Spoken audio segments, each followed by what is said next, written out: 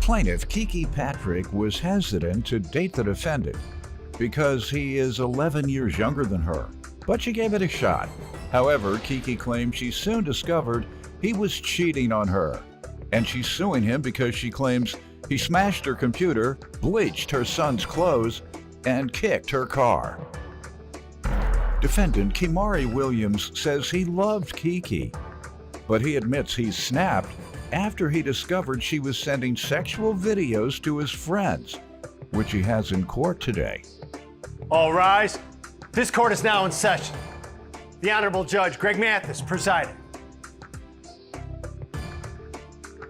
You may now be seated. Start with you. Your Honor, me and Kimari had been dating for about 6 months officially. So he a little young. I was a little skeptical on that. How much younger? 11 years. That's right. Yeah. You're a young man. Go ahead. Young man. But he matured in ways too that most young people are not. So I went ahead and gave it a shot. All of a sudden, he started to change and everything. Like, stuff started off how it needed to, regular, lovey-dovey, going out, chilling, being communicative. He was very consistent for his age. All of a sudden, he started changing, and I don't understand what was going on far as why he just started coming home late, like, not hitting me. How long after knowing him did you all move in? I'm sorry? How long after knowing him or dating did you all decide to move in together? He stayed with his grandma them. So he just come over most of the time and kind of spend the night. He had little things over there, so not a lot. So probably like 3 months after. How can you complain about him not coming home when he didn't live there? It was consistency. Okay. He was just consistent with coming home, just being attentive how he needed to. I got a 7-year-old son. They got attached together, so they real cool. They real close. And he was inconsistent. He became inconsistent. He became inconsistent. All right. After preaching how consistent he's gonna be in just of a man. So like I said, I gave him a Did chance. you ask him what's up with you? Why you acting like that? Did you mention any of that? Yes, I did. I'm very communicative. I asked him what's going on, what's the issue. He not talking, he not really texting back. So me being a woman, me being me, I'm trying to cook, have a little night at the crib so we can talk it out. And all of a sudden, he don't show up. He don't answer. So I'm like, what's going on? Come to find out, he really messing with somebody else. How'd you find out? The phone ringing on and off. Bing, bing, bing, bing, bing. So I'm like, everything all right? Everything cool? He gonna tell me, yeah, everything cool. You ain't worry about nothing. So me being me, knowing that everything not cool and he playing it off and being distant, I pull up the phone records. I call Verizon. I get the details and everything. You know Verizon ain't finna lie. So I don't know what Verizon does. Go ahead. Yeah, but they ain't gonna lie. You can get everybody text message records, all that. So boom, I found out that he was texting this girl named Keisha. They had been having a couple of outings. They done did a few things, having fun. He's sitting here telling her, yeah, I like what you did that night. I'm gonna come back over. And how you going back over somewhere and we already had plans to do something? So clearly you already done cut me loose. So I let it play out. The next day I asked him what's going on. All of a sudden, he don't know. He just decided to stay at the crib. Okay. All right, let me get some background from you, sir. Your Honor, The woman said that you became distant after you all started dating and moving in together, and you all were very much in love, and then you just turned inconsistent. Your Honor, I loved and cared for Kiki until I found out she was sending sexual videos to my homeboys. She think that her actions don't have consequences and repercussions. And maybe if she was honest with me from the jump, maybe we wouldn't even be here right now. She did what with maybe the if boys? Excuse me? You said she sent something? She's sending sexual content videos to my homeboys. And she didn't think that it was gonna get back to me. And maybe if she was honest. Sent it to your friends and didn't think your friends would say anything to you? I said the same thing. But if I was to do something like that to her friends. I don't believe you. You don't believe me? No. You don't believe me? No. How you? I don't believe him either. You ain't do that. So you tell me. No, So I ain't seen no videos to nobody. So you tell me why he sent me some videos. Not no sexual videos. We have a video. I brought it to you right What now. video? Oh, okay. Well, I see. Right What video? I want to see it. Right, we're about to see. Let's get it. Yeah. Now it's. Yeah, definitely. Kimari! See, this right here makes me mad all over again.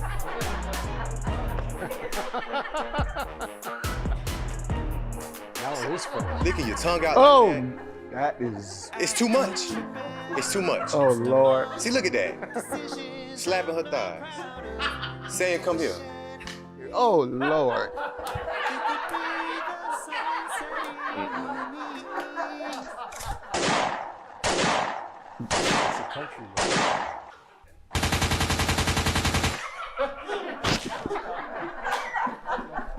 That's embarrassing. Do you see the way how y'all laughing? That is embarrassing. That's why I send videos of people. That's content that I create. Licking your tongue I out. send that to my daddy. I send that to my brother. That's so family. I guess I'm trying to go with my brother and my daddy too. That's then. family. Your I guess Honor, I'm trying to go with them too. Your Honor, I guess I'm trying to be in love with them too. I guess I'm finna do ancestors around here today. I think it's sexy. I think it's real sexy. She all Is. all juicy and chocolate. body. Why you send it to your father then and Right. your brother? That's right. It's Because he's not sexy. looking My at- daughter better not send me no hypersexual stuff. She licking her tongue out, slapping her thighs. That's showing him what you gonna do. Yeah, it's Your baby. Honor. You ain't done that with your father. Come on. Your Honor, I send all my videos to everybody in a group chat chain message, and they all have a caption on them that explaining the caption. It goes with the song. So at the end of the day, I don't see no issue with it. Now, if I'm looking at his perspective, maybe it could have been something, but ain't nobody looking at me like that. That's content that I create. Licking your tongue I out. send that to my daddy. I send that to my brother. That's so I family. guess I'm trying to go with my brother and my daddy too. That's then. family. Your I Honor, guess I'm if I trying to may- go with them too. I think it's sexy. I think it's real sexy. She all It is. She all juicy and Big chocolate. body. Why you send it to your father then and Right. your brother? That's It's right. 'Cause he's not sexy. looking My at- daughter better not send me no hypersexual stuff. She licking her tongue out, slapping her thighs. That's showing him what you gonna do.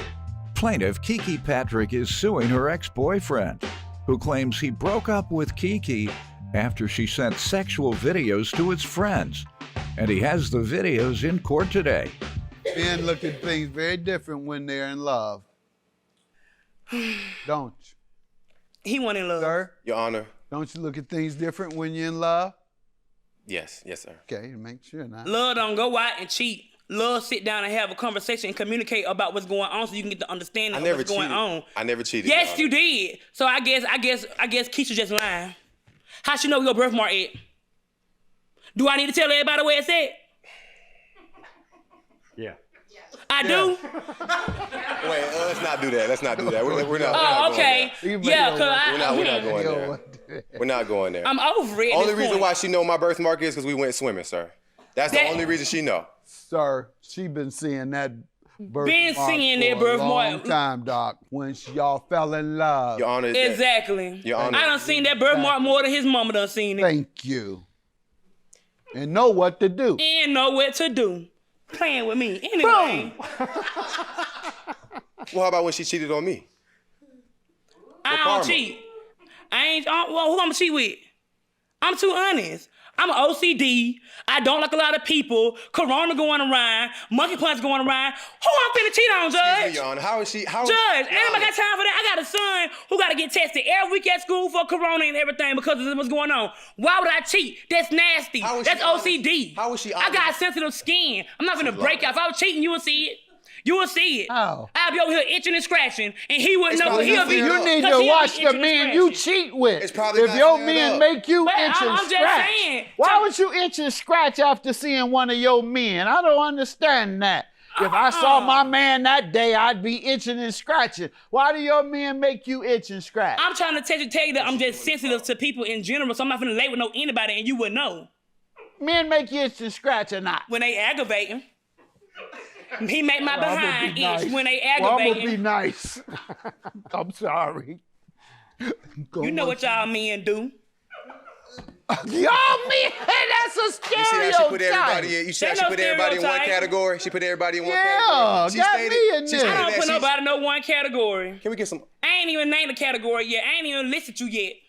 Your Honor, she stated that she's being honest She treats you like this all the time. all the time. And you know, she feel like all her actions don't have consequences and repercussions. You're not gonna get a young, handsome, smart man like this again. Thank you, sir. Who ain't? You ain't. Do not play with me. Your Honor, she stated she was honest, but I had to find out from my homeboy that she's been sending videos like that. So how are you saying you're honest and you're up here lying to him? At the I end, think she was I trying. ain't lying. What I did definitely she told the say truth. under the caption when she sent them to your buddies? Did they There was tell no you that? The caption was cut out. It was just straight videos. And he was like, man, It didn't say maybe some laughing emoji faces. nothing, just straight videos. He was like, man, I don't. They not even. Check this out. It is as funny as H. No, he was like, look, man, I think your girl probably stepping out on me. Ma'am, you didn't put a caption under No that? caption. The video come with a caption. Pardon? Do I need to name the Sir, social media platform I that didn't it's get the on? caption, sir. But you gotta tell his friends why you It's on the sending them caption. that. Reading is fundamental. When you send a link somewhere, when you click on that link, it's right there at the bottom. It says it states it at the bottom what it is. What did it say? The caption, as a matter of fact, the caption was on the video. Now, how it's not on the video as he give it sitting to y'all somehow, I don't know. Do you But the recall what it said? I don't remember what it said. Because the That's question an is, old did it Because make? he doing so The much question is what impression it gave to his buddies. That's right. And what I'm suggesting is that if you were clear, this is funny. I'm sending this because it's funny. I'm sending this for. Tell them why you're sending it. Then I'm with you. It's all right. But if you're just sending folks pictures that you believe, you said you thought it was sexy, he said he thought it was sexy, then the question becomes, did you do anything? No. That's All a I lie. did was just send the videos to everybody. Now, granted, if I make content like that all the time, whether it's like this, being funny, fully clothed or not, I send the same one. So why not tell him? But to my homeboy, why would you send not it to tell my him about homeboy? every video? Why your homeboy It doesn't make and sense. why everybody not telling you about every video that I send them? I send the same videos the same way. So if I'm sending you stuff that regardless of me dancing, telling a skit, telling a joke, and I send you this one, I'm not looking at it like that. Right. I'm just looking at I'm sending you Have your content. I'm homeboys setting up ever views gotten up. any other videos from her?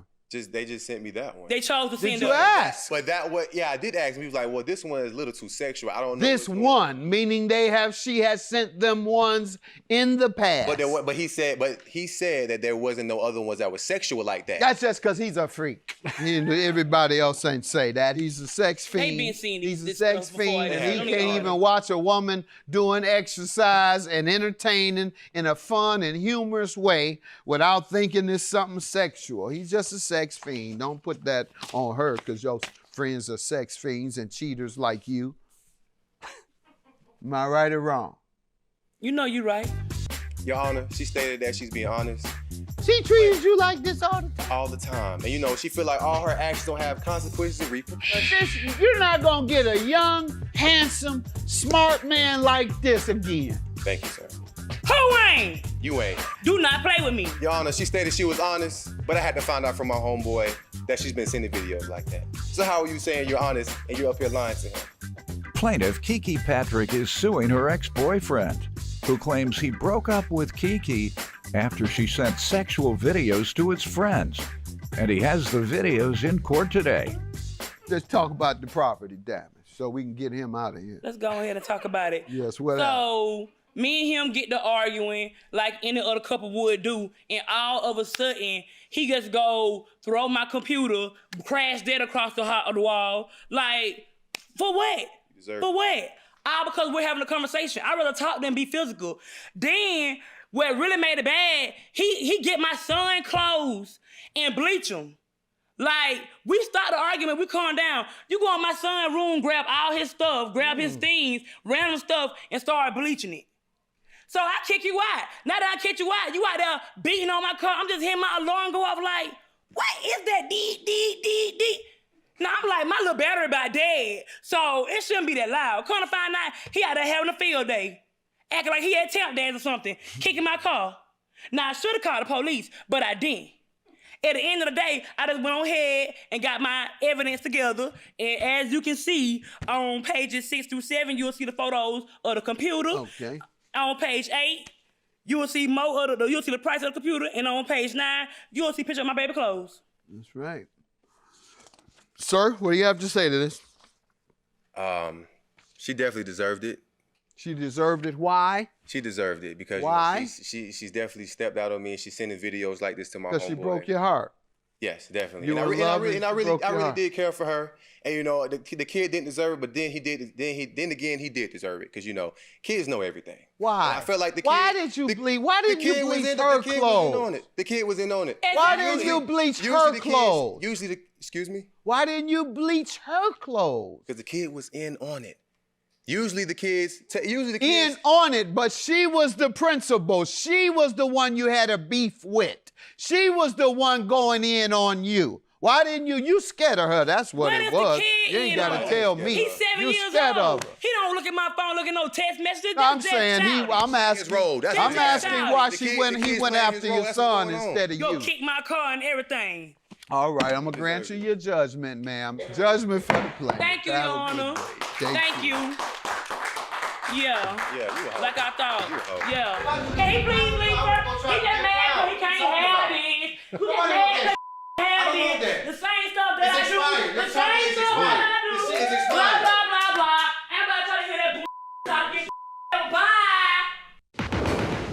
Plaintiff Jason Hammond worked with the defendant, and they became friends. Jason claims the defendant's wife left him after he accidentally butt-dialed her while he was with another woman. So Jason loaned him his car to help out. However, he's suing for unpaid tolls, car insurance, and a door panel. Defendant Corey Bresnan admits that he borrowed Jason's car, but insists he only needed it because he was involved in an accident in his own vehicle. Corey claims he never agreed to pay insurance on Jason's car and denies owing him for anything. Start with you.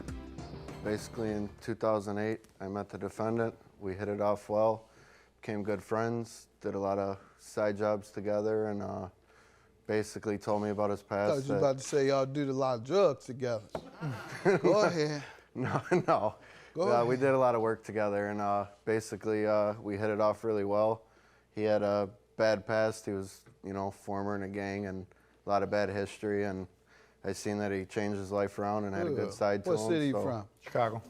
Go ahead. So basically, we hit it off. We continue to be friends. Then November 2014, he butt-dialed his wife while he was with another woman. Butt-dialed his wife. Wasn't November. Oh, okay. That's when you're sitting down or whatever on your phone and mistakenly dial someone. Yeah, and she Got it. kind of overheard him. She overheard him doing what? I guess oral sex. Oh, jeez. Really? Yeah. So Okay, so you tell us that why? Why do you want to tell us the man's business? Why? So basically, they split up. They only had one vehicle. Okay, so that's I what wanted we to get help to. him All out right. as a friend. I felt bad for him and his children, so I loaned him my vehicle that was supposed to be for a short period of time. Okay, before we get to the specifics, let me hear from you, sir. He came on my job site back in, I think it was 2007 actually, and he was a little lost puppy dog. Told me his whole life story in 8 hours. I basically told him he better step up because he was in one room for the whole 8 hours and he was really slow. I said, you might get fired if you don't step up. And like you said, we hit it off, did a lot of side work together. And What type of work do you guys do? carpenters. Good. Flooring. Yeah, he let me borrow his vehicle. I got in a car accident and she was texting and driving and smashed me in a red light and I lost the vehicle. I was out of work for 6 months, lost my house, my marriage fell apart, and then he borrowed me his vehicle. Say how it happened again. Something about a text. What do you say? Some lady, I was at a red light and some lady was texting and driving and smashed me 50 miles an hour and took me out of work for 6 months. That's why I borrowed his vehicle, because my other car was totaled. Okay. And why did your wife and the two of you get divorced or whatever? Not because of what he said, Okay. but it just... Okay. Tell me the specifics as to why he owes the tolls, car I use my own insurance. iPass and Let me ask. I'm talking to him. Go ahead. The reason he owes tolls is because he never registered the transponder to the license plate, and that's how the iPass works. I have proof of the violations that I had to pay. Let's see it. Any violations occurred under his control of the car Yes. and the car insurance. Basically that I told him that I wasn't going to let him use the vehicle for free, that I want him to cover the car insurance. How long did you intend to allow him? It was only supposed to be for 2 weeks at first, and then he begged and pleaded for a little more time. So I felt bad for him, so I told him that he could use it a little more. And then I tried getting my car back like a few months later, and he kind of was avoiding me because he fell into a, kind of like a dark hole with everything that was going on. So How long did he have it? It turned out to be almost 5 months, about 4.5 months. And he was to pay the insurance for? I told him to give me $150 a month. So how much do you want for insurance total today? $600 on All right. insurance. And the door panel you're suing him about, a car door Yes, panel? I have a picture of that as well. What did he do? There's a big burn in it. And when you mention these things to him, what has he said? He said that he really didn't know much about it, and that he was sorry for whatever occurred, and he would try to make it right. He didn't know much about the insurance, the door panel, or the iPads? The burn. The iPads I knew about, but everything else, no. The car insurance? No. I have my own car insurance, and I'm able to drive other people's cars. Right. That sounds logical because most insurance companies, they insure whatever car you drive. I tried getting a hold of him, couldn't reach him, told him I wanted my car back. Sir, you failed to give him his car back when he requested? No, he asked for it the one time, and he showed up, and he took his car, and he noticed the cigarette burn. That I don't know. I drove in the driver's seat. I smoked with my left hand, and I never had a passenger in that car, except my 12-year-old son. That girl. That was in her car. Saying that girl. Did he mention this insurance issue to you Never. before? I said, I'm not paying it. I've had my own insurance, and you need insurance no matter what for that vehicle. I have a statement from his wife. What is that? What is this going to tell me? It's the wife that put him out? Yeah. She didn't put me out. Yes, she did put No, you out. She didn't We lost leave. our house. We both got out because of the car accident. We lost everything. She didn't put me out. Where'd you go? I went to Elmwood Park to my uncle's house, two-bedroom You didn't condo. go with her? No. You got put out. She went to her mom's Corey because bring in your a wife. two-bedroom Your mother condo. wouldn't let you over there. You got put out. That's Corey's bride. Witness Corey agreed to pay $150 a month to insure Jason's vehicle. All right, since y'all get along so well, I'm a believer. I have more evidence too. Yeah. What is that evidence you have for When the I door picked up panel? the truck, I was on the way to a wake, and I happened to open the center console. And when I went to grab tissue, I noticed that it was full of marijuana. All right, so what damage did that cause? I just wanted to show you that I had to stop and vacuum it out so I wouldn't get arrested. You should quit All smoking right. marijuana then. Yeah, so you know I know that. You know I know better than that. That's what I'm asking. What damage did that cause? You know y'all both smoking Ladies' weed. day. Your Honor, I Yeah. never came after him for twice the car breaking down on me, on him. A U-joint broke. That's not for me just driving the car for 3 months. A starter wire that he put on wrong went out, and I had to fix that. I spent $1,200 on that fixing Well, the vehicle. all I can say, sir, is So, your wife, who you said never put you out, y'all cool, no problems. She said you owed her $600. yeah. So if you believe in her, I believe in her. Judgment for the plaintiff, $1,640. You don't want your judgment. Go ahead, never mind. You take it? Yeah, I'll take it. All right, $1,642. It's a judgment. I'm going to work. That's it. I'd like to continue to stay friends with him. I felt bad for him and wanted to help him in time of need. Just some people get the short end of the straw. Plaintiff Tiara McCullough dated the defendant, and they planned on getting married. But the defendant became jealous and abusive. Tiara claims the defendant constantly accused her of cheating, so much so that he drove her to do it. Tiara is suing her ex for a loan, property damage, and emotional distress. Defendant Michael Jarrett says he never planned on marrying Tiara, and the only reason he's being sued is because he doesn't want to be with her. Michael claims he broke up with Tiara because she was lazy and didn't want to get a job, and he's countersuing for emotional distress. Start with you.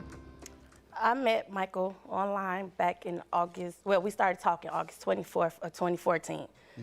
And everything was good and great, the way it's supposed to be and everything, and we was due to get married.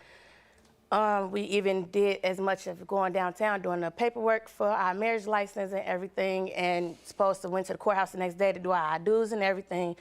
That part didn't come about. Within like a couple of weeks or so later down the line, he became more so jealous and became abusive physically and verbally towards me.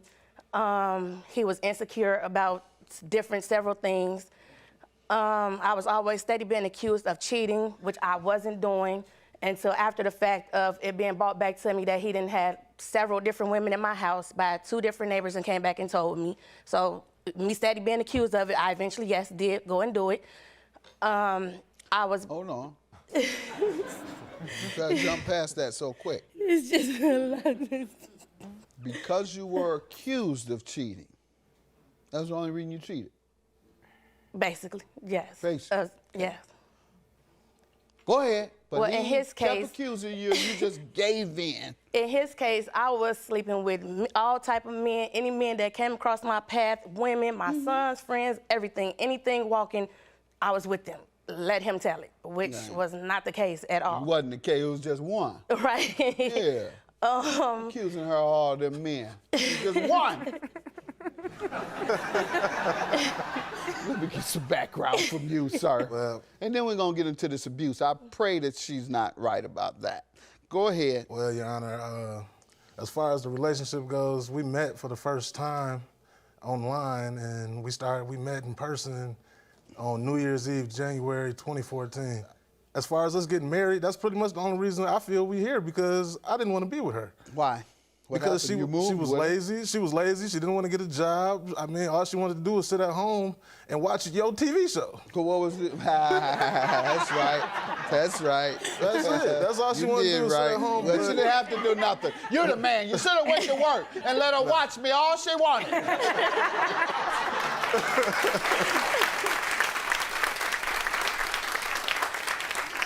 While I was there, only real bill she had, cause she on housing or whatever it is, and only real bill she had was a light bill. She wanted me to pay that and her cell phone bill. I ain't had no problem doing that while I was there. Even after we separated, I still paid her light bill again, and I hadn't been there. And as far as the whole cheating thing go, Your Honor, I never started accusing her of cheating until she started accusing me of cheating. The relationship to me was never really serious. I used to come to her house, take a shower, change clothes, and I was back out the door, and my auntie is the witness to that. And cause she was my ride, basically. I would come there, take a shower, change clothes, and I'd be right back out the door. While I'm there, she got her hand up. Where would you sleep? Probably with another woman. Every night? Either there or with another woman. Why? I mean, because the relationship was never serious to me. So why didn't you just stay with the other woman?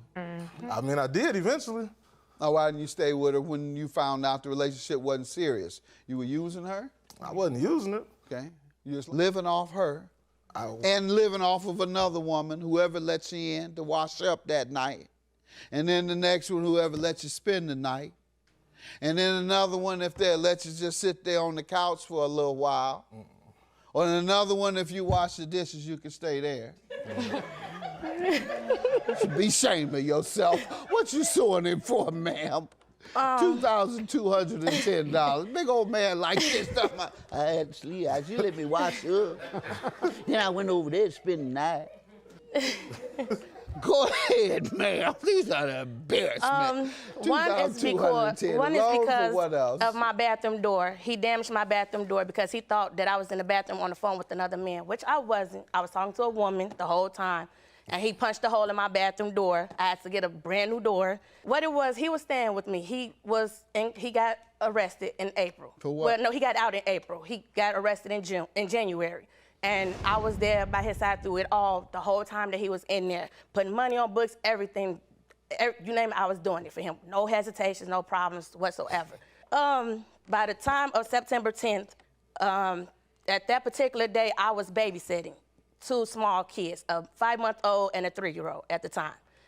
And I had the 5-month-old in my hand when he was fighting me.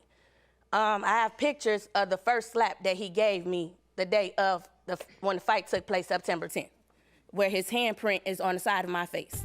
So, did you ever have him arrested and prosecuted? I did call the police, but How many nothing. times did he assault you? Let's start there. 3 times. Describe what happened. It was a status on Facebook about how many people have your mate slept with in 2015, and he asked me. So we got into it about that, the status or whatever and whatnot, and he got upset, called me all out my name, cussed me out, and hit me in my mouth. Next time? He got mad, beat me up, kicked me, punched me, everything. I had a big bruise on the side of my left side for about 2 weeks. To him, it was funny. It was a joke. I got what I deserved. After the second fight is when he left. So then by the time that he moved back in, I was keeping the kids I was babysitting for, and it had originally started from the day before that. Me and the mother and the kids, I went out somewhere, and he thought that he seen me somewhere. I really wasn't. So you all were dating again by this? No, we wasn't dating. It was he didn't want to be with me, but he don't want nobody else with me either. But he wanted to play the role of him still being my boyfriend at the same time. So he saw you out? He thought he saw me somewhere where I really wasn't. Thought I was doing some things I really wasn't. So the next day, me and the kids left. When he comes in with his cousin, then we gets into it and everything. So basically, he took his shirt off and he hit me in my face with the shirt. So we throwing the shirt back and forth and whatnot. And he sits there and he cussing me out or whatever, and he slapped me in my face, which I fell over on the baby, but not to hurt him or harm him or anything like that. So I picked the police that time? You weren't even dating, so I'm sure you called. Well, my witness called the police because I had the baby in my hand. I was holding the baby, and he wouldn't let me out the bedroom door. He was on the bedroom doors where I couldn't get out the bedroom. And I kept screaming and hollering for his cousin to come and help me, to come in the room to help me, and he wouldn't. So when the police came, what happened? He was gone by the time the police came. You made a report? Was there. I made the report, got the police report number. Let's see the report. Did they ever go after him? Let's see it, please. That I know of, they are still investigating. I don't know what else is taking place on it. Okay. All right, and that's the status right now? So far, right now, I have a 2-year order of protection against him right now. Let's see it. This is your emotional distress? Right. Of I which also you have want. the pictures. That's the majority of your case, right? I also have the pictures from with his handprint on it. Let's see it. Sir, what do you say to this? As far as me putting my hands on her, I did not slap her. Whoever handprint that is, I do not know. As far as me trying to hold her in the room and everything, my whole purpose of going to her house that day was to get my stuff and leave. So why would I be trying to hold her? Why would I be trying to hold her in the room? I was trying to get out the room. She was blocking the door, talking about no, let's talk. And as far as me kicking her and beating her up and pushing her down and all that, I wear a size 14 shoe, and my hand is you see my hand. Come on now, if I kick her, it's gonna do some damage, and I believe she would have had pressed charges. Ma'am? Which I did, but so far, nothing has been done. Sir, without this protection order she had to get on you, they granted her a protection order. I don't know, I mean, because by the time they caught up with me to serve it, the court date was already passed. So, I mean, that's probably why. I didn't have a chance to go defend myself in that matter. They caught up with you to serve you? Yep, because I didn't know they was looking for me. And you received it in your hand, Yes, service? sir, from the police. All right. Police served you with a protection order that had already expired. Right, they served me like, what was it? They said, here, we got a service for you. No need in coming to court, so I don't know why we're really giving you this. This is old and expired and doesn't even make any sense, but they told me to come. The court date was supposed to have been, I think, September 27th or 29th or one of those days or something like that. They served me on September 30th. All right. This says October 13. Right. Right. Sir, it was only filed on October 13. Your counterclaim for $500 is for what, sir? How does she owe you? I mean, she lying on me. I mean. Okay. Well, the evidence is clear. This was filed October 13. Right, that's just the paper she brought. This says you on have there any an papers, extension. sir? No, I don't. They served you? No, I don't. All right. Let me get you out of here because you talking and looking all tough and beating on women. I can see these marks here and you looking like you all that. I don't care how big you are. Somebody will beat the devil out of you. Have a good day. Judge me for the claim. Your counterclaim is dismissed. I'm happy to be away from her. As far as the restraining order or whatever that goes, she did me a favor because I want nothing to do with her. When he pushed me, I filed charges against him for my daughter and myself. And he slapped me in front of her, so yes. she seen him slap me. I seen the entire thing. Plaintiff Teray Dokes has been friends with the defendant for over 10 years.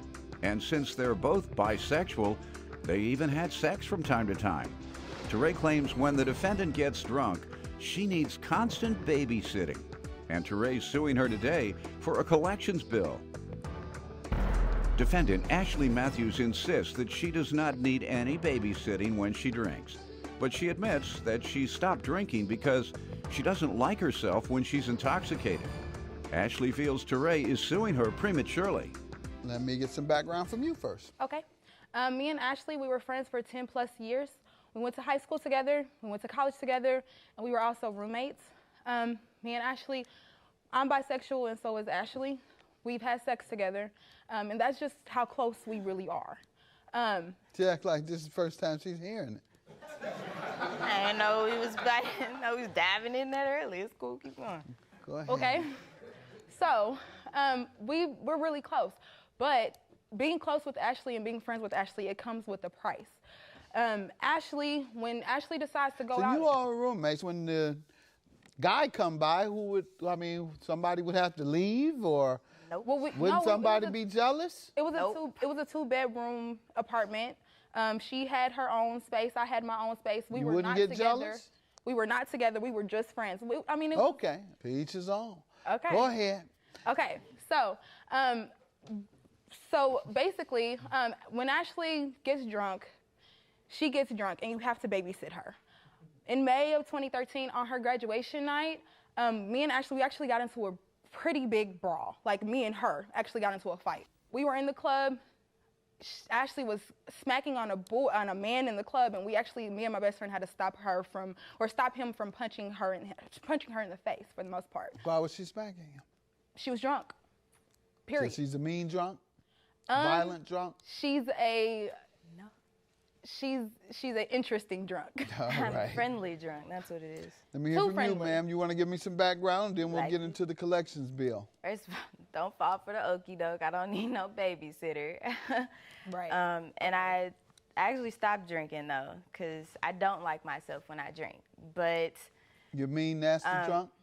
No, I'm not a mean, nasty What do drunk. you I'm mean? actually a friendly drunk. I'm just overly friendly, and I highly doubt he was gonna punch me. If anything else, he would have done completely Smacking a guy in the face, right? He wasn't gonna punch you though. He liked it. Okay. But anyway, like she said, we've known each other for a very long time, and because of that, I know this woman very well.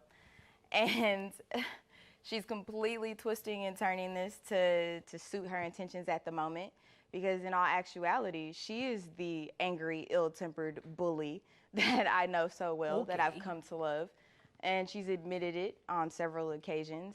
And actually, after our whole fight on my graduation night, she came to me and admitted that she was wrong. She came to me and said, I shouldn't have put my hands on you. She came to me and said, I talked to my mom, and she told me, maybe I shouldn't have put my hands on you. You describe what happened. While we're out on the party bus and clubbing and everything, there's no issues, there's no altercations. When we get to the hotel room, however, there was a young lady I was interested in, and the guy who introduced us, it just so happens that they had a thing going on, and they kind of just wanted me to pull me into the mix, which I had expressed I wasn't okay with prior. So I tried to leave the hotel room. So I grabbed my keys and my bag, and I'm like, okay, I'm just gonna take my stuff down to my car, screw this. Teray decides to insert herself between me and the exit. I take her keys.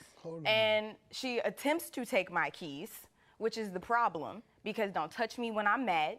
When I'm upset, if you've been my friend for 10 plus years, 5+ years, don't touch me when I'm mad. I expressed that, I'm pissed off, don't touch me, and I'm pretty sure I said that in the moment. And I said, don't touch me when I'm mad. I'm not leaving, which was her concern. She voiced her issue was that I was about to drive drunk, which was not the case. I said, I am not leaving you because I am your ride. You have been with me this whole day. I'm not leaving you. I just need to separate myself because I'm pissed off. Then what? So I grab my bag, I'm trying to leave. She goes to grab my keys. Don't touch me, I'm mad. These are my keys. This is my room. This is my party. I'm gonna walk out of the door if I want to. No, Ashley, you're not going nowhere. Give me them keys, whatever the situation was, whatever was said. So I put my bag down and I said, no, I need you to move out of the way. I'm about to walk out the door. When she goes to grab my keys again, after me saying don't, I push her away from me, or I try to push past her to get out of the door, because I'm not about to argue with you about what I'm grown. You're not about to tell me what I am and not gonna do. Like, if you wanted to see if I was gonna drive, well, you should have very well followed me to the car. Okay, and what happened? So she goes on to swing at me. So we had a brawl in the hotel room. We had a friend who was breaking up the fight, something like a 6'3" linebacker is what he looked like. And us small females, the only reason we didn't get at each other like it could have gotten bad is because he was throwing us across the room. The fight ended, and she persisted to disrespect me by throwing a drink in my face after it was all said and done. So I told her I wasn't her friend. I'm done. Like, I'm not your friend. We're not cool. We just don't live together. You did resume your friendship? After she came and apologized to me. After she apologized, she just lied and said she didn't say. Okay. So what are we suing for today? I'm suing for a collections bill. Basically, in May of 2012, we moved into this apartment. In May of 2013, we moved out. We both knew that we had an outstanding bill that we needed to pay and that we needed to take care of. In February of 2015, I received collection notices in the mail telling us that we owed $1,855. I have the original receipt, basically with the information. Mm-hmm. And so in May of 2015, I actually got that amount lowered to $1,206, and I ended up paying off the entire amount, which I have also with my bank statements. And when you spoke with her about paying her share, what has she said? So on August 5th, she sent me a text message, and she told me that she would, per her words, I'm gonna give you your money when I get my school refund at the end of this month. Later in, she said it would be the week of the 28th, which was, we were talking in August. Okay. August 2015. I gave her until the end of September to try to give me anything, and she never gave me anything. So I'm here. All right, ma'am, what do you say to this? Prior to that conversation through text message about me giving her something from my student loans, we had several conversations before 2015 because I moved back to our hometown in June 2015. Yeah, in June of 2015. So at the beginning of the year, I was living in Texas, and I'm pretty sure she called me while I was there and said, hey, we need to pay this. I said, well, I don't have it right now, because at the time, I was trying to get my car back. I got caught up with some female. All right. Long story short. So Boy, you and these women. Yeah, I'm a sucker for the ladies. Get your life together. I know. I need to hop the fence chasing again. women all the time. It's trouble. Go ahead. But anyway, so. When you gonna chase men? You say you're bisexual. That's what I started with. The men did me wrong. I tried the women. I don't know. Well, it's time to go back. I think so. You ain't having no luck here either. You're not having any luck with the women. No, but start all over. When I was in, all right, I do need to start. Go back home.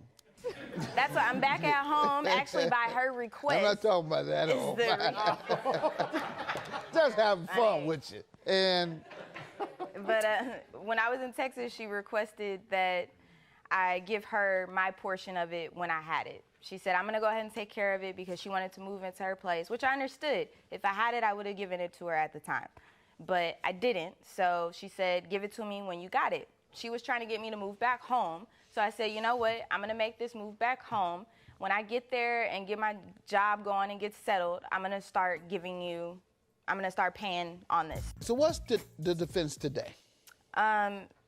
That after we had, because she told me we didn't have a written agreement. Mm-hmm. It was left in the air at give it to me when you can. Mm-hmm. There wasn't a time frame. There wasn't but you gave me a mandate or anything. She said you gave her a date. I have text messages to prove I'm sorry. Oh, no, but there's a voicemail that happened before the text message in July of 2015, which said in 2015 in July, which says that I had 6 months to give her this $500. Which is prior to the text message that I sent her about giving her some of my student refund, which was in August, which actually didn't happen until later. On August 20th. Because I didn't get it. Because I didn't get my refund. Yes, July you told me I had 6 months. August, I attempted to give you some money, but I didn't get it, and then you sued me, which my friends don't do. You're in breach of contract according to this. According to your voicemail, we wouldn't be here. My friends don't sue me here. This is a verbal agreement, and I called you and told you that. This is a written agreement. This is which happens after July. That's August. This is July. Law school, engineering. You're making a good case. And it is the last agreement, as she says, the last discussion. You're making reference to a It previous doesn't discussion. matter what I texted Oh, her. That was yes, an it does matter. It was an matters It was an attempt. entirely. No, it was an attempt. Do you have evidence of the last It was an attempt. discussion? It was an attempt to carry out the agreement that we had prior. Correct. It was an attempt to, and you didn't. So if you attempted to and you didn't, that's called the breach. Yeah, of course I'm going to threaten to sue you. I'm not going to pay me the money. Like you can Yes, you are. You're going to pay her today. $603 is your judgment. Thank you, Judge. Her last agreement was to pay you, and that was August 20th, and she gave a specific time frame, and that was it will be the week of the 28th. Thank you. All right. Judgment for the plaintiff.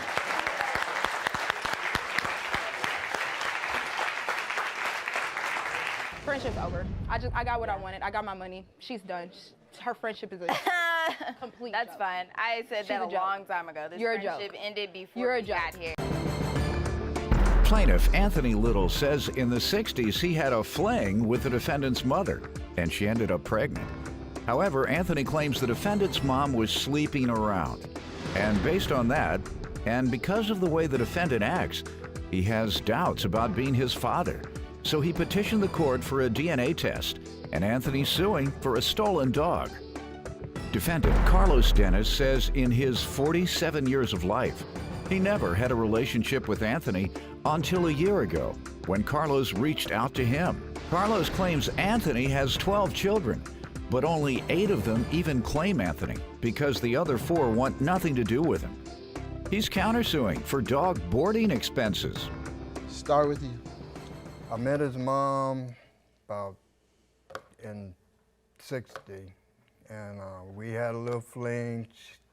She got pregnant and made him. I was born in '67, just so you know.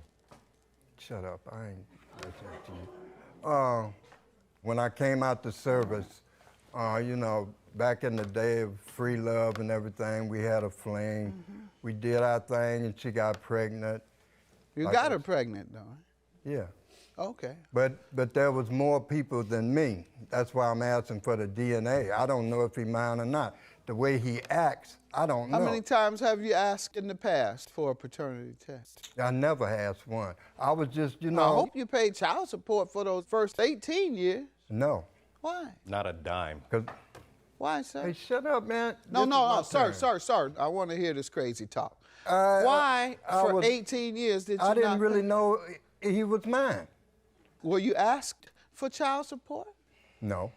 Actually, she didn't want anything from him. She wanted us to stay as far away from this piece of work as she could keep us. Did you believe he was your son or not? I didn't know.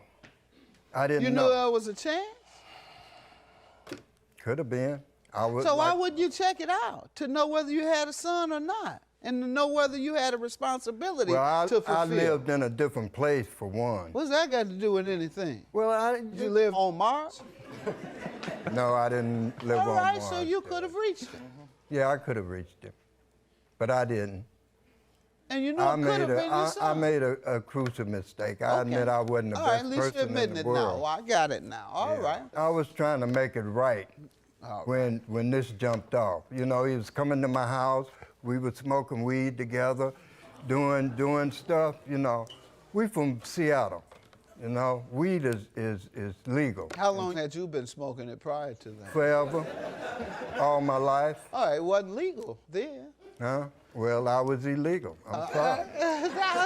See, I like you. You're becoming more honest by the minute, and I'm getting more respect Well, I'm for you trying by to be the honest. minute. I'm at that age. That's you know, right. I ain't gonna be here that long, and I'm trying to amend what I did wrong. You're a good And I man. was trying to bond with this guy. You're a good man. But this guy had ulterior motives to come in my house and do what he did to me. You know, he threatened to slap the out of me. He threatened to take my stuff out of my house, but I didn't have nothing he had some wanted. bad weed that day. Why would he suddenly want to smack you, sir? What was that about? Well, you have to ask him. All right, why he why don't wanted you to give me smack some background then? Okay. This is my biopop, or biological father, for lack Is of a it? better Do phrase. you know? Dude, shut up. Come on now. Now, we've taken a with that. paternity test, I'm told, by my staff, so we will know. Go ahead, sir. I didn't know he was my dad most of my life, or my biopop. At any rate, I reached out to him when his mother passed in June, just to try to create a relationship with him. And I said, why weren't you in our lives? Blah, blah, blah. He said I was a heroin addict, came back from the war, and I didn't have anything to contribute. I kind of accepted that and just still tried to create a relationship Sir, why with him. didn't you tell me that? That What? even gives more insight, that you were a heroin addict who came back from well, Vietnam. I didn't Did think you serve in wanted to Vietnam? know all that. But Huh? yeah, I was a heroin addict. Well, But once for- again, that gives a better understanding of why you may have abandoned your child. Children, More than one. 12. That is not true. That is 12 kids? No. How many? 8.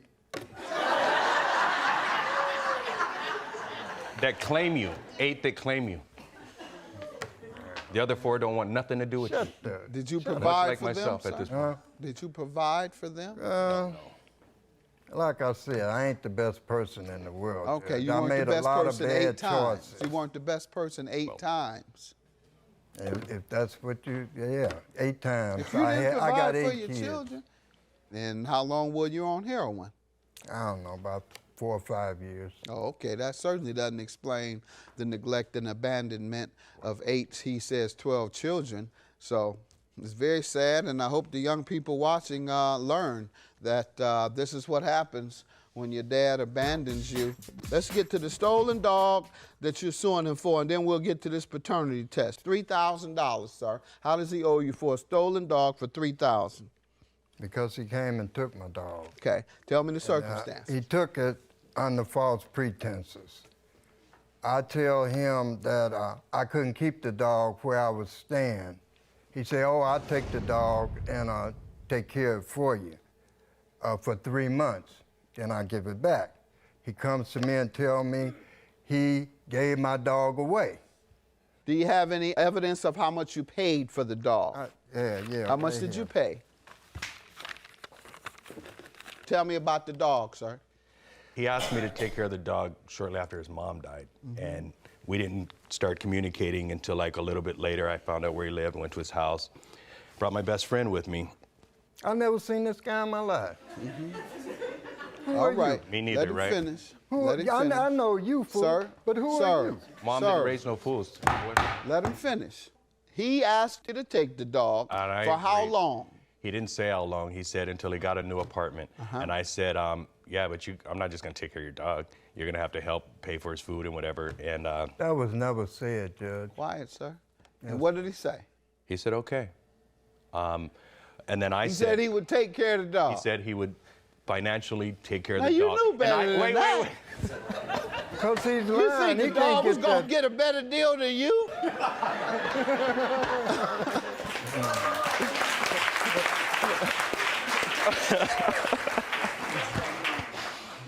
I knew going in exactly what was going to happen. He would treat the dog as poorly as he treated myself and all of my siblings. And then when I brought it to his attention about taking care about the dog, I knew he was going to choose the dog over me. I knew this going in. It's not like I'm shocked by any means. I knew what I was dealing with. Mom told me before she passed who you were. I didn't hear her. I see it now. Did you return his dog, and did he ask for it? I went over no, he didn't ask for the dog ever. In fact, from December all the way to late March, I had been going over his house, smoking him out with really good pot, yes. Just so happened Angel had gotten into an accident and she broke her fingernail. It cost a couple $100 to get it fixed. The dog. Show the proof of that, where she broke her fingernail. Show the proof of me being your son, Pooh. Sir, we're going to see that At any rate, did he ask for the dog to be returned? No, he actually said, give me my dog back. And I said, Anthony, you're still in the apartment where you can't have the dog. What do you want me to do? He just started cussing me out and shuffled me out the door. And I hadn't heard hide nor hair for him since. Why not do you one think word. he would sue you instead of asking you Because to my return grandma his died and dog? left me in a huge inheritance. And so he, this is just my take, he assumes that I have all this extra money just to give to him. Where's the That's what I dog did. now? You still have the dog? No, my cousin has the dog. But he wanted his dog. He No, didn't he want didn't. He never- whoever he to have. never Well, came he's to here visit the today. dog. He wants his dog, sir. I Now, got what that. proof do you have that it's $3,000? He admits that he From- gave it to someone from the else. He time should have I given had it the back to dog- you. What? Because from the time I had the dog till he took the dog, I was paying grooming and different stuff with the How dog. long was that? It was like 5.5 years. All right, but you enjoyed the company of that dog. Now, Of if you want to course I sue did. for I love emotional my- distress, I can understand what that. Is that what you want to? Yeah. That should have been included in this. With regard to your counterclaim, sir, $5,000 for dog boarding expenses. Yes. How does he owe you for that? You say he agreed to pay you? Yes, and my best friend Gabriel and When's I the were last there. time you asked him for the money? I didn't ask him for a dime. So I've why are never you asked him asking for a today? dime. Well, he wants a dog back, and we're out of the money for taking care of the dog. We're not keeping the dog. If he wants it back, he should pay for what he said he's going to pay, I would think. But he says he didn't agree, and so I would think that you would ask for your money before, particularly if you get in court and say, I didn't want a dime. Initially, I did say, you have to contribute for your dog. And he you said you no. would. No, he said he How would. many times you gonna make that loud? All right, let's get the paternity test. Could I What is that you want to show? show my evidence? I bought the dog for a lady. She had a stroke. The lady called this guy not too long ago. He talked crazy to her. I bought the dog for her. Shouldn't have given her my phone number. See how he talks? He's full of himself. He don't have doesn't no respect common you, sense. sir. That's Well, what you it got to doesn't- understand. You know, but and that's still, why I he- keep wanting young men that are watching this today to understand what they're going to get. This is what you're going to get, young men, from your child who you had no relationship, you had no financial support all of their lives. This is what you're going to get. Nothing but disrespect, resentment, and really very close to hate. I don't hate him, and I don't even You're resent close him. to I don't it, even sir. The know way him. you're talking, please. What, you want to hear how he talks to me? I don't Yeah, go even ahead. talk to him. Hey, punk, you can't pick up the phone. Hey, I know where you can come down this hill, and I'll meet you down there, and I'll show you who the punk is. Why didn't you say anything about the dog? Huh? Why didn't you say anything okay, about Judge, the could dog? Could I explain that? Yeah. Could I explain that? Yeah, sure. The lady that I gave the dog to. Why didn't you say anything about the dog on that tape? Because I was angry, Judge. Okay, so you 'Cause I weren't was angry about the dog, it doesn't appear, because you didn't mention No, the dog. because So I'm going to conclude the you way didn't he- suffer any emotional distress, Judge. particularly a tough guy like you, and you are his father. I'll grant you the amount that you paid for the dog. Your claim is dismissed. Have a good day, both of you. Can I get my stuff? And you're We'll still give it not to getting the you. dog back. Hey, man. You're not getting let me tell nothing. something. And I know When where you get live. back to Remember? You Seattle, live on you better Yesler. watch your back, punk. Really? You Bring watch it. your back. Run up or shut up, fool. You don't know me like that. We ain't got no relationship. There ain't gonna be no relationship. How can I be a relationship with this fool and he done stole my dog? He's a... You're a joke. See what I mean? You're a How joke. can I be in a relationship That's with the him? long and the short of it He's is the you're a joke. He's calling me a punk, and he's a punk and got Wait. a toy boy right there with him. He's the joke. Plaintiff Jennifer Pogan dated the defendant for 4 years, and while living together, their relationship became toxic. Jennifer claimed she and the defendant fought constantly about money and the company she kept, and she's suing him for a vet bill and the cost of a headstone. Defendant Sean Kaufman says while dating Jennifer, she was constantly having secret conversations with one specific man. Sean claims even after she agreed to stop speaking with this man, he caught Jennifer texting him. So they broke up. Sean denies owing Jennifer. All rise. This court is now in session. The Honorable Judge Greg Mathis presiding.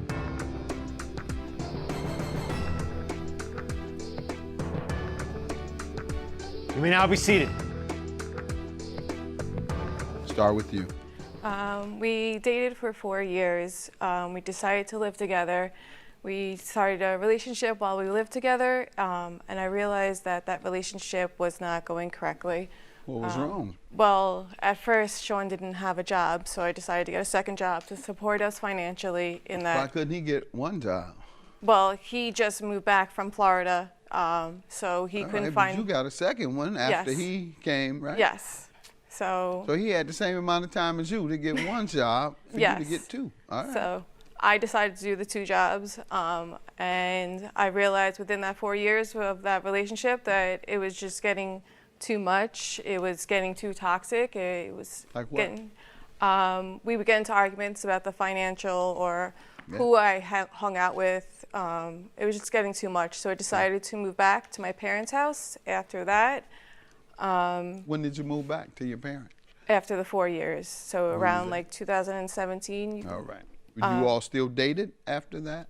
Well, we talked, we hung out a little bit, but we didn't date. Okay. So what has happened since then? 17. You all maintain a friendship?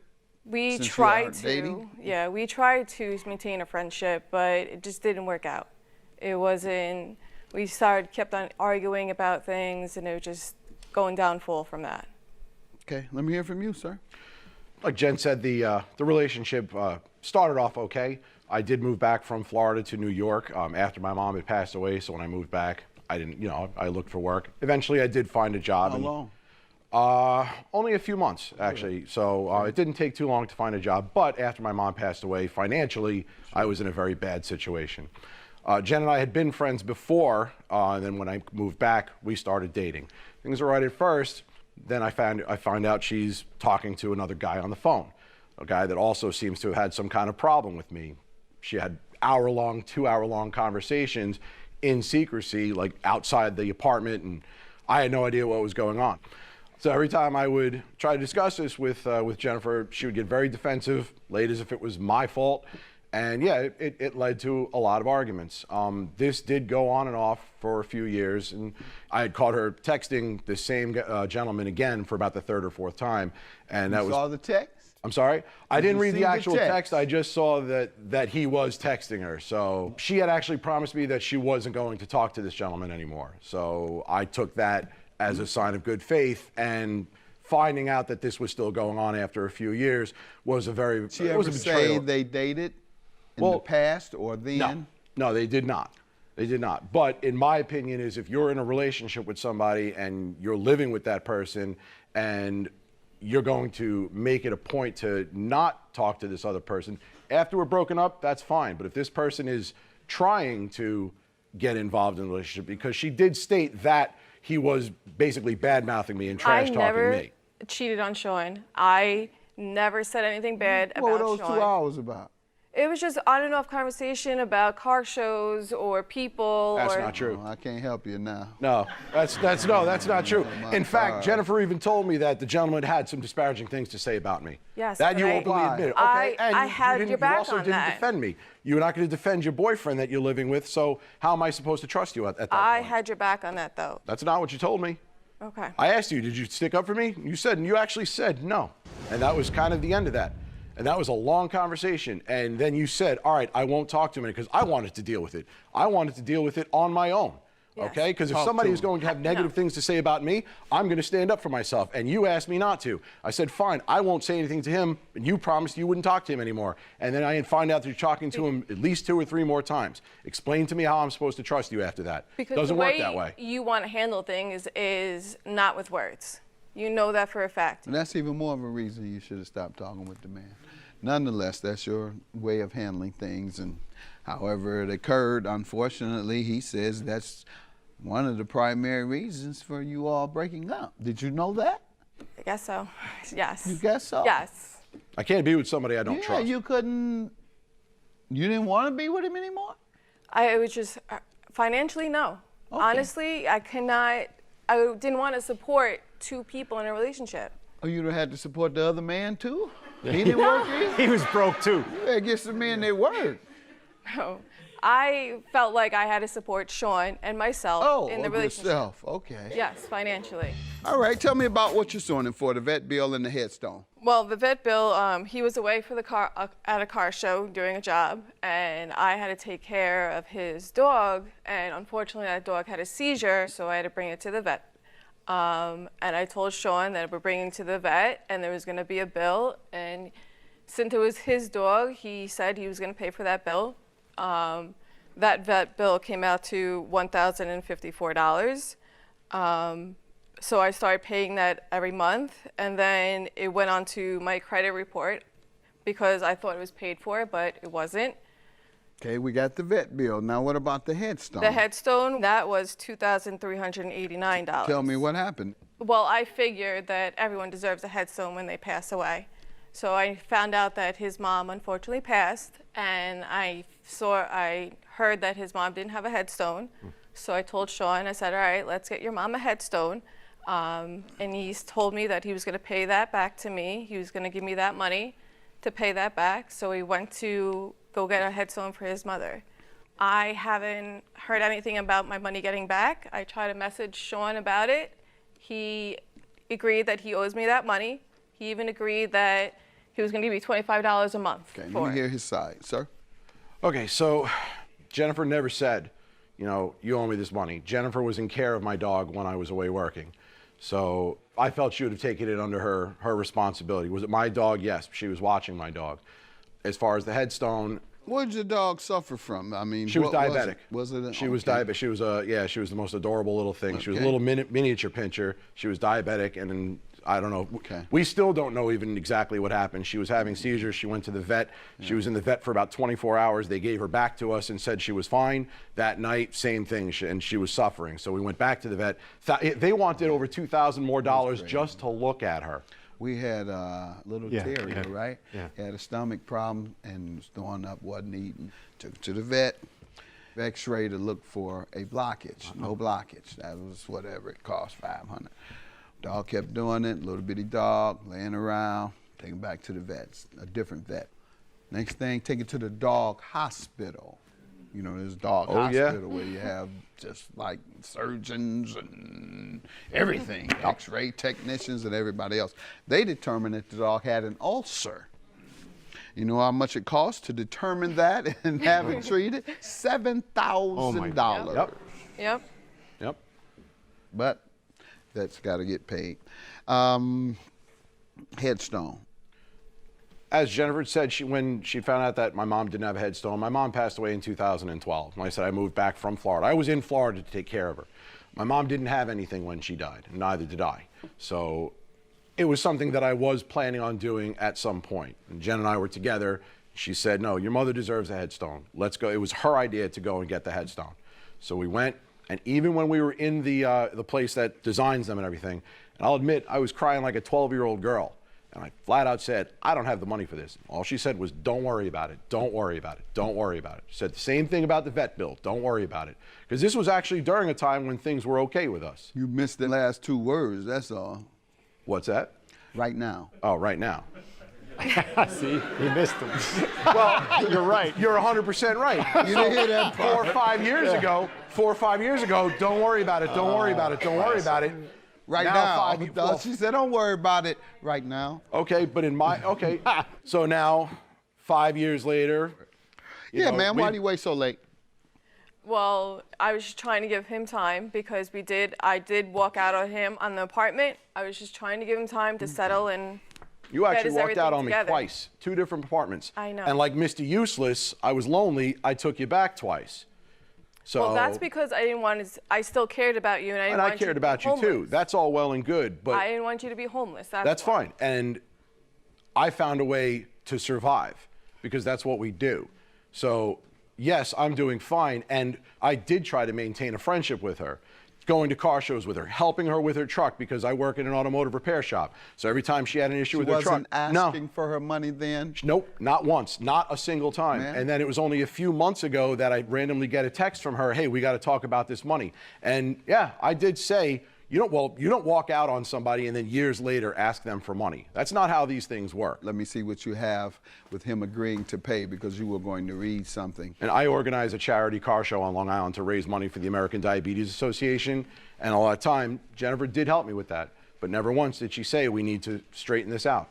So I figured that was the end of it, okay? And then, like I said, only a few months ago, I get a random text, we need to talk about this money. Afternoon. I got a question for you.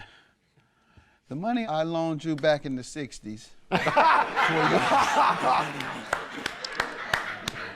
No. I'm a 70s child, Your Honor. I'm a 70s child. The money I loaned you for your mom's headstone, do I get that back or no? I'll do what's right, he says. Since you made sure I had a roof over my head, even though you walked out on me twice and left me to rot, you got your deals on parts because of me, and whenever you posted about them, never acknowledged my help. So stop trying to justify how much you've done for me to cover up how much you've done to me. You don't stuff someone in a garbage disposal and then say, pay me back. You'll get your GD money when I'm GD ready. And don't you, GD, bring it up to me again. I'm a little graphic at times, Your Honor. I can afford $25 a month. So you agreed that you would pay her $25 a month. And have you paid anything on this $25 a month? No, we haven't had any contact since then, since those texts. I haven't seen it. And I actually, if you go further into the text, I did say, let's spend time together and show me that you actually want to be in my life, and we can move forward amicably with this. But she's made no attempt. What did you say, raise that to 100? Actually, there was no counter. Well, you blocked me from everything. Not from texting. You still have my number. Yeah. I blocked you on social media. That was it. Sounds like a good guy to me. Saying he's going to pay you. He's mentioning his grievances, but he's also mentioning the way he's going about it to that last couple sentences. That's why you... Just before the plaintiff, he agreed that he would pay you $25 a month. That, to me, is an acknowledgement that he owes you. Have a good day, Judge before the plaintiff. Thank you.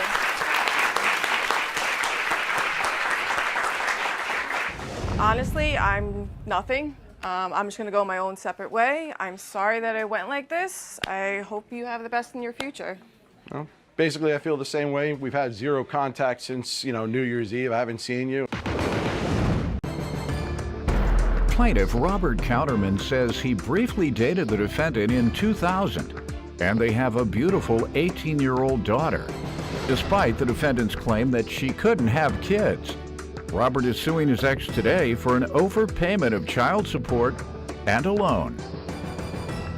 Defendant Christine Rokicki says although she's grateful for her daughter, dating Robert was the biggest mistake of her life. Christine claims although they do co-parent, Robert is constantly putting her down, and she denies owing him for anything. All rise. This court is now in session. The Honorable Judge Greg Mathis presiding. You may now be seated. Start with you. Hi, Judge Mathis. It's nice to see you again. Again? Yeah. You were here before in front of me? Oh, it's been a while. Yeah. Okay. Yeah. You Sue happy? Yeah. No, I just prefer not to get taken advantage of. Okay, good enough. Came to the right place. All right. Give me some background on your relationship. All right. I met the defendant in 2000. We started dating, and at that time, she already had 3 kids. I didn't have any, and she told me she couldn't have any more kids. Now, if she... That's not true. And if we're going to do this thing where she talks louder and faster than me, I can't compete with that. I'll just let you know. Okay, I'll stop her. Okay. All right, so what I'm saying is if she had been honest about that, about not being able to have any more kids, then I would have been cheated because I wouldn't have my lovely daughter. Now she's all grown up now. She's 18, grown up to be a beautiful, intelligent, thoughtful young lady. Beautiful. And she's now, going did you all raise her together in the same household or not? No, my daughter's always had 2 homes. I wanted to do the right thing. I wanted to marry her and everything, and she said she'd already been down that road. She didn't want to do that. So that's fine, but we managed to raise a lovely daughter. Good. And she's going to college. I just want, and she works real hard. You know, I was on my mind. She's a great daughter that she advance her education. I don't always suggest college. Advance her education beyond high school. She's not getting hired with livable wages without something beyond the high school diploma. So it's good to hear she's in college. And why did you break up? You all started out in 2000. When did you break up and why? We were never together other than that very brief period in the beginning. And, okay. We just were on different paths, totally not compatible. You give me some background, ma'am. Well, dating Robert, that definitely was one of the biggest mistakes of my life. Why? Well, he did give me a beautiful daughter, but you said you tricked him into it. I'm sorry? You said you tricked him into it. That's not true. I did say. Well, he's glad you did, he said. As a joke, I said I probably can't even get pregnant anymore. I was 41 years old. Okay. And we met in 2000, and we only dated a short period of time before I did get pregnant. I actually, I would say 2 months, 3 months. And I actually broke up with him before I even knew I was pregnant. Why? Just because, like he said, we were just not compatible. Got it. He wanted to tell me a little bit what to do and what not to do, and you know. That's why you left the last husband. Right. Right? Right. I tell you what to do. Tell them it's a new day. Yes. Nobody going for that anymore. That's why your ex-husband got thrown out. That's what I was saying. So you threw him out. Then you come in there with the same mess. Or you didn't warn him? No. You should have warned him. All right, go ahead. And when you all were together those few months, you got along, but you were not compatible. No, and I was really, I was embarrassed. I was pregnant. I was 41. I was already a grandmother. I was Catholic. And what was my mom going to say of all things? I even considered at one point, I didn't consider it, but in the back of my mind, I thought maybe I should just hide this pregnancy from him because that's how bad I did not want him in my life. Mm-hmm. But I knew that was not the right thing to do, you know, for the child.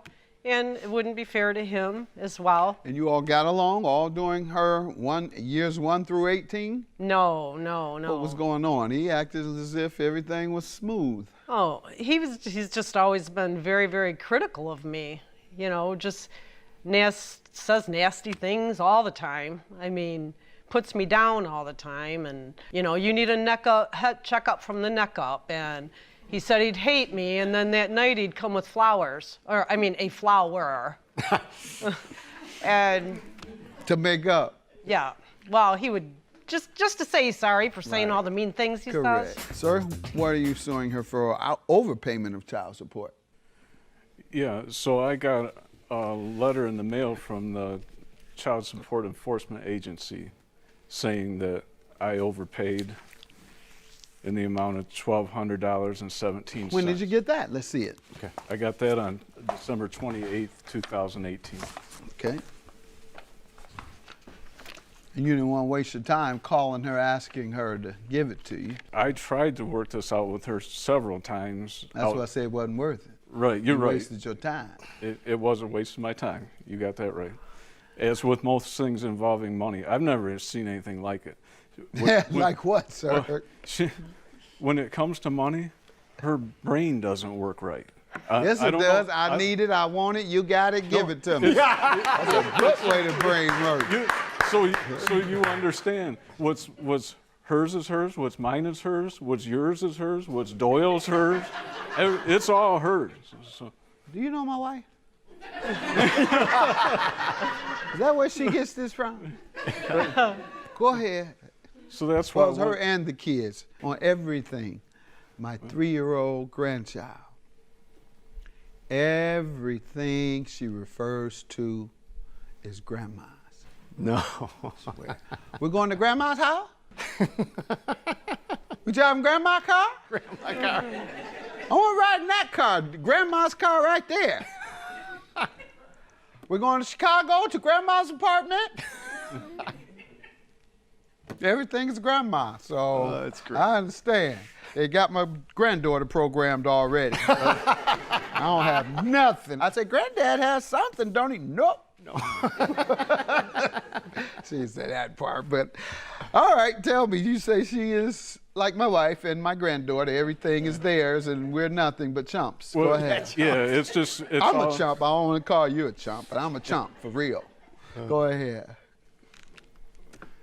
I try to keep this horrible nastiness away from our daughter as much as I could, but it's always been about money, and it's always me pay for everything over and over again, to the point where I paid the support, then I bought stuff, and then there was even one time she's having a garage sale selling the stuff I paid for twice, and it was too sentimental, so I bought it again from the garage sale. Oh my God. Right. So you paid for it 3 times. Right. And you got my wife beat. Here's, all right. I don't need a medal for doing my job. She does chase me down for money. Another story. I just got to get her back. And I tell her all the time, you know I'm on national television. You do me wrong, I'm going to get you back in front of millions of people. This is like 2 months ago. I'm in the bedroom. It was like $2,000 on the bed, and I'm always broke. I never have more than $20, $40. My security will tell you I borrow $20 from him every week. So, $2,000. I said, okay, me and my wife, so I guess I can just get it 200. 200. Grab 200. And it was left. I had a buddy with me. We went and left. Getting ready to go. She come charging out of the house. Did you take $200? Did you take $200? I said, yeah, I don't have any money. I have $0. That's my money. That's my money. I just gave her 200 back and got 100 from my guest, from my out-of-town guest. So I had to borrow money from my out-of-town guest. Instead of treating him to dinner, he tried to treat me because my wife came charging out over $200. That's great. True story. Oh, my God. All right. So what did you say about the child support, ma'am?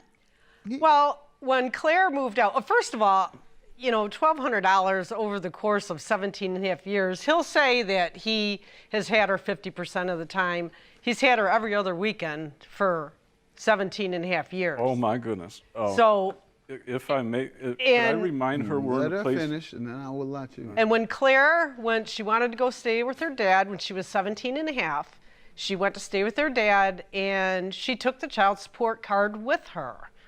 I never saw it again. I never touched it again. I didn't spend that money. I didn't use that money. He let her use that money as she wished. So I should not have to pay that. I did not spend it. Quite frankly, the law on this is distasteful, but it is accurate. I don't want to know whether she's getting too much. You give me an extra 2 months, I'm not keeping, you might keep count, but I don't know if you've given me too much or not. The child turns 18 in April. All right, the checks aren't cut off until June. Okay, so I've spent all that. I'm assuming, hey, maybe that's the way it goes. They give you 2 last checks at the end of the support. Who knows? So, yeah, I'm not calling you either and saying, hey, I got 2 extra checks. Should I give this back? I'm not sure what I should do with this. I know she stopped in April, but these checks are from June and July, and I really don't think you owe that. I think I need to give that back to you today. You thought that might happen? Yep. No. Okay. So that's the problem here. We have an unrealistic view. And Your Honor, the one magistrate that said they didn't have jurisdiction over this said it was a clear-cut case. It is. She was unjustly enriched. It is. That's what I'm saying. It's distasteful, but it is. It's a clear-cut case, ma'am. This is the law. You have something that says you owe, and you don't have anything where he says he's giving you a pass on it, and you have nothing from Child Support Services that amends this. So if you would like, you can go back to the local Child Support Services and give them this, but I can't change what they order. All I can do is enforce it. But that's 12. Yes, ma'am. Your Honor, we had a pending court case back in Toledo, and it was what do you call it, extended or, continued it because it was not a settled case. They wouldn't have printed this if it was continued, man. Do you have any evidence of that continuance? They give you documents when they're continuing. Now, sir, what is the $100 for? I don't think I have Well, it. that's for school fees, which the defendant agreed to pay She told me you she half. would repay you school fees? Right. And did you agree to give him back the $100 for the school fees? Well, he was court ordered to pay for her medical insurance, which he has not paid. And so when he already owed me way above that amount, he already owed me money. He did not. So it was a court-ordered support for the health insurance. Correct, but we're talking the fees. Did you agree to repay him? I did. Okay, we'll have to stick with that. And let's see if they adjourned it for future consideration. I don't think those are the proper documents.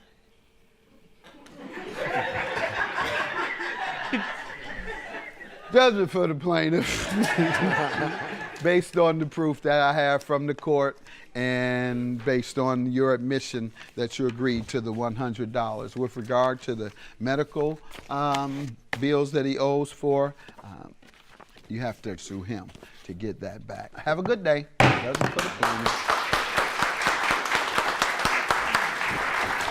I was just hoping this would be the last time I ever had to deal with him, but I guess we have to go to court for the health insurance. I wish you well, but you're not getting any more of my money. Plaintiff James Gant dated the defendant, and things were good until James got a job. James claims after he started making his own money, the defendant tried to control his every move. And he's suing her today because she burned everything he owned. Defendant Jaleesa Jackson says things with James went downhill after she caught him cheating. Jaleesa claims things went from bad to worse after she discovered that James continued to cheat. And she's countersuing for unpaid loans for rent. All rise. This court is now in session. The Honorable Judge Greg Mathis presiding.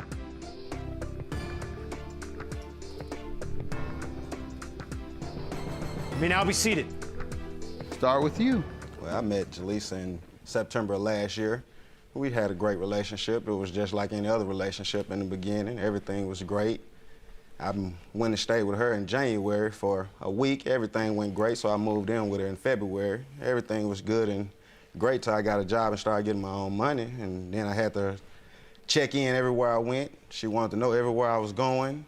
She'd pop up an hour away just to pop up and see if I'm supposed to be where I would say I was going to be. It was just wild, Your Honor. Why do you think? You never aroused any suspicion? I mean, she had to work the weekends. I didn't. You know what I mean? So I go to my auntie house. Like I said, I moved in with her, and it was an hour away from where I'm from, so I would go back up there on the weekends just to visit my stay family. overnight? Yes, sir. As opposed to driving an hour? Yeah, just for going back and forth. In forth. LA, it takes me an hour to get to the airport. Yes, sir. So should I spend the night there? You could. You could. You could. My wife is going to take an hour to get to the airport, so I don't think I'm going to come home. I mean, I didn't want to spend the weekends in the house while she was at work. Well, I didn't want to be in the house on Friday, Saturday, and Sunday by myself while she go to work. Where she stays, there's nothing to do. I mean, it's the country. Okay. Let me hear from you, ma'am, about your relationship. I met James in September of last year. We've been dating for about a year. Everything was all fine and dandy in the beginning until I caught him cheating. There you go. Did she catch me cheating? Right? That's when all the checking up started. Did she catch me wanted cheating? To see if he had stopped his wicked ways. Yes, sir. Tell me how that went down. Mr. I James. knew it wasn't nothing about no hour. So I was about to tell Doyle to tell my wife I ain't gonna be home tonight. I don't feel like making that 1 hour drive from the airport. Yes, Your Honor. See how that work out. Yeah, right. I'll be wearing half a robe. Yeah. Go ahead, ma'am. Well, I have two phones. I have one that is personal and one that I keep home in case for an emergency for my kids. Mr. James decided that he wanted to text his little friend on my phone while I was at work. So I called the female and asked who she was, and she told me that her and James had been dating for about a year. And when I confronted him about it, he denies even knowing who the person was. He said that she was just a friend of one of his friends, and that's basically how it went. Sir, you told me you never aroused suspicion. That means she never even accused you of cheating.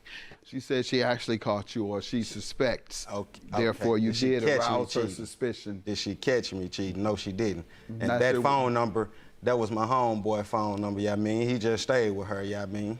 Okay. Actually, did you cause suspicion, or did you arouse Suspicion could be anything. Right. That's why I said that you do it. Well, because it could be anything. Yeah. And you did a lot. So it could have been any one of those things. Any one. Because you were doing too much. Yeah, yes, sir. Way too much. Was he paying his share of the bill? No, Your Honor. You weren't even paying your share of the bill, Boy, she said. I gave her $600 a month, Your Honor. Every time I get, every and Friday the I got. monthly bills were $3,000. No, sir. No, sir. No, sir.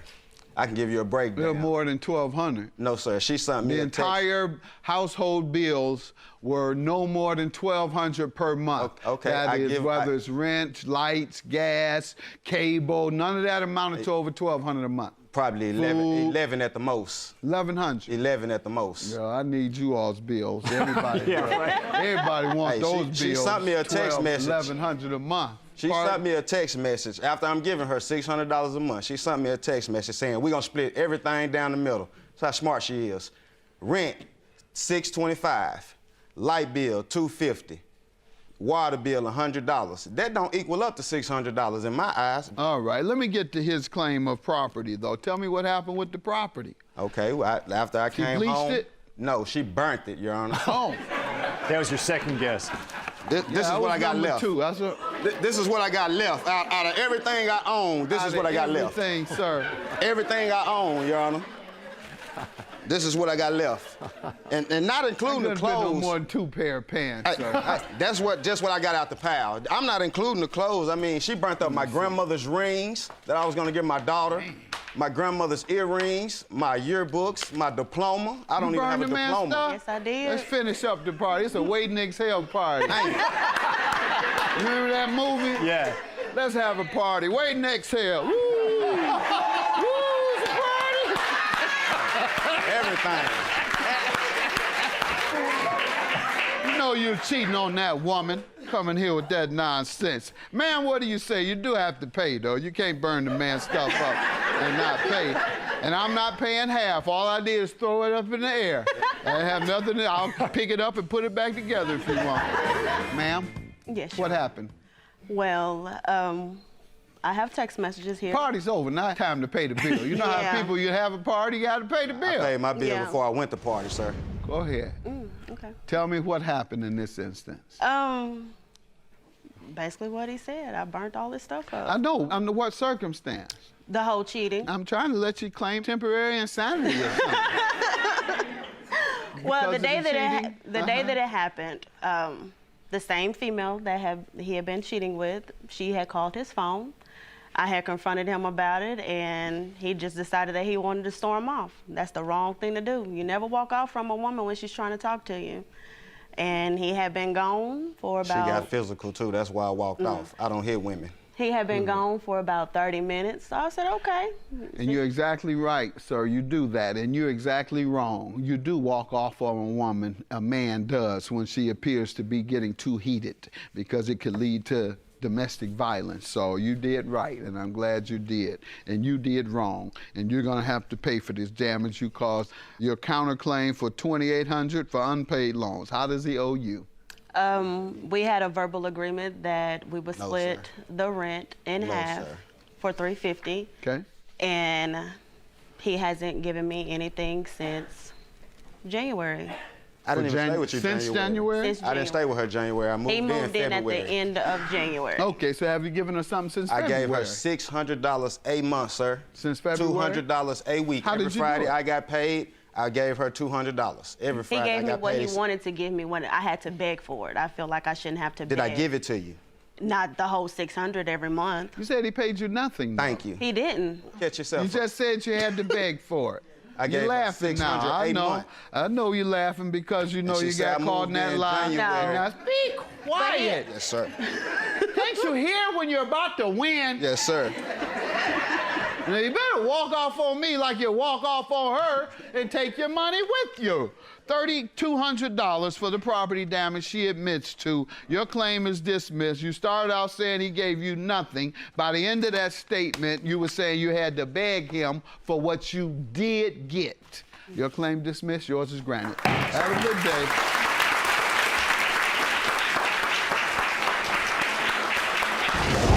I'm glad the judge saw right through you and that I owe you anything. I didn't touch nothing of yours, I didn't burn nothing of yours. Plaintiff Kimbrell Robinson says her boyfriend has a child with the defendant.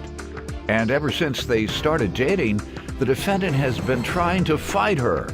Kimbrell claims she has text messages from the defendant asking to fight, and she's suing her today for emotional distress and stolen property. Defendant Karina Stevens says when she first met Kimbrell, her child's father told her that Kimbrell was his gay roommate. Karina's countersuing because she claims after her ex punched her in the face, Kimbrell hit her in the eye with a brick. All rise. This court is now in session. The Honorable Judge Greg Mathis presiding. You may now be seated. Start with you. I met the defendant, Karina Stevens, when I had first started dating Bobby Noblin, which is her baby's father. Karina knew about the relationship after she had came over on one day trying to bring the baby over, and she saw me sitting in the front room. That's false, Your Honor. Okay, I'll let you talk. Let her finish. She came into the front room, saw that me and my friend were sitting there. She was supposed to have been dropping off the baby or whatever items that she had for the baby.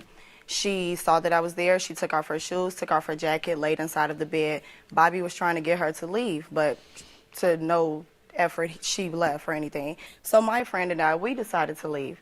So the next day when I came back, Bobby explained to me how recent they had just broken up, how recent everything was with the relationship and everything like that. He had ended up going to jail on June 28th. And I left the premises because I was actually still living with my mom at the same time. I did not know their situation or anything. I did not know that at the time she was a foster kid and didn't really have nowhere. Well, she does have somewhere to go because she's a foster kid. I did not know. How old are you? I'm 20 years old. Go ahead. Yeah. So because I didn't know that situation and because I was so new to the relationship and by them having a small baby and she being inside of the house, I just let the situation go the first time and just, okay, yeah, you can stay there. Let me get my stuff out of the apartment and everything. I got all of my things. A couple of months passed and this October, the night that it started, Friday, October the 4th, around like 8 or 9 o'clock that night, she had texted my phone, but she had been already talking to Bobby that day, trying to get him to come to the aid office to take Bright off of his link card account. He didn't want to do it. She texted my phone saying that I should get him to go to the aid office so that they could get that problem situated, and then go on to say, by me being his girlfriend, what am I doing to make sure that he's doing what he needs to do for himself and Bright? Yes, we keep her, but what else do we do? The next day she came over, she brought the baby and everything. He told me to stay inside of the house because they were having an argument over the phone anyway. He told her that he was going to come outside to treat her and whoever else was inside of the car. So when he went outside, they started talking, they started arguing and everything. I did what my boyfriend said, I stayed inside of the house.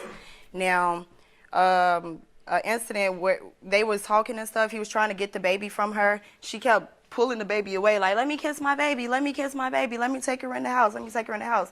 She already knows that Bobby doesn't want her inside of the house because of how she is.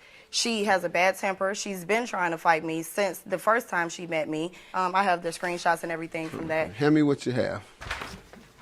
As long as it's only a couple pages. All right, let's see it. Okay, that's the beginning of it right here. Okay. Go ahead. She had been trying to fight me. I was throwing off the little situation and everything because I'm 23 years old. I'm in school and everything, and I was working as well. But at the same time, I knew that, like, that wasn't what I had time to be doing. So I told her, like, okay, yeah, fighting you would be nice, but you're the type of person you wouldn't even learn. You'll keep antagonizing me, and you'll keep coming back for more and more each time and stuff. So when all of this happened on October the 4th and everything, and she came over, they fought and stuff. Who fought? When they were fighting Yeah, each when other. they were fighting and stuff. My neighbor, she came in, she was like, you need to go get him. So I go outside, I put on my clothes and everything, grab my house keys and everything. I lock the door because Karina is known for whenever Bobby leaves the door open, she runs back in the house and try to stay in the house, lock herself in the bathroom, call the police, try to get him locked up because she crazy. She doesn't accept the fact that he's moved on and doesn't want her. So let me allow her to give some background, Okay, thank and then we'll get back October 4th. We'll catch back up there. Okay.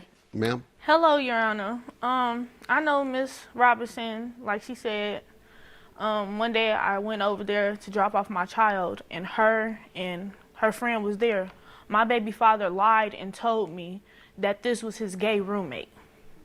After that, me and her had a few disputes back and forth. About what? Just him. He was telling us both lies. How did you get to talk with her, though?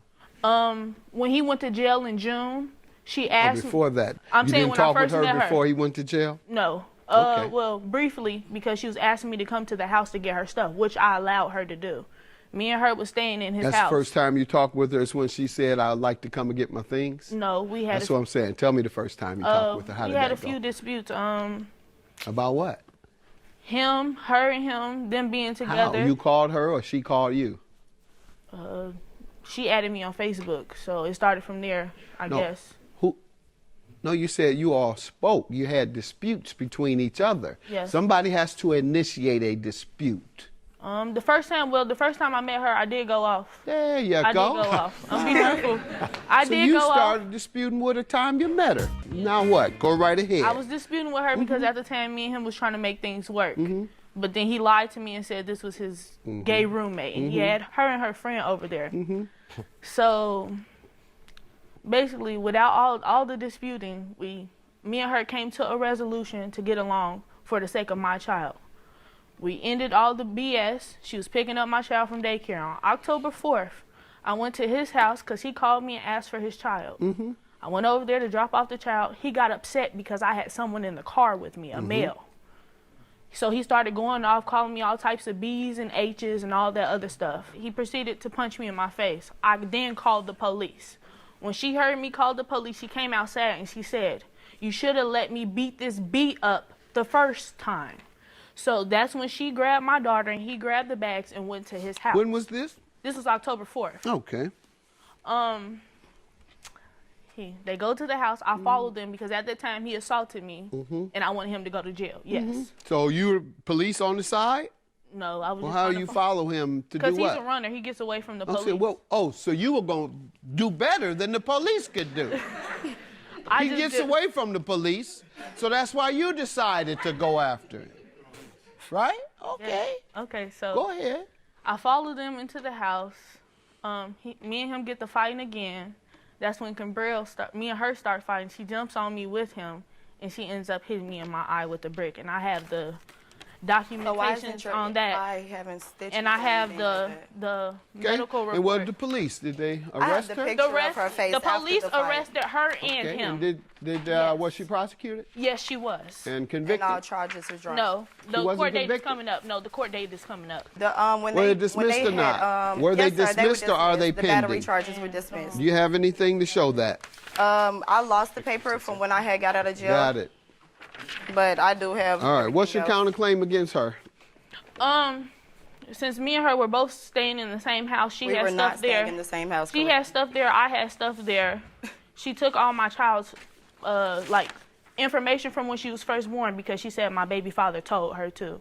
And the emotional distress is from how my eye looked. My daughter started crying, my 1-year-old, when she seen my eye and pointed to it and wasn't very happy. Did you tell your daughter you like to fight? No. And that you initiated fights and that you followed him over there to start fighting? No. You didn't tell her that part? No. Tell her that too, so she'll know why. And she'll know not to do what mommy does. Because mommy on her text, 1, 2, 3, 4, and this is in August, 5, let's fight. Let's fight. You big and you're mad. Fighting you would be nice, but no. But you're the type of bee that don't learn, so I have no time to waste. That's what she's saying to you, and all you keep saying is let's fight. This is in August. Yet in October, you're talking about this event that you're referring to, or this violent act where you start fighting with the father of your child on the street. He leaves. You then start another fight. Have a good day. Judgment for the plaintiff. Thank your you, claim Your is Honor, dismissed. so much. Thank you. I love you. You can take off my shirt as well, Karina, because you got that on. You look dirty. Whatever take you off my say, shirt, baby. whatever you say. My You know child that still mic won't be door around stuff you. is fine. Where the Okay? restraining order is? Where the restraining order is? It's off. It's dropped, baby. It's not dropped. It's You know my we have address. court. My landlord You know we knows have I live court. there. Yep, you won't be around my child. I don't want to be around your child if I have to deal with you, baby. Oh, well, I'll let you're Bobby still deal there. with her You're at 6 Bobby's months house. to a year You're from at now. Bobby's house, though. Have a nice life. You're sad. Plaintiff Shondell Clark dated the defendant off and on for 2 years, but he claims she has anger issues. Shondell's suing his ex because he claims she vandalized his property, and he has the pictures to prove it.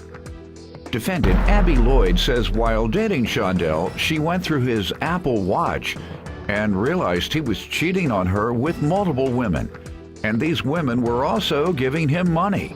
Abby insists she didn't damage any of Shondell's property. All rise. This court is now in session. The Honorable Judge Greg Mathis presiding.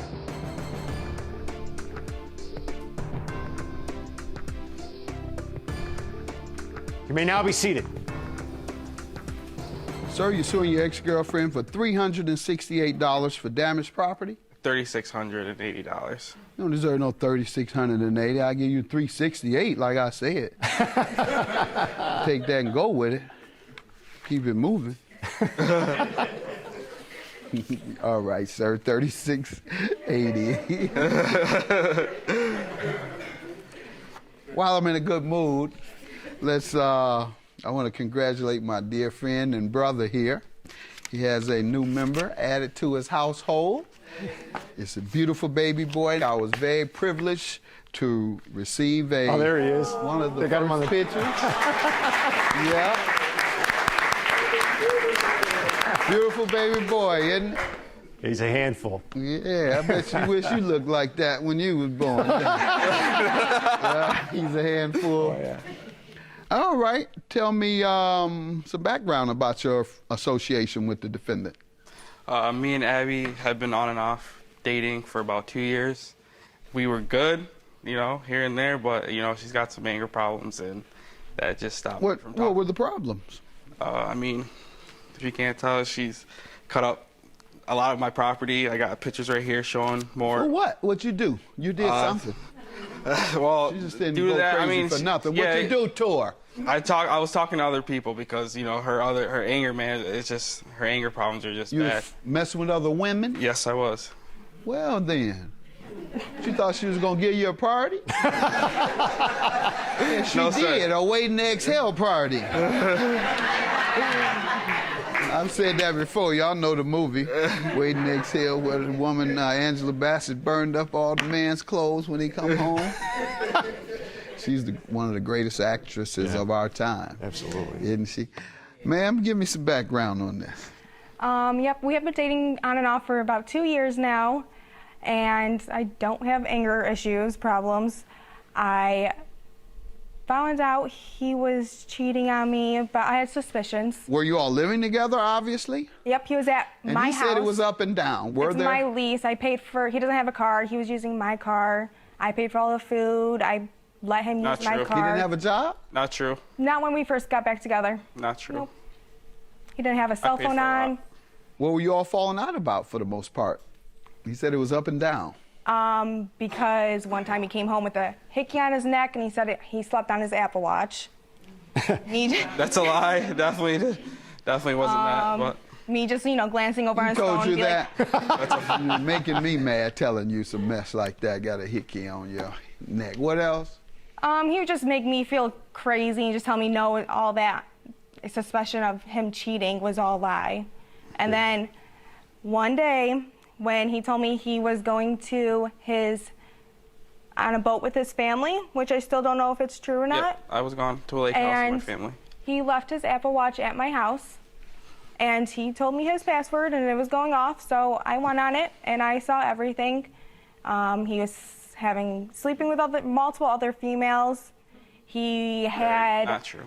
multiple other girls cash apping him over hundreds of dollars. He doing a little lightweight gigoloing. Yeah. Lightweight, for sure. Go ahead. He would use my That's card. baby money you getting. Go ahead. He would go use my card to go to their houses. He would also have them go up to my apartment when I wasn't there. Never in my life did I do And- that, Your Honor. So why did she do it? No, I never had anyone at her house. Oh, Never. so she never. was That's delusional. a total. That's a when total she- lie. Okay, she Never was had- delusional when she made up all these things. to Oh no, cause she's her to right. do- No, I'm admitting to some of this stuff, but having someone at her own place, no, I did not. Okay. Maybe All not right. go inside my place, but pick him up there or Nope. outside my place? Nope, never. Yeah, you did give my address out. And you all are how old? I'm You 22. look relatively young. I'm 25. 25? So he has about 3 more years before he's ready for an exclusive relationship, in my opinion. Yeah, he's not grown yet. Young men, yeah, in high school or whatever point, puppy love, whatever you want to call it, teenage love, young adult love. But what happens is at some point, that young adult, even if you high school exclusive, 19 exclusive, 20 exclusive. So you've been with the man from 17 to 23, a young man. I can tell you, maybe you ladies, you can get mad at me if you want. I'm trying to give you the truth. These 23-year-old young boys ain't exclusive with you for several years. They're not ready until about 28. So I think that's part of the problem, ma'am. I agree. Yeah, he wasn't Now I gotta ready. look for someone that's 28. Pardon? Gotta look for someone that's There 28 you now. go. There you go. All right. Without an Apple Watch. Without an Apple Watch. Yeah, but I also have some. Own house. I also have some text messages between me and her, telling me that she slept with one of my teammates that I play softball with. Ooh, let's see that. You need to be 28 too, then. All I can speak for is young men. That was when we were separated. It doesn't matter. Yeah, see, yeah, exactly. Yeah. Yeah. You hit him under the belt with this. Yeah, exactly. Say the other guy is more endowed than him. That hurts. And of course, she didn't say it in that language. Ouch. He played it off, huh? Oh, I mean, if that's what you want to do, Abby, go ahead. She says, been done. Fair enough. Tell me what you're suing her for, sir. I'm suing her for $36.80. You cold, man. You cold. This is all the stuff that she cut up right here. Here's all. Let's see it. Yeah. Tell me all the about- way down to the socks. As I look, tell me about, you're suing her for all the damage All to the your damage. property here. Ooh, you have a list? I believe it's in there. Yeah, I believe it. The list is in there somewhere within that. You do it.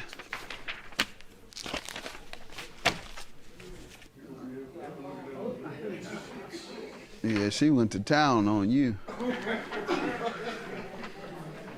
And see, the reason I'm saying that about age, also, young people don't handle their emotions very well. And that's what you saw. She was hurt and didn't handle those emotions well. And facts. so, Your Honor, can I say that I did not cut those things up as much as I would have loved to and cut up more items on him, but who did it? Yeah. it could have been multiple of his other girls. No, They weren't mad at him? No, I was actually away when my cousin actually went to go pick it up at her house when she sent me a text message. Is that true? What I sent him at 1 a.m. Was not. And then was not that 3 a.m. picture. he opened it and called me. Let me see. Let's see it, please. It was. If it's not next to a garbage can, that's not the picture. Well, ma'am, the problem is if you threw some of them out or tore some of them up, then the presumption is you did it all. Yeah. Your S is where it belongs. You threw her stuff in the trash. No, that is. Well, whatever happened, she threw it in the trash. Yeah, but that's and- not her house. That's what I'm saying. That it was next to the garbage can. She has the garbage cans along her back wall, and it was all in bags and stuff. Blue Okay. bags, actually. And this isn't her house at all? Let me see. I live in an apartment complex. Oh, okay. Let me see this. You've interrupted me. Oh, yeah, that's it. So you did all that I just couldn't see it, sir. There you go again, talking over me. Yeah, you're right. Sorry, sir. Don't talk over the judge. You're right. All right. And he provides me with pictures, ma'am, and you want me to believe that you did some but not all, and I'm not going to believe that. I'm going to grant him his judgment. I believe you did it all. $3,680 is your judgment. Have a good day. Very good.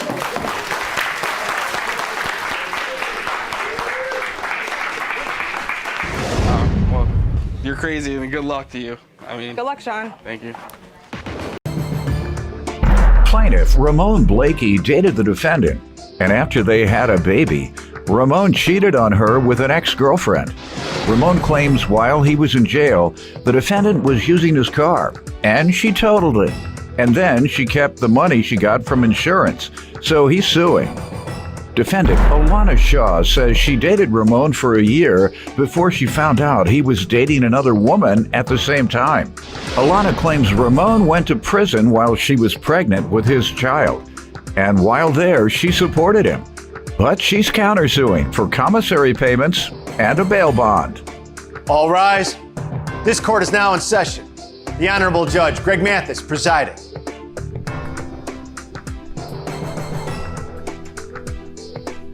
You may now be seated. Start with you. I met her in 2007. I had another relationship that I was in, jumped out of that. A couple months later, met her off and on for about 6 or 7 years. We were messing around. We really didn't become girlfriend and boyfriend until, I would say, 2010, 2011. After that, we ended up having a baby my second time coming out of jail. We had a kid. I ended up cheating on her with an ex-girlfriend. Could you afford the child? Not really, no. Right. But we had a kid. I ended up cheating with my ex-girlfriend. I was apologetic about the situation. She didn't want to, I guess, get over the fact that I cheated and try to move on with the situation. Ma'am, let me hear from you. I met Ramon in 2008. He was in a relationship, but I didn't find out until a year later. So I moved out of state. When I came back to Minnesota, which was in 2013, he was incarcerated. But in between time, I was coming back and forth and seeing Ramon. And so when he was incarcerated in 2013, I got in contact with him. That's when we started our relationship. 2015 is when we had our son. And then he went to jail when I was pregnant. You mean back. Yes, sir. Back. Don't forget that part. B-A-C-K. Back. All right. That is Go crazy. ahead, sir. What you suing her for today? Well, when I went to jail, back to jail, I had some keys to my car, extra. Oh, okay. You say you had some keys in there. 2 kilos? You say you had 2 keys? Not keys. Cars. Oh, okay. Go ahead, sir. So you had 2 sets of keys. What happened? Before I went to jail, like 2.5 weeks before I went, she was complaining about the bail money. So I told her she can sell my car. She didn't want to go through selling it. So I put it on Craigslist for $1,100 and sold the car and gave her the money for the car. We didn't have no agreement about me paying her no money back or nothing like this, but just to stop the complaints, I gave her the money for the car, told her she could have it. What she did with it is what she did with it. She was on her own with that. I went to jail after that. My Cadillac I still had. She didn't have no car at the time. She was complaining on the phone, so I let her know, you ain't got to complain no more or catch no Ubers or nothing like that. You can just come and get these keys. She gets the keys. About 2 months later, before I get out, the car gets crashed, but I don't find out until the end of my sentence. She tells me she sold it to somebody for $2,300.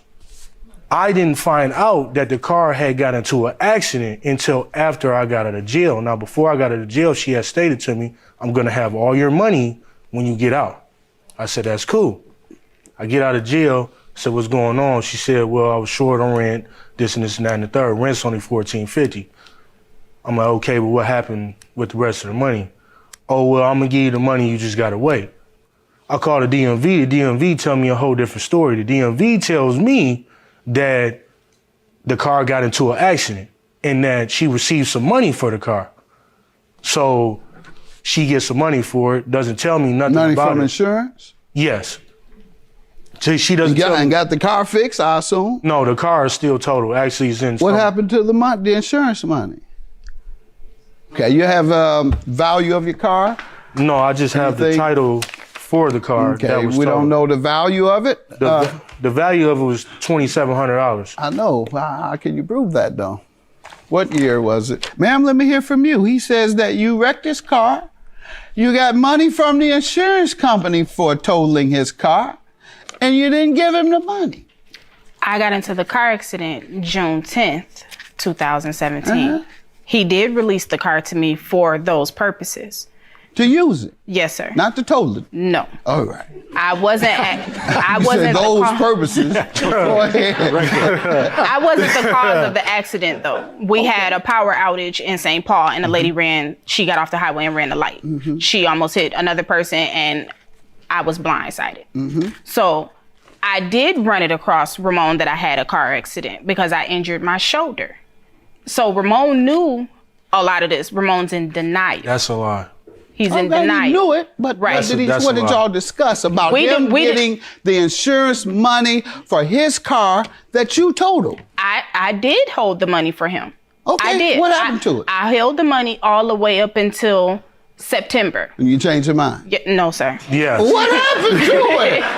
No, sir. What happened to the man's money? My grandmother took sick, and Ramon knows that she took sick, and the money was put up. So I had to stop working for a little while. So our bills was due. Our bills were due. You spent the money? Yes, on bills. All right. I'm not denying that. Okay. And so I asked Ramon, I need to use the money for bills, but I'm That's going a lie. to pay you back. Okay. That was the discussion that we had on a recorded right. phone call while he was in And jail. have you paid him back? No. I have not paid him back as of yet. So but all that long story I had to listen to was for what? You haven't Exactly. paid him back. You better go to one of the 1-800 lawyers if you want something for your shoulder. But from what I'm hearing, you were paid for the damage to his car, and that money was all his. Not a dime should have gone to you. How does he owe you for bail, bond, and commissary? So we were in a relationship. We were supposed to have been in a relationship the whole time that he was incarcerated. So I made sure he had money on his books. I took care of Ramon. I took care of our bills, our son. I did what I felt I was doing as a woman, his woman. So when we have arguments, I didn't bring home the paperwork because I didn't want you to see who else was putting money on my books. The money that I was putting on your books, I could have used towards my bills, and I wouldn't have had to use your money towards our bills. You didn't put $1,900 on my When book. you were putting the money on his books while he was in jail, when did he say he would repay you? He didn't so much as say he would repay me. He pretty much was saying that He said thank you. Pretty much. Which means it was a gift. No. Yes. Yeah, if somebody If it doesn't was a tell gift, you, you that- wouldn't- if if it was- somebody doesn't say, I will pay you back, they say thank you. That He means did. We it's a looked out gift. for each other is how I looked at it. On the bail bond, how does he owe you for that? The bail. He went to jail because of another female. He did 90 days because of that. So I bailed him out based on that. And did he agree to repay that? Yes, sir. He did agree to pay that back. If you come get me out, I'll pay you back as soon as I get out. All right, sir. Is that true about the bail money? That's a lie. What happened was first she didn't even have a car. So I was gonna give her the option to take the Lincoln. You can have it. She's like, it's That's too not big. the first time I bailed him out. She said, it's too big. That's not the first time I I don't bailed want him to drive that. I said, I met you when you was driving a big, an old Suburban. A big old Suburban. It was a Tahoe. She's like 5'2". So you can drive a Lincoln, right? So she said, I don't want it. I said, so I got an idea for you. How about you sell the Lincoln and you take the money for that so you can stop talking about this bail? Mind you, we did not come to an agreement to pay this. It doesn't say in here that you're gonna. So you deny ever agreeing to repay the bail bond? Yeah, no, that's why I gave her the Lincoln, because she did not agree. That's what you're saying. You repaid her with the Lincoln. How much was the Lincoln worth? $1,100. Ma'am? That's incorrect. This was wow. the second time I bailed him out. So I've bailed him out twice. The first bail was $1,300. Right. He paid me back He gave with the you the Lincoln. Lincoln. Right. So this bail doesn't have anything to do with no Lincoln. For $1,100. Right. Sir. She's mixing and matching stories. How many times did she bail you out? She bailed me out one time. I bailed you out twice. We're not going. Who bailed you out the other time? I bailed myself out. I was dealing with 3 women. So this is a situation. She's not gonna add this in there. Clear it up. So, You wasn't with hold me on, when you stop. was messing with Now the 3 that couldn't come get since you you're not out. gonna tell that part of the story, I'm gonna tell it. Because I was they dealing couldn't with come get 3 you out. women. Oh man, so you quit talking to me about all that. $1,110 is your judgment. I believe he owes you for the bail bond. On the commissary payment, claim dismissed. That was a gift, I'm sure. And on the cost of the car, the $2,700 that he's suing you for, you kept the money that was rightfully his. Judgment for the plaintiff, $2,700, and for your bail money. Have a good day. I'm just glad it's over. He can get his car and he can do whatever it is he's trying to do. He don't got to keep harassing me about it. She's lost in the sauce. That's all I got to say. Plaintiff Jermaine White dated the defendant, and he claims she is violent. Jermaine says while at the doctor's office, the defendant falsely accused him of cheating with a woman who was also at the doctor's office, and she then jumped her. Jermaine is suing his ex for truck damages. Defendant Qualisha Larkins admits that she jumped a woman at the doctor's office, but she insists Jermaine was unfaithful because Jermaine is nothing but a serial cheater. Qualisha denies owing for the damages to his truck. All rise. This court is now in session. The Honorable Judge Greg Mathis presiding.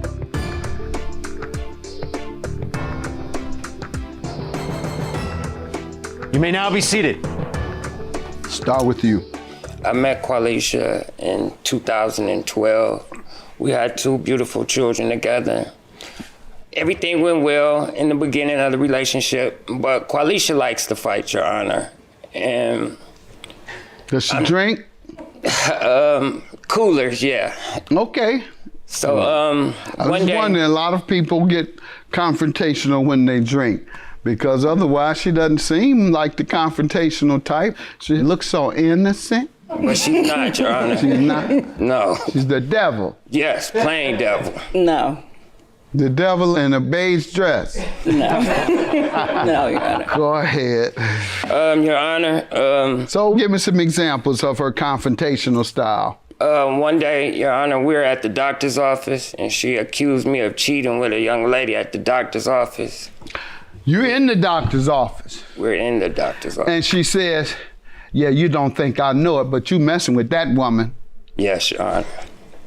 We end up both in jail. Jail? How do you go from being in the doctor's office to being in jail? She jumps on the young lady at the doctor's office, Your Honor. It happened, but they were messing around.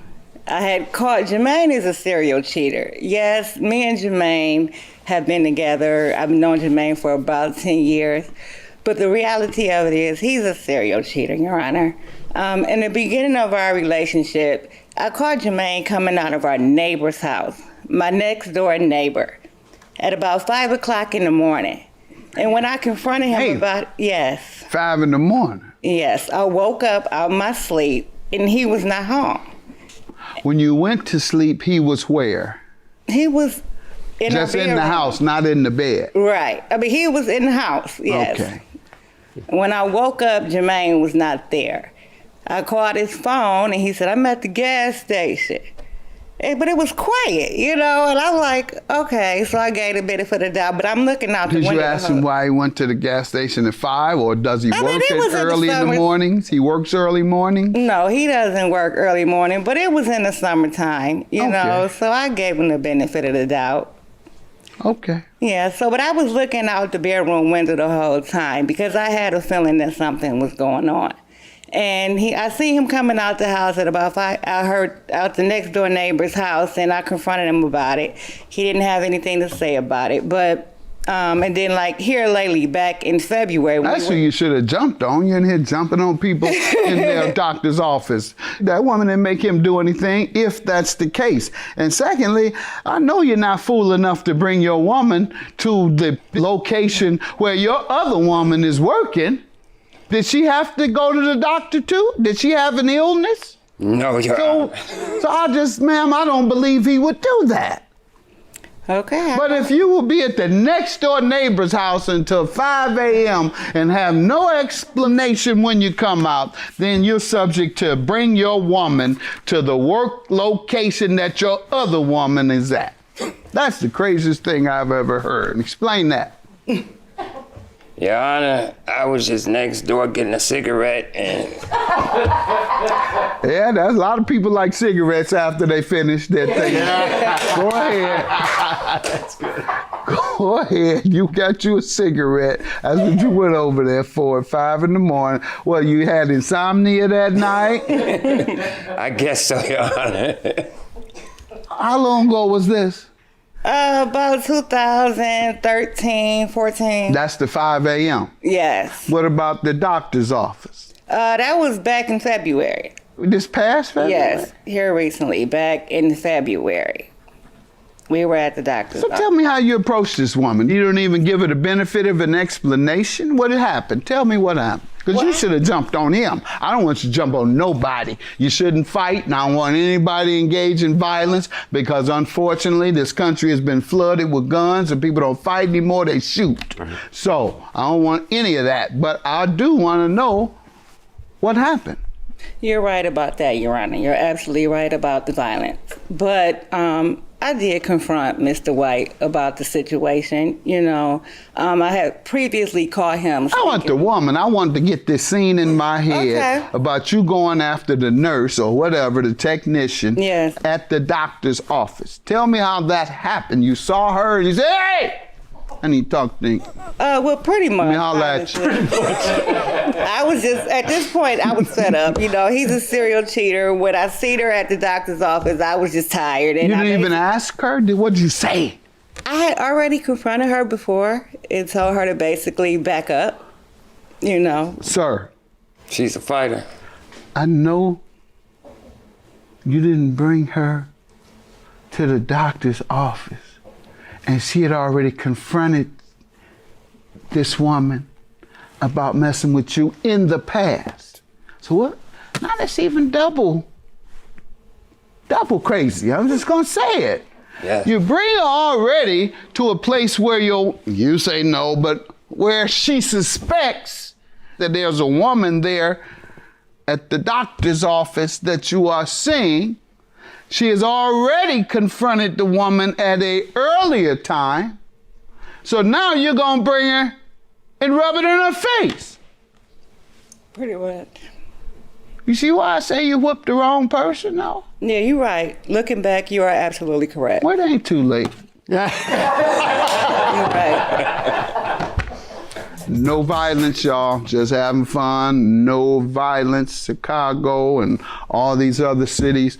They're engaged in violence, not over drugs and not over money. It's over beef, small beefs. A lot of it has to do with women and men.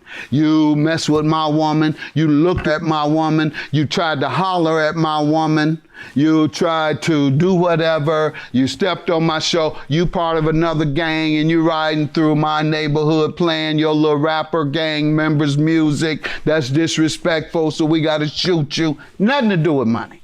Things that we used to fight over. Right. They are now shooting over. Exactly. So I'm totally against physical confrontation to resolve disputes. And for those of you who suggest that my past doesn't reflect that aversion to violence, that's my past. And I won't go upside your head anymore unless you mess with my daughters. I don't know what to do then, other than go to jail. Right. I'm not going to shoot, but I'm going to fight and get my little small behind beat, but I'm going to fight. You mess with my daughters, I'm going to fight. I don't know what else to do. Somebody give me some suggestions. I don't know what to do. Let's get to the truck damages you're suing her for, $2,200. Okay, Your Honor. This year, August the 16th, I let Ms. Larkins use my truck to do some errands with the children. And the next day when I go to pick my truck up, it's been keyed up. Her auntie used the truck and she did not have no permission to use the truck. The person she gave the keys to. Correct. Person she loaned the car out to. Right. You loaned Had it no out permission. to her, and without your permission, she loaned it to someone else. That's what we have to get to, however. A victim of a third-party crime is not responsible because she was a victim of a crime too. And you were a victim of this crime, and so the person that owes you all is the perpetrator. However, the person who passes the car along, that's an act of negligence. Anything happens after you've committed negligence, you're responsible for. What do you want to tell me about this, ma'am? The only thing with that is, Your Honor, I told Mr. White that my aunt would be taking the car. I let him know. You know, I believe they even had a conversation about it. So that's why I don't feel like I'm responsible, because I told him that she would be taking the car. No, she didn't, Your Honor. I did. No, she didn't. Yes, I did. And I just don't feel like I'm responsible. Well, it's your burden to prove it, ma'am. Your Honor. It's your burden to prove that he knew that the person was taking the car. Any communications you have, you were saying something, because Your that's Honor. where we're at. If we don't have any independent evidence, all I can go on is whose testimony sounds more likely to be the truth. And that's what happens in cases where there's no direct evidence. Then the judge or jury have to determine who they believe most based on the testimony. Who do they think is lying during the testimony based on what they're listening to? And so do you have any communications, anyone that might indicate that? Or do I just have to keep talking until I catch one of y'all in the lie? No, Your Honor. You have any communications saying that I'll pay you back, or I shouldn't have given her the keys? Anything?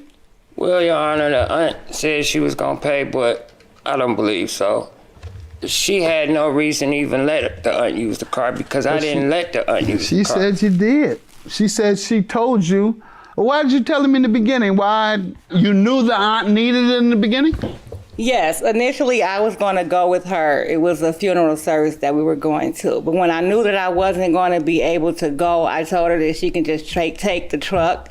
And I also told Jermaine that she was going to take the truck. Where was he? He was at his place. The neighbors. He was at his place. You had his truck to use. Correct. You called him and said, I'm letting so-and-so use the truck. Correct. And he said, okay. Yes, Your Honor. Yes, he did. He knew that she was going to And what has she said about paying? They agreed to make some payment arrangements with him, but I'm not sure if anything. You've never agreed to pay anything? No, because I don't believe that I'm responsible, Your Honor. Because, like I said, I told him that she was taking the vehicle. And he said, okay. Yes. You say you told him. You didn't say you asked. No, I basically told him. That means you had it in your mind you were going to do it without his permission, because you told him, I'm giving her the keys. You told him. You didn't say, can I let her use the car, Jermaine? You just said, Jermaine, get in the car. She get in the car. I mean, I didn't say it like that, but he did. Yeah, that's what you said. You told him. Yeah. Jermaine, I'm giving her the car. Period. No, well, yes, but no. I just, well. I asked him, I said, can she take the car, Jermaine? She has to go. You just changed the story on me. $2,200 is your judgment. I told you I'd talk to y'all long enough and I'll get the truth. And you sure enough, you changed your story. Have a good day. Judgment for the plaintiff. I didn't tell nobody to use that truck. I told you that she was going to take the car. You didn't object. Well, I don't want to fight. No fights. Plaintiff Roxy Long believed the defendant was her soulmate, but she claims their relationship was off and on because he frequently left her to go back to his ex. Roxy's suing him today for breach of contract. Defendant Josh Dennison believes Roxy is suing out of spite because she's a sex fiend and can no longer have him. Josh is countersuing for personal property. All rise. This court is now in session. The Honorable Judge Greg Mathis presiding.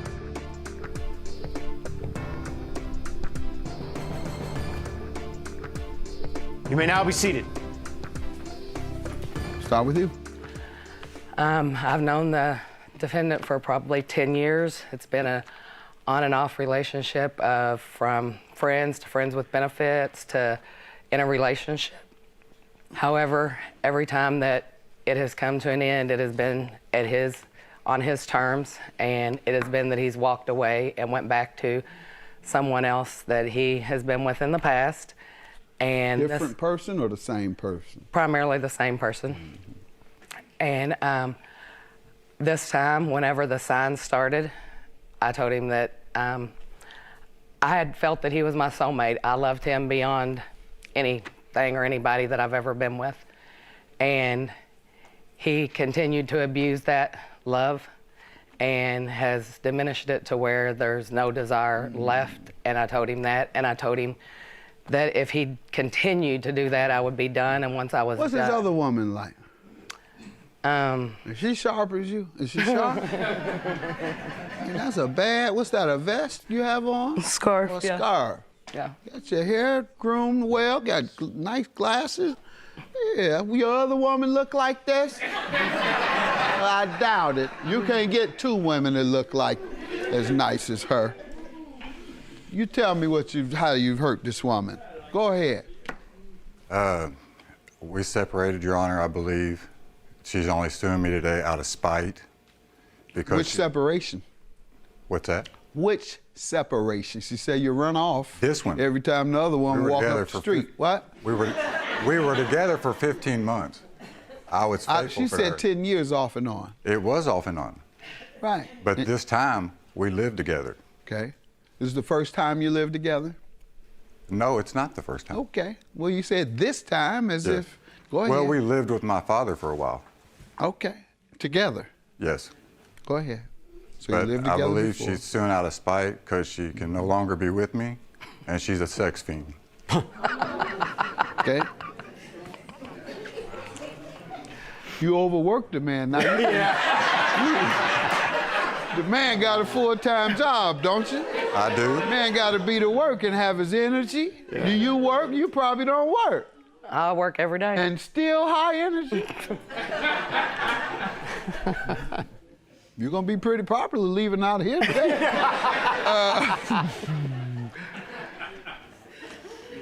Well, ma'am, you got your answer now. You've been wondering why over the years. You have too many demands on the man. Lord. See, there go another reason. You just have to learn how to manage a highly energized woman.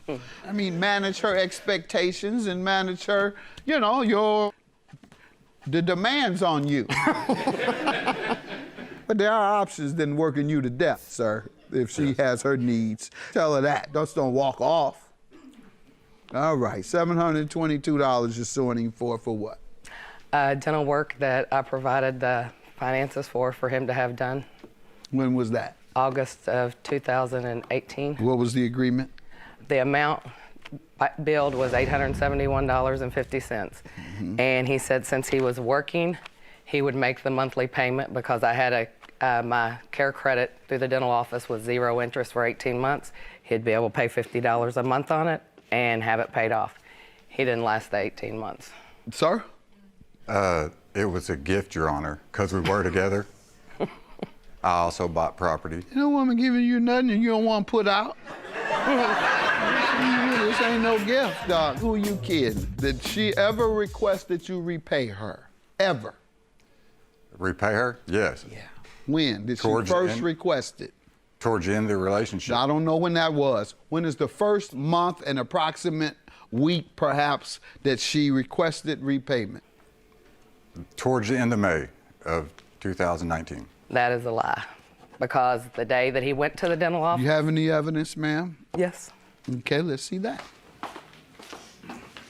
About when you Here's first the bill. requested. Here's all the, oh, not as far as when it was first requested. Whenever he had the work done, I told him, we made the agreement, and I said, if you don't pay for it. Anything that reflects an agreement prior to May 19th. Any word about an agreement? Just a conversation. Any word that we had. asking for money? Yeah, every month. I just need to see one. Oh, I don't have anything that in writing. And you for it. loaned it to him August of 18?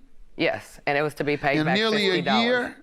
And coincidentally, when you all broke up, was the No. first time that I don't see any evidence of when you asked. And what he said is reasonable, and that is if the request began only after you broke up. No, sir. That's not That's the what way it I'm happened. asking you. Pardon? We had a conversation in my vehicle as we went home that evening, and I said, When was the last time you asked for your money? July 29th. Prior again. to that, when was the last time prior to that? Let's see, January, February, because he paid. 19? Mm-hmm. All right. Sir, is that true? She said she asked for January or February. I don't think that it is true, Your Honor. All right. And you have something indicating that? That he either paid, did he pay you anything? October, November, and December he paid. You have evidence that he paid. Did you pay her anything on this? I did pay her. Why? If it was a gift. No, not on this, but I did pay her. I'm talking about this. No. Yes, I give her money on this. You just said not on this. We Judgment for the plaintiff. Your claim is dismissed. I wouldn't believe a word you said. What's that, ma'am? It's his toothbrush. All right, go on home and give it to him.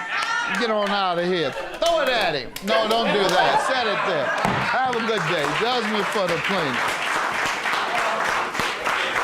Thank you, Your Honor. I'm glad it's over, honestly. Glad to be done. Him and his obsession that he thinks somebody has with him, done with him and everything that involves him. Plaintiff Tiffany Rosario first started dating the defendant after he was released from prison, but they broke up as a result of his cheating. Tiffany claims they reconciled years later, but the defendant was constantly bringing other women to their apartment. She's suing her ex for rent and a loan. Defendant Jonathan Oriana says after he and Tiffany's first failed attempt at dating, he hooked her up with one of his friends, and 2 weeks later, she ended up pregnant. Jonathan insists he never flaunted his other women around Tiffany after they broke up, and he claims she's suing for more than he owes. All rise. This court is now in session. The Honorable Judge Greg Mathis presiding. You may now be seated. Start with you. I met Jonathan back in 2008. He was introduced to me by his brother. He had just came out of prison, and I was 19, so I didn't think anything of it. We just started talking. He lived in New York at the time, and I lived in Florida. So when he came down to visit his brother, we connected. It didn't go too well. After he went back to New York, we spoke for a little bit after that, but I guess he wanted to continue to be single. He just came out of jail, so I guess that's what he wanted to do. So we ended things. July of last year, we reconnected. We talked briefly, and he asked me if he could move in as a roommate because he wanted to move to Orlando to be closer to his son, and I agreed. 2 weeks into him moving in, we started dating, and we continued on with our relationship. Some months into the relationship, I realized that I felt he started to still care about his ex-wife, and we started to argue about it. He had pictures on Facebook that I didn't like. I asked him to remove them. He didn't want to. So like what? Just pictures of them together, kissing, and as if they were in a relationship. Got it. I'm his current girlfriend, so I'm thinking I thought I should be on there, not her. Were you? Huh? You weren't on there? No, I wasn't. Yeah.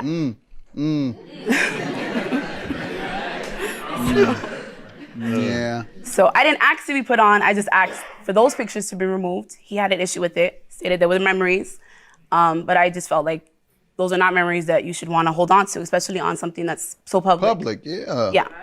So I asked him to remove them. He didn't. We started to fight. We started the intimacy and just affection wasn't there anymore. So January of this year, we decided to end the relationship, but we continued to live together.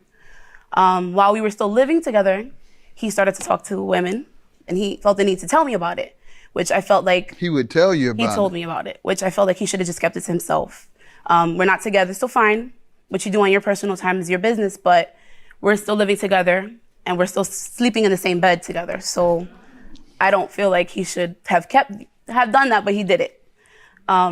We started to fight more. Why did you all sleep in the bed together and you weren't actually together? We continued the whole time, but intimacy wasn't there.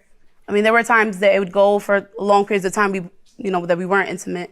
But I still had feelings for him, and it was hard for me to let go. For whatever reason, it was just hard for me to let go. So I accepted certain things, but I just felt like he should have done it, not in my presence. And Absolutely. I felt like if he was going to be intimate with them, to just wait till he moved out. Be respectful to Yes. But he didn't want to, and he kind of try not to hurt you for sure. Exactly. But he continued to do it, and he didn't want to stop. So of April. Let me hear from you, dog. Well, Judge Mathis, there's always two sides of the story. So, we met in 2008. I was just coming out of prison. I was visiting my brother. He knew Tiffany Rosario, and he introduced me to her. And we kind of hooked up, nothing serious. And I went back to New York.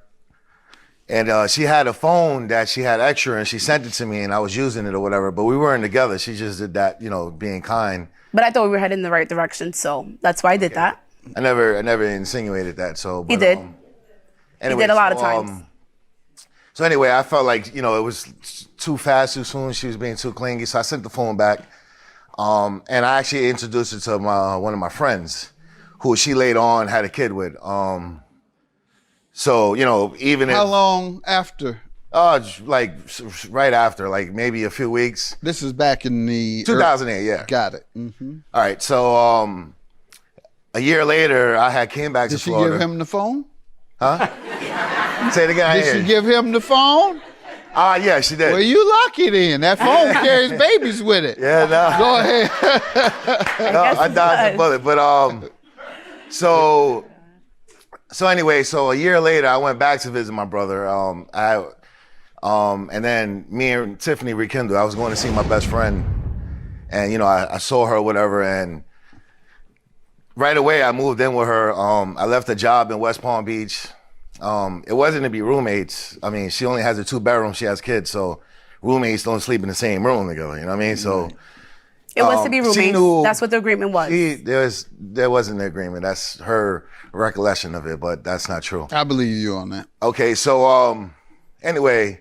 Man, ain't go from no it was roommate to lover in 2 weeks. Yeah. No, I mean, we slept. When that man moved in with you, he wanted you and you wanted him. We slept together. The very same day I went into the house, we had sexual relations. I know that. Roommates don't do that. But it was roommates. And if that is, I want a whole bunch of them, But well, that's what you have. That's what he does.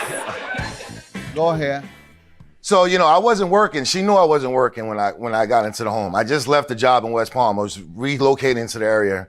There was no written agreement. I wasn't on a lease. So when I started working, I started contributing to bills. I was paying half the rent. But what about rubbing all these women in her face, sir? No, it wasn't so much rubbing the women in her face.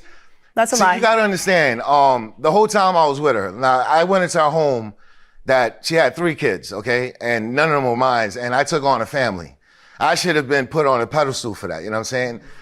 You were. What I'm saying is that, I'm taking on this responsibility. Give us some credit, yeah. And every time it's just my ex-wife. That's my Facebook. That's my memories. You know what I'm saying? I'm not gonna have anyone tell me what I should do with my Facebook. It's not like it was pictures that was current. It was old pictures. So, it's just, this is what not about just a this woman. other This stuff? is Laying in there talking with your women on the phone while you're in the bed with her, and No, then see, even I wouldn't asking do that. her No. opinion, asking her opinion on your women. No. That's not what happened at all. Well, in January, all right, we had an argument, and I used to go outside to the staircase to smoke a cigarette. So she would come out there, continue the argument. So the cops were called by neighbors. So the cops came to the residence. There was another time where I was actually going to leave the residence because I was, texting. I never called on the phone. I used to text. I could have been texting anyone. Man, right? You say he called. He was on the phone with them a couple times. Texting or calling? Both. He called. No, I never the females called, called at 6 o'clock in the morning. I never called, Your Honor. And when he was my job, and when he if was I in the called, staircase, I was in he my was car, talking to them. I was in my car heading to work if I was calling them. All right. I never called them That's a while I was lie. in the home. I mean, You don't come across as a bigger dog as I thought you were. So I'm gonna get to the I rent. appreciate I'm gonna get that. to the definitely rent. is. What's the rent and the loan, ma'am? What's the rent? Okay, so then after we broke up, the agreement was that he was going to pay $500 a month for rent. Beginning when? July of last year. And what happened? Well, he had a job lined up. It fell through, so he couldn't start right away. When did he tell you he would begin paying? He started paying in October, so then that's not included in this. What months does he owe you for? He owes me for July, August, and September of last year, and March of this year, and half of April this year, because in April of this year, he decided to move out. All right. And sir, do you owe these months or not? I do not owe those. Why? Because when I went into the home with her, I didn't have a job. I never agreed to any of that. It wasn't an issue. When did you get a job? During the course of the relationship, When did you get a job? I got a job in September. Okay. Did That's you when begin my- paying in September? Yeah, I started paying as soon as I No, he started. didn't. As soon as I got a he job, didn't. as soon as I got a job that was steady and I knew it was going to be permanent, that's when I started paying. But during those other months, I did contribute some money to her, whatever I had. Not all, of Did you course. pay but in September? I did pay in September. Yes. How much? 500? Might have been a little less because it wasn't a full check. He did Maybe not like pay in 400. September. And how about March? Yeah, it was. I paid. March it was of more 17. than 500 though. March of 17. Well, No, he all did she not pay. wants is 5. Right, March but of it was 17. more. It was more than it was. Oh, you better stick with what she wants then, not more. Okay. Now, did you pay in March of 17? No. In March of 17, yes, I did. He's lying. And April, you moved out? I moved out, but I was still staying there. I had a few items. How did you pay? You say you paid in September. I would and give in her March. money, cash, things of that nature. I mean, Okay. How was he paying? He used to give me cash so I could put it in my bank account, and I paid through my bank account to the. Okay. How am I to determine who is telling the truth? Do you have any evidence? How would I have know? text messages because on top of the rent that he owes me, I also gave him a loan of $4,000 When to was get that? a car. I believe it was February of this year. His car broke down. All right. And I when helped was he? him out. How much was it? $4,000. And when was he to repay it? Immediately, he was supposed to Has start he paying paid every 2 anything weeks. on it? $2,300 of it. All right, sir. What do you say about the loan? yeah, she my car did break down. Out of the kindness of her, she did lend me the money. There was no immediate payment back. She had a job. How much do you owe? I owe $1,700 as of All right right. now. Do you have a defense to not paying? No, I was paying her. I mean, His defense was that I got back with you my do owe ex-boyfriend and that. he didn't like so it. you agree that you do owe that? I do owe the money. Okay. Yes. And what text do you have regarding the rent? I have text messages and also Regarding the rent? no rent. That's Because what that we're was a asking verbal for. agreement. I have the. I need evidence on the rent, I understand, ma'am. Your Honor. But he Okay, told and me, you agree you owe what on the rent? I owe no money on the rent. Your Honor, That's his I thought you was gonna say loan right now. I'm like, yeah, I owe Honor. $1,700 on loan. can I say one thing? I'm a single mom of 3 kids. I'm not desperate for love. $1,700 is your judgment. I believe when you all moved in together, you were moving but Your in Honor, you really as think I'm gonna mates, move in? like he said. But you he didn't did. pay rent. You tried to deny that you were even mates when he first moved in. A lot of people don't charge their mates money if they're not working, which was the case. I did, when because he told moved me he from had a out of job town. lined up. $1,700 is your judgment. Thank you. Have a good day.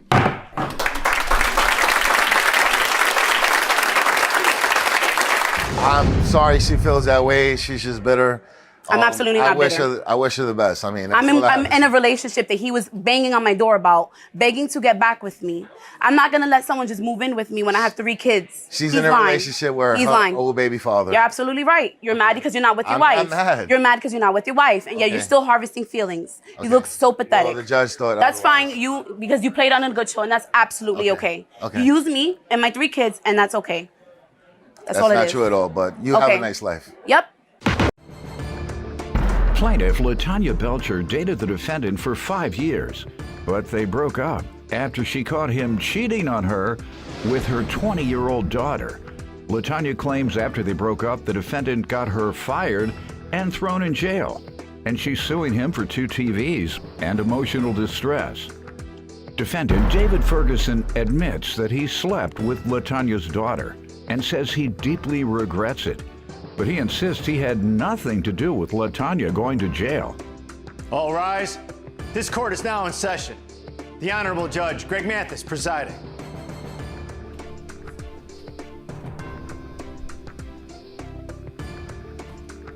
You may now be seated. Start with you. Well, I want to start off by saying that Mr. Ferguson cheated on me with my 20-year-old daughter. Ooh. He's 52, my daughter's 20, and I'm 37. He cheated with her around March 25th of 2019. How did you come to know? I found texts in his phone. What was it saying? That they loved one another, that they wanted to be with one another behind my back. Do you know how long this was going on? I think almost 2 years. This was a daughter that I just came in contact with when she was 16 or 17, and I let her come live with me.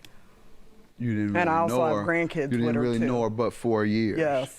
Did she resent the earlier Yes. part of her life? Yes. So she was kind of doing that because she resented you. That's what it sounds Obviously. like. But he should have had more regard for you. Yep, I'd been with Mr. Ferguson for almost 5 years, and I still can't even believe he did what he did. And then I also want to state, though, that he's not a bad person. You know, I don't want to sit up here and bash him. You know, he'd give me his last dime. But why he stooped that low, I'll still never know. And I also want to state, he went to my job, him and her, and told him that I had a warrant from 12 years ago. He got me fired from my job that I'd been at since 2014. Why do you think they did that? I didn't do that. Because I had found out about him. When I had found that out about him, I went to my sister's house, and him and her went up to my job, and they told him that they were sending the police up to my But what job. do you think they were trying to achieve? They've already with done each you other. wrong. To be with each other. To get you in jail so that they can Absolutely. be, okay, got it. Absolutely. And that's what they did. They accomplished to do what they did, and they did what they did. My boss called me, told me don't come back to work. He sent the police to my sister's house. I get in her car the next day. Police pull me over and say we had reason to believe that you were at your sister's house. He thought I was doing up to 5 years in prison. I only did 2.5 months. I get out, all my stuff is gone. He didn't give me nothing back except my photo albums. Ma'am, you thought he was a good man. You Yeah, I told me did he's think a good that. man. And, no, you Yeah, I thought did think he that. was. This wasn't no one mistake doing that. That was vicious. She lied to my face. He But- admitted it. I'll Yeah, still but never know falling the in, true But having story. a continuous relationship, falling in love, then get you fired and jailed so they could be together, and then actually. Yeah, my boss called me. He said, David Ferguson, your daughter came up here. He said, we're sending the police to your job. Don't come back to work. I'd been on that job for 4 years. Let me hear from you, sir. Her chronology of events is not correct. I don't agree with that. I'm not proud, Your Honor. I did sleep with her daughter. She didn't meet her daughter until she was 18. Don't matter. She invited her into our home to live with us. Her daughter moved in and started flirting with me, and Tiny went to jail. On her own. Nobody went to her job. No, Nobody sent any you went up cops. to my job, The and you also detectives called were the looking police for to you, my and they sister's found house. you. I don't have anything to do with that. How did it occur? Well, the flirting occurred while she was still there, and then they got into a fight, and she just left me. They got into a fight, and she left. How long? She was gone about a week before anything happened between me and the daughter. So the daughter took on the role that she did. She No, it started happened cooking before for I me. left. No, Before we I never left, because had I it. got in a fight with her before I left the house. I understand that, but we didn't have anything going on before you left. Yes, you did. That's how I found We the had text flirting. messages. Let him finish, ma'am. Now, so far, what he has told us, if you go out of town with your girlfriends, he's gonna have sex with your 20-year-old daughter. That's okay. Within a week. And what happened when I didn't turn into love. When she went to jail, I have 2 autoimmune disorders. I need help doing a lot of things. I can't bathe on my own. I can't cook. I need help getting around. And all those things she did for me. And she's a great person. That last part I don't agree with. Well, you need help getting around. Well, Go ahead. I did pretty. Go ahead. I'm doing pretty good today. So, okay, so then what happened? What does that have to do with you repeatedly sleeping with this woman's daughter? Well, it wasn't repeated. I slept with her daughter a couple times. That's it? Yeah, that's it. And she stayed with me 5 months. How did it not happen again?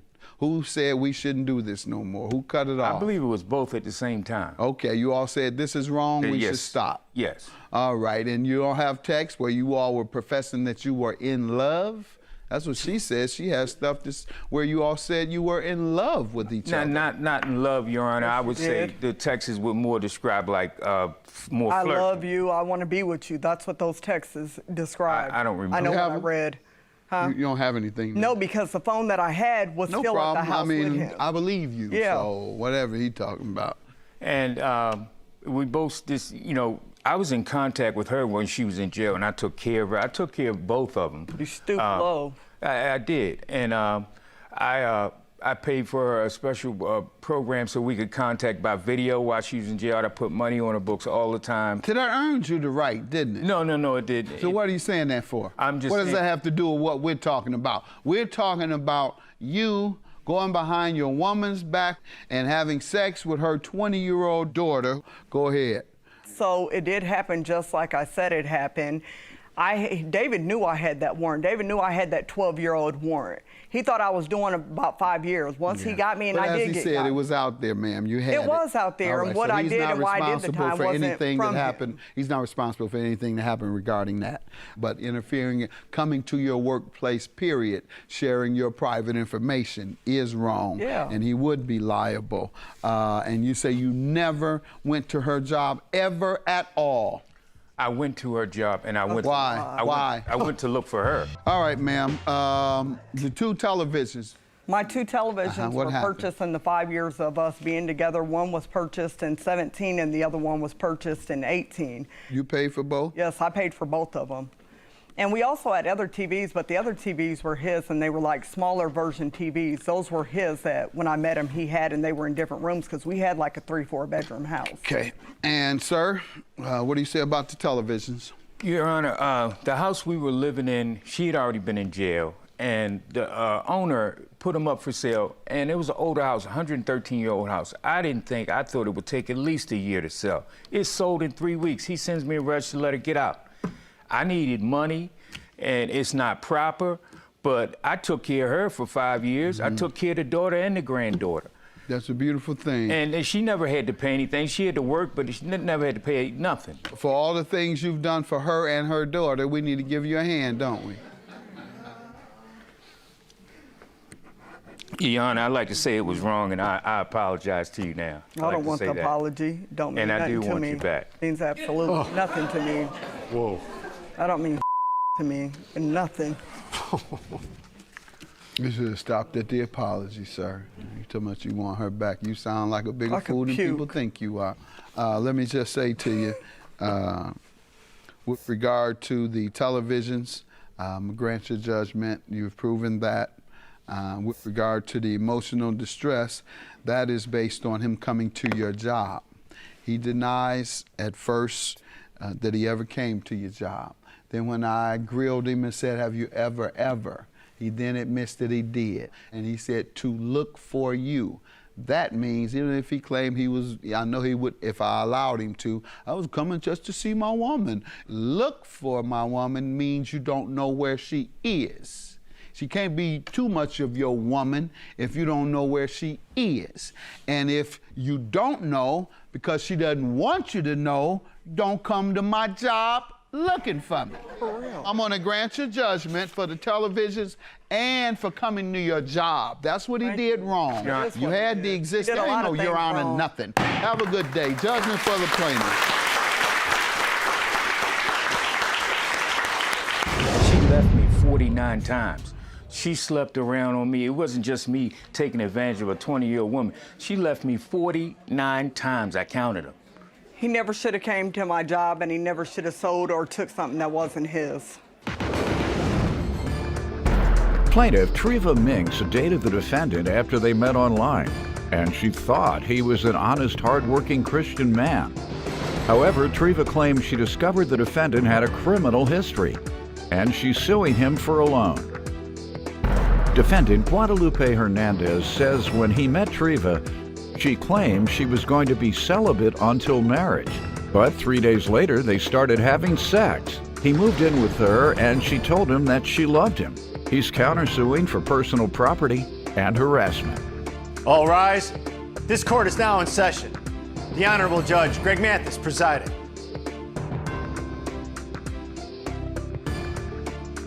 You may now be seated. Start with you, ma'am. I met the defendant on an online dating site in April of 2019. He portrayed himself as an honest, hardworking Christian man. On the internet? In person. Oh, okay. We quickly jumped into a relationship. About a week later, we entered a business agreement. In that relationship, y'all weren't fornicating, were you? You didn't have sex before marriage. I'm gonna talk like the preacher should talk. You don't never hear that in church. No. Sex before marriage is a sin. That's what I want to hear when I come to church, Pastor. All the people sitting next to me, behind me, in front of me, sinning when they leave there at night. I'm sorry, I got off on a tangent. I am a sinner. You're a sinner?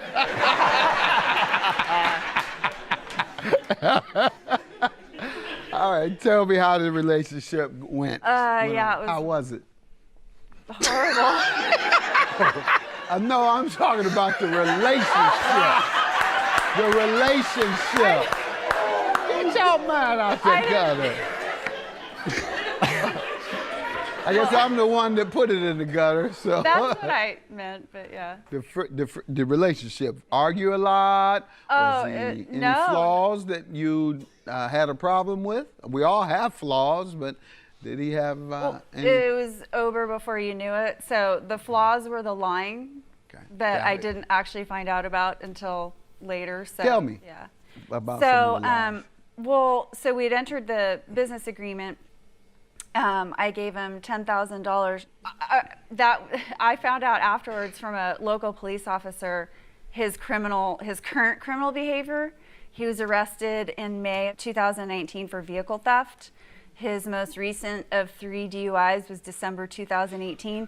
I obviously knew none of this before jumping into all this with him. But he What denied. did he do to you other than steal your money? No.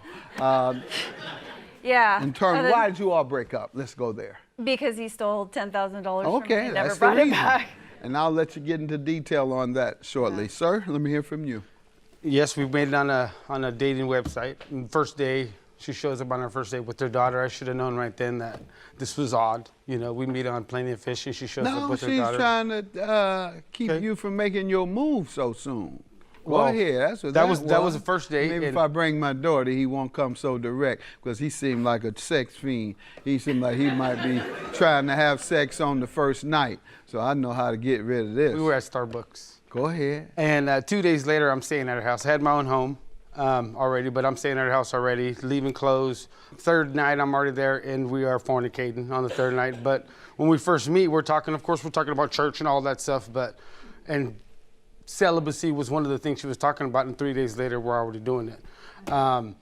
And it just kept going. So what did she say about celibacy? She said she wasn't going to have sex, but was unsuccessful? Yes. No, she said she was not going to have sex until she was married again. So those conversations. She didn't want to have sex. She was not going to.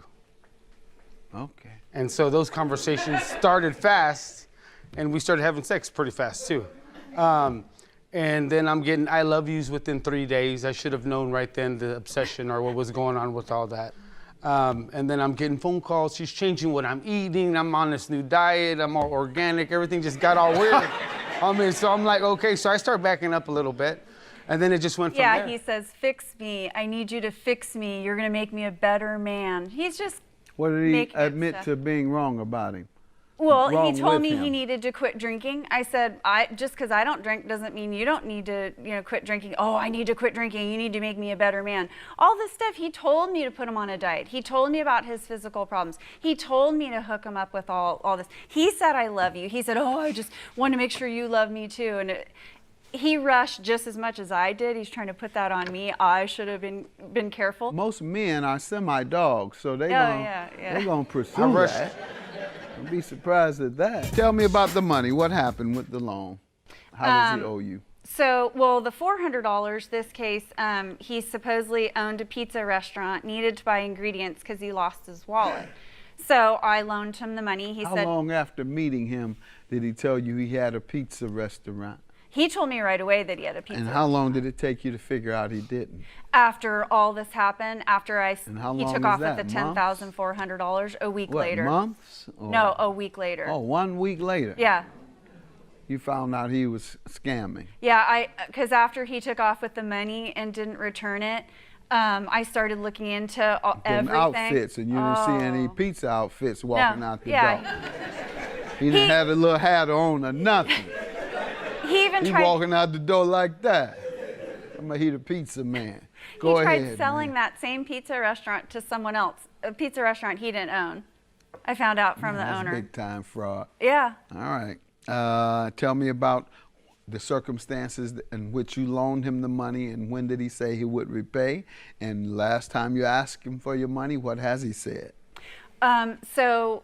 When I loaned him the money, he said, I'll have it back this weekend. And then come Tuesday morning when I started uncovering, he didn't give the deposit for the food truck we were supposed to buy. Tuesday morning, on the 7th, I asked him for my $10,400 back. He said, done. But then he just kept putting it off. Give me a few hours. I need to talk to my people.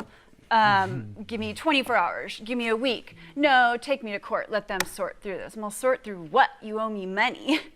And so, and he admits in the text messages I have clearly, he doesn't, there's many times or three different times at least. Let me read it. I'll read it. Sir, Sure. why don't you tell me about the loan? Well, the loan, there wasn't a loan, it was a gift. We're planning she's thinking we're planning our life together. I did own the restaurant. I come home from the restaurant every day from work, and I got cash in my pocket, then she should have collected it the next day if that was the case.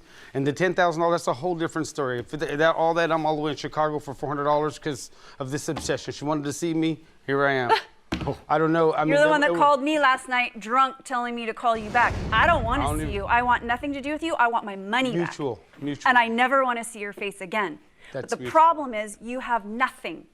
So how am I ever going to get my money back from you? Whatever you say is what you're Lying. saying. I had my picture. I took All her you to do the is restaurant and her daughter to the restaurant with me. They both came to my restaurant when it was closed. The one and that went you in. don't own. And the one that you don't own. I don't own it anymore. However, You never owned it. However, why don't you tell me why you told her I figured you can drop by and meet me after that? Can you confirm this meeting when you wake up? I need my money.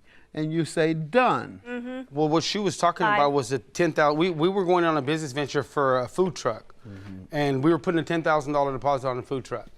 Okay, these people, we were both involved in it. She didn't have much to do, even talk to the people. Well, a deposit is a deposit. This guy was holding the truck after the weekend. When did he make the $10,000? I called him. Hold on, man. When was it made? She don't even. When was the $10,000 made? It was on a Saturday, maybe the Saturday in May, about first, the 5th, second, before? the 4th or the 5th of May? Of May, yeah. Sometime around there? Yeah. All right. And when were you supposed to repay it, or you weren't? Well, the $400 was the $10,000. It was going to be repaid through a business. We were going to open a food truck. When? Throughout. It was going to be maybe 18 months, something like that. Well, that's why I'm curious, and that's why I ask you, why were you telling her 1 week later that you were going to meet with her to pay her back? Because I was trying to work with the guy, because obviously you said you didn't even expect it for 18 months. No. No, yeah. You said you didn't expect to make any money for 18 months. That's what you said. On May 8th, you were talking about meeting her to pay her then. She wasn't supposed to see profits for 18 months. And then a few days later, she's asking you for her money, and you're saying, okay, I'll meet you. I'll give you your money back. Your claim is dismissed for perjury. Whatever it is you were going to tell me is dismissed. Judgment for a plaintiff, $470 is yours for the unpaid loan, which clearly he admitted he was going to pay. Have a good day.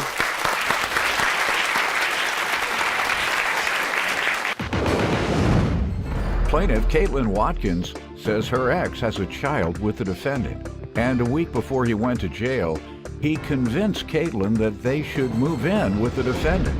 However, Caitlin discovered her ex and the defendant were still hooking up, and she's suing for breach of contract and emotional distress. Defendant Jennifer Jedra says when she agreed to let Caitlin move in, she thought Caitlin was just friends with her child's father, and she didn't find out the truth until a year later. She's countersuing for harassment and rent. All rise. This court is now in session. The Honorable Judge Greg Mathis presiding.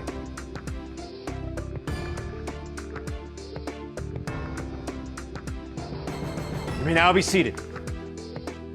Start with you. Okay. I've known Jennifer for about a year now. My ex-boyfriend, she's the mother of his child.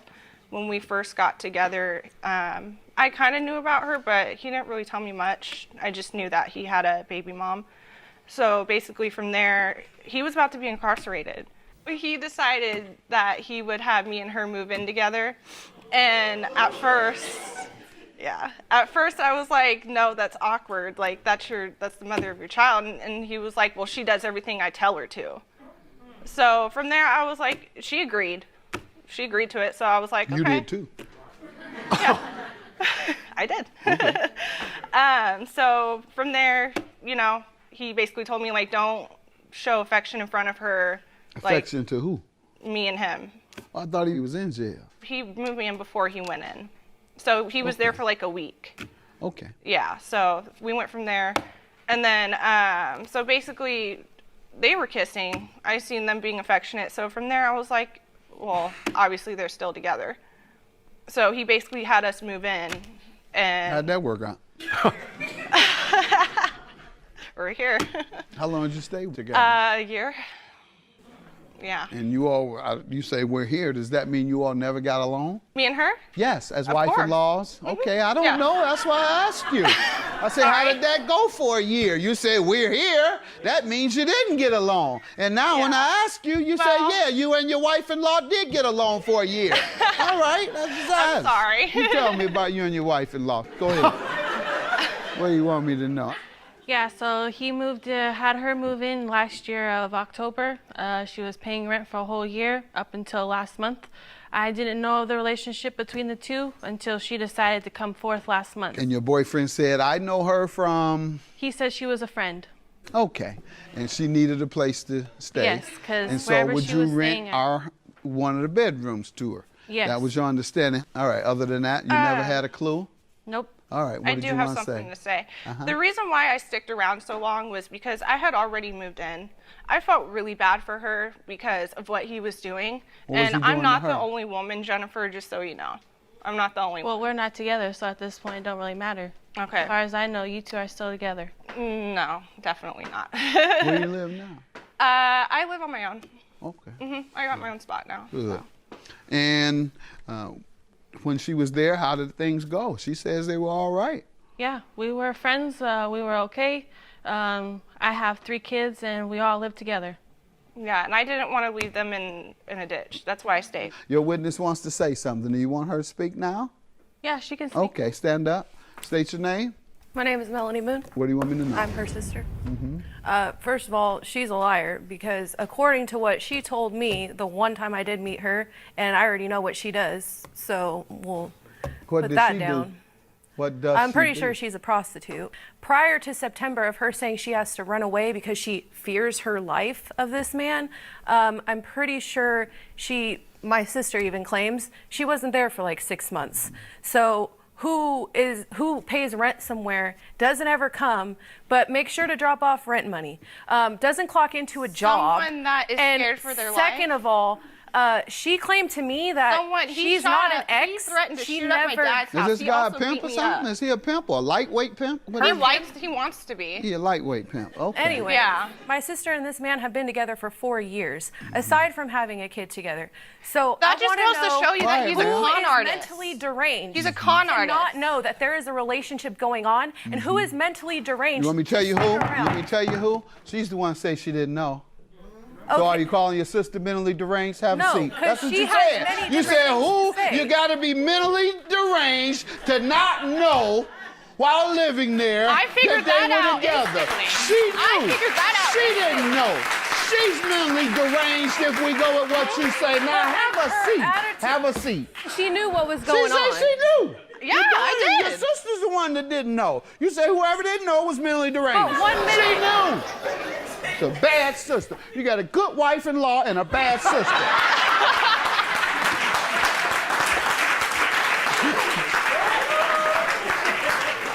What is the 1700 for, ma'am? She changed the locks on me after she realized that I wasn't gonna live there anymore. When was she that? She was mad. When? That was the 18th. When she told me she changed what? the locks. September, sorry. September? Mm-hmm. What occurred? Tell me the circumstances. I basically told her the truth, and she was like, that's not gonna change anything between you and me. I have the text messages showing that she was okay. You know, nothing was gonna change between us. But I told her, I said, look, I gotta go. I have my own life to live. Mm-hmm. You know, I helped you out this whole year. You told her you have to go. Yeah, and then what happened? She was like, she sounded a little bit mad. Mm-hmm. Did you say I'm going next month? By the end of the month. Okay. You Yeah. told her you'd be gone by the end of September. Yes. And then what happened? And then a few days later, I had sent her some pictures of some stuff. Because I'm sitting here trying to tell, I'm putting the Pictures truth in of your what? face. Like what, Yeah, but ma'am? you kept Ma'am, going. like what? That like he's what? a con artist. I don't know what that means. You sent her some pictures of him in the act of conning, him in the what? So that's what did you show It her? was cards that Pardon he me? was sending me. Cards, like greeting cards. Like, I miss you, I love you. Okay. Yeah. So then what? She thought we were in cahoots. So she basically was like, I don't trust anyone, so I'm changing the lock. When? And or the locks have been changed. When did she tell you that? That was the 18th. Because you were Okay. threatening me. No, I was not. And Yes, you were. had sent her the pictures by that time. Ma'am, hello? You had sent her the pictures by that time. Yes. Okay. And certainly you all had a hostile environment and couldn't stay together after that. And there's such a thing called the constructive eviction, and that is when it would be impossible for you all to exist peacefully under the same roof. You sending pictures to her and her getting angry about it or whatever her reaction was created a hostile environment. Okay. You started. Your Now, Honor, what are you I doing? didn't- Yes. I didn't change the locks until October 8th, and I have my proof. Let's I see just that. said it. Let's see that. Until October 8th. So why did you have me? Why did you control Because me? you kept threatening me. You told me. I have proof proof saying that you were going to she send said she You changed want to the locks speak on the again? 18th. I'm not going to let you hurt your sister's case like that. Have I'm a seat. not trying to Have hurt. a seat. Because she has evidence Have a that she's not seat. speaking. Go out. Take Okay, it out. Miss, you're I done. told you to have a Miss, seat and you Miss. kept talking. Bye-bye. What is it you have? I have proof that she says she changed the locks on September 18th. All right. She was also threatening me, Your Honor. So I need to get No, your it stuff wasn't. because first, so my sister can move her stuff in to help me and you won't be able to come in unless I'm there. Locks have been changed. All right. Locks have been changed on September. said But that, you all Your had a Honor. hostile environment, and I'm going to conclude that was a constructive eviction. And lastly, I have pictures too, Your Honor. She still has her stuff in my house. Because And you controlling me the- when I can get my stuff. But okay, you also ma'am, say so you're that's not enough. coming. How does she breach the contract? Because I paid rent on the Mm-hmm. 1st of September. And she The changed the locks on me halfway through the month due to After you personal started the reasons. mess, after you disrupted the household. Well, I told her the truth on what You her... disrupted the household, sending her things and continuing to create. You told her once that was enough, Yeah. but yet you had to keep going. Now you want to send Okay, but pictures. the thing Now you is- want to upset her. Now you want to disrupt it. Now you get put out. Okay, but here's the thing, though. My mother's stuff is in that house. She's Mm-hmm. deceased. She told me she didn't believe me. She thought we were in cahoots. Have you attempted to get your things, and has she refused? Yes. She refused to give them to you. She isn't. She's letting me in and out when she wants to. Okay, I would too. It's her house. What other problem other than she let you in and out when she wants to let you in and out of her place? No, all I right. told her- Have you all worked out her getting her things back? What's Your the Honor, problem? She keeps, like this that past Sunday, I even have messages. She was supposed to come on Sunday. She's saying her people, that whoever is supposed to be helping her, keep flaking on her. I've set aside my disagreements or stuff that I have to do just so this girl can come get her stuff, and it's 3 or 4 different occasions. And she still won't come get her stuff. I have stuff to do, so you have to be done by 3. I'm trying to get a hold of my friend. He's not answering. Got an excuse every time for you, like you don't have nothing else to do. How do you suggest we can resolve her getting her things? For her to make a point to get someone to come help her move her stuff so Do she you can have get the someone last you of could it. designate to come and get it? I also have You don't want to answer my question. documentation showing that she was giving me trouble. I kept asking Have you- her yeah, what all right, day is so you good for both you. have. So you And then both been she giving made each it other to where she told me to come the very next day, last minute. Hey, you playing games? I'd rather take care of it after Chicago. I'm prepared to do that. So you're telling her you'll take care of it after you leave here? Mm-hmm. Okay, so you don't get nothing. Take care of it after you leave Chicago. With regard to your claim, $800 for harassment and unpaid rent. How so? Threatening messages. I have threatening messages. Let's see it. And what is the emotional distress from you? Because she changed the locks and it was really hard for me to get my stuff.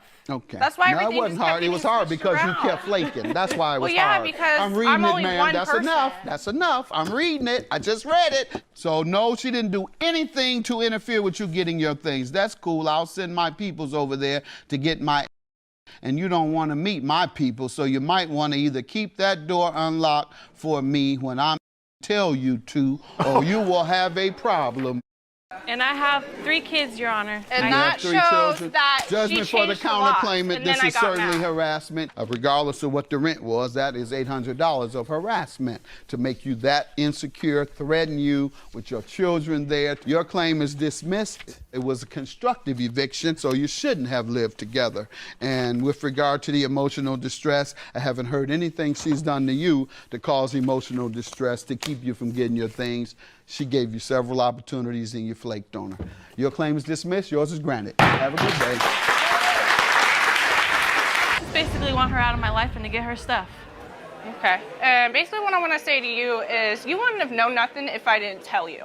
Okay, well now So I know. We're if not it wasn't together. for me, I don't care, Kate. you would still be with that You're con probably artist. still with him. No, I'm not. Okay. She needs to shut up, and she's the one that's mentally deranged, not my sister. Plaintiff Kathy Seifker says immediately after she started dating the defendant, he moved in with her. Kathy claims she soon suspected the defendant was using her, and she's suing him today for the cost of a phone and insurance. Defendant Christopher Dingledine says Kathy has a history of violence, and not only did she stab someone with a fork, but she has numerous domestic violence cases against her. Christopher claims after they broke up, she started dating his best friend, and he denies owing her for anything. All rise. This court is now in session. The Honorable Judge Greg Mathis presiding. You may now be seated. Start with you. Yes. I met the defendant when he used to sing karaoke with my father. He harassed my father so much where he eventually gave in and gave him my Facebook account. And Where did he know your father from, you say? it was when they sang karaoke at the Shamrock. Okay, at a local establishment. Yeah, at a local bar. Mm-hmm. And you came by and met him or something one day? No. Well, how did he know about you? My dad talked about me. Had he showed him a picture? Yes, on Okay. Facebook. Go ahead. And so what would he do? He got my Facebook account finally with my dad, from my dad, and messaged me on Facebook. Then he asked me out to go to Subway with him. Okay, did you? For a first date, yes. Okay, people go where they can afford to go. All right. Anyways. Do like I did Linda, my wife. I pulled out a bunch of few hundreds on top, right? Yeah. Then I had that's like the middle. 51 in the middle. It's when I met my wife on campus. I was still half hustling. I've said it before, selling joints, doing whatever to scuffle through as a young orphan, quite frankly. I was 18 and had a mother and father. And talked fast to her, told her I was going to take her shopping. And at least he took you somewhere. I tricked her. I didn't take her anywhere. I made sure we went to the mall at 9:05, and the mall was closed. Believe me, she's done plenty of shopping since then, though. Yeah. Go ahead. Okay. She's made up for that. Then he wanted to move in with me right away. He wanted to, or he was? He did move in right away. Okay. When That he, was pretty good foot long. Yeah, I know, right? Subway, the Subway. Yeah, hey. Come up the Subway. You said Subway, right? Subway. All right, you either get half a sandwich or you get... Go ahead, y'all have some dirty minds. You either get a 6-inch... I'm just telling you. I'm done. I'm trying to explain what they serve legitimately, and y'all trying to act like I'm saying something wrong. Go ahead, ma'am. So he did move in. Yes, he did move in. Then after, had me buy him a computer. Then after that, wanted to be on the lease on my where I lived at, and then be on my the trailer that I owned. Started drama with the neighbor woman over dog poop, where he called her a and the dog? No. Wasn't he talking to the dog, I hope? No, Or he about was talking the dog? to the neighbor. Oh, that's not nice. Let me hear from you, sir. Give me some background here. Well, Your Honor, if I'd have known what I know now, what I didn't know back then, no one ever gotten with her. But hey, what can I say? I like older women. But you know, she's got. She look younger than you. Yeah, she is. She's younger than me. I like them older. All right, go ahead. But you know, I got a background here. Send you down to the nursing homes then, because she's not old. No. She's not old at all. You like I don't older like 'em that women? old. Get him to the nursing homes. Yeah, I don't like them that Go old. ahead. Anyway, if I'd have known that she was, you know, very vindictive and very violent, from the background check I have here, would never pursued her. Your Honor, he made You know, I did. What's that, Your Honor? You have a background check there? Yes, Your Honor. Let's see it. What does it indicate? Back in 2007 and on further, we've got multiple cases of where she has stabbed someone with a fork because she's gotten mad. Okay. There's potential, I mean, numerous domestic violences against one of her ex-husband. Yeah. She's got on there. Yeah, you don't play with them, man. She's got an assault against a for sure. neighbor back in Florida, protection orders. Back when we dated and when we broke up, she accused me of domestic, you know. And You're very violent. so I had to, you know, go through that rigor thing with nothing happened of it because it didn't happen.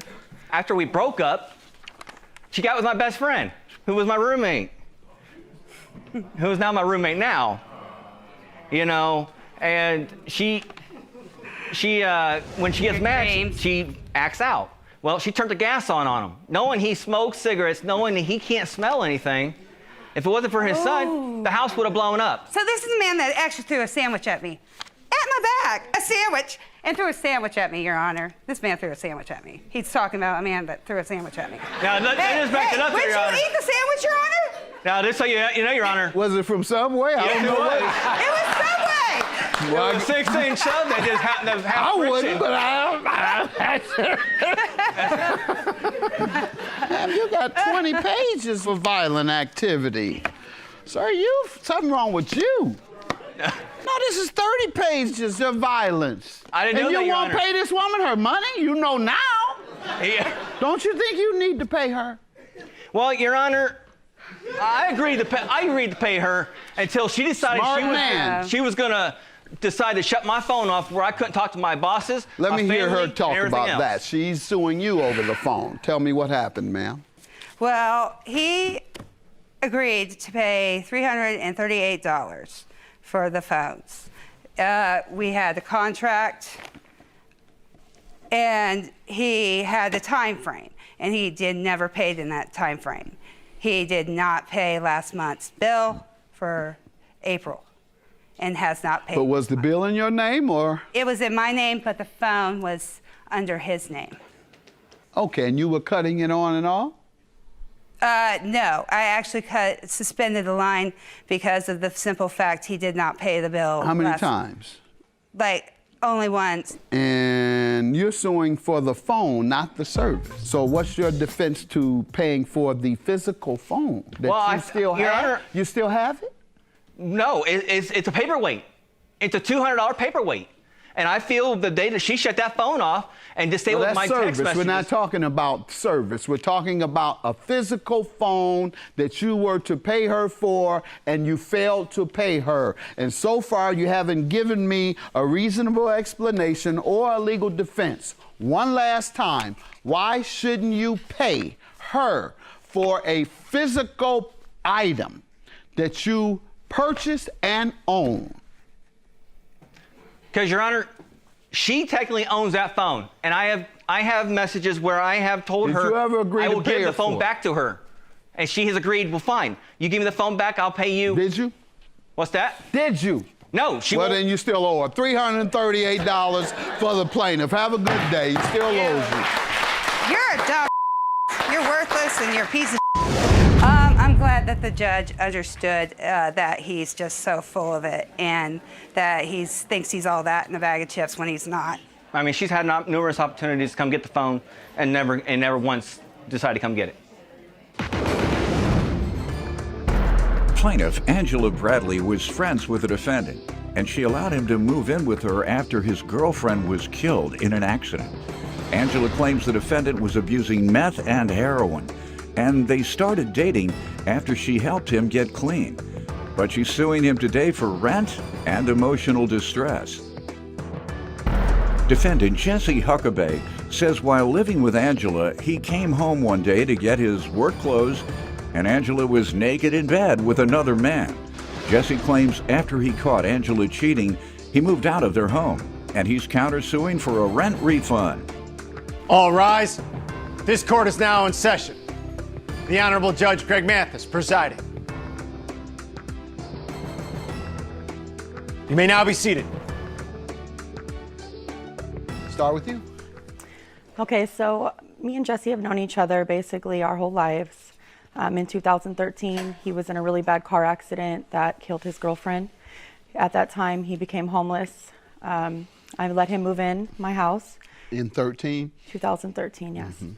I let him move in with me, and he was using a lot of heavy drugs the whole time, Your Honor, and Like what? Heroin and meth. He was very depressed. I helped him get clean. I knew a lot about it because I too had struggled with addiction in the past. I helped him get clean and pick up the pieces of his life, helped him with his legal matters, go to court. When did he get clean? He got- First, if there was a relapse, I don't know. When But- did he get clean? Yes. Oh gosh, I believe it was in.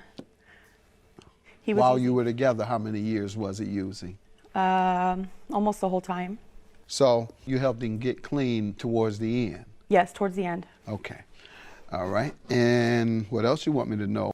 How were things other than his addiction while you all were together? They were okay. My mom helped him get a really good job. We helped him get back on his feet. And But during his addiction, it was the whole house. I mean, you all had problems Of all course. the time. Of course, yes, we did. What type of problems? Just fighting and arguing a lot. Okay. Now, you helped him get clean. Your mom helped him get a Correct. job. And how did that work out? It worked out well. We were doing really well then for several months. And in January 2017, we signed a lease together.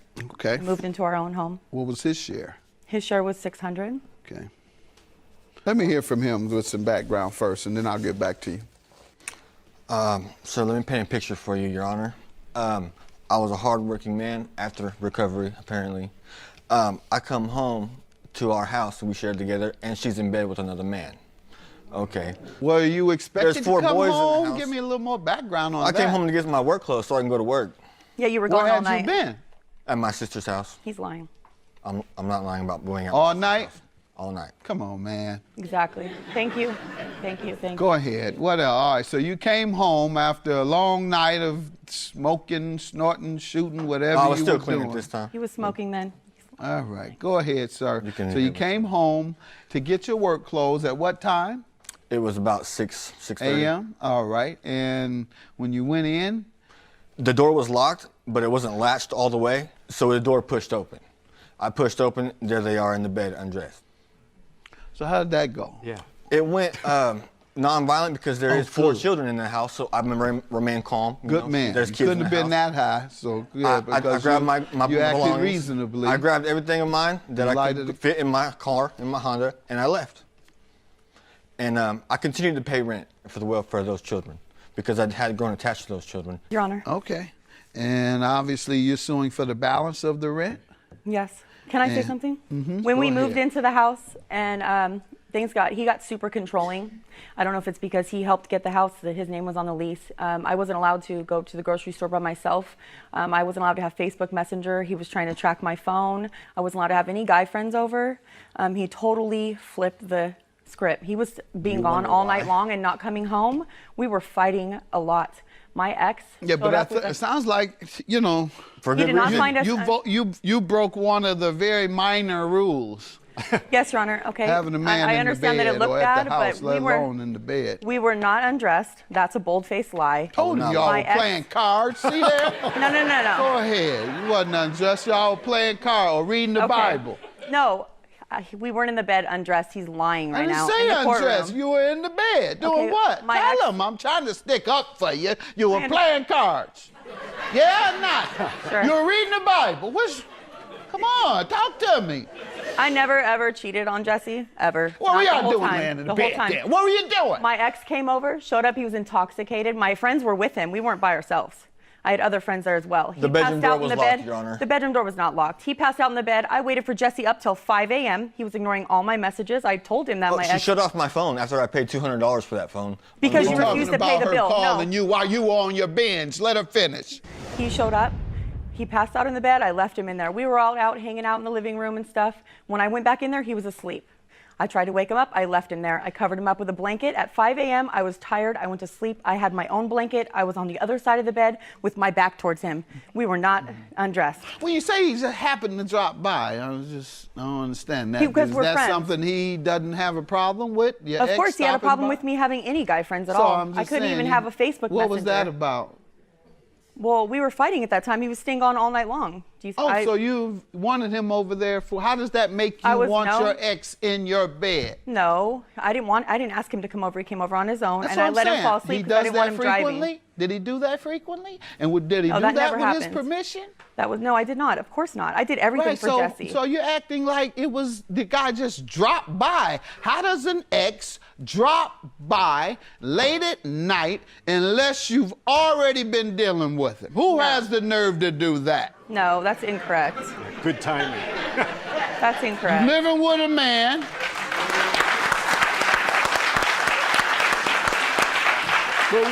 But we're gonna move along, ma'am. He didn't go for it and neither am I. So get a better story for the next boyfriend. How does he owe you for the rent specifically? Because he canceled the What rent months? check. What month? October, November, December. And when did he move? He moved out in April, the end of April. April?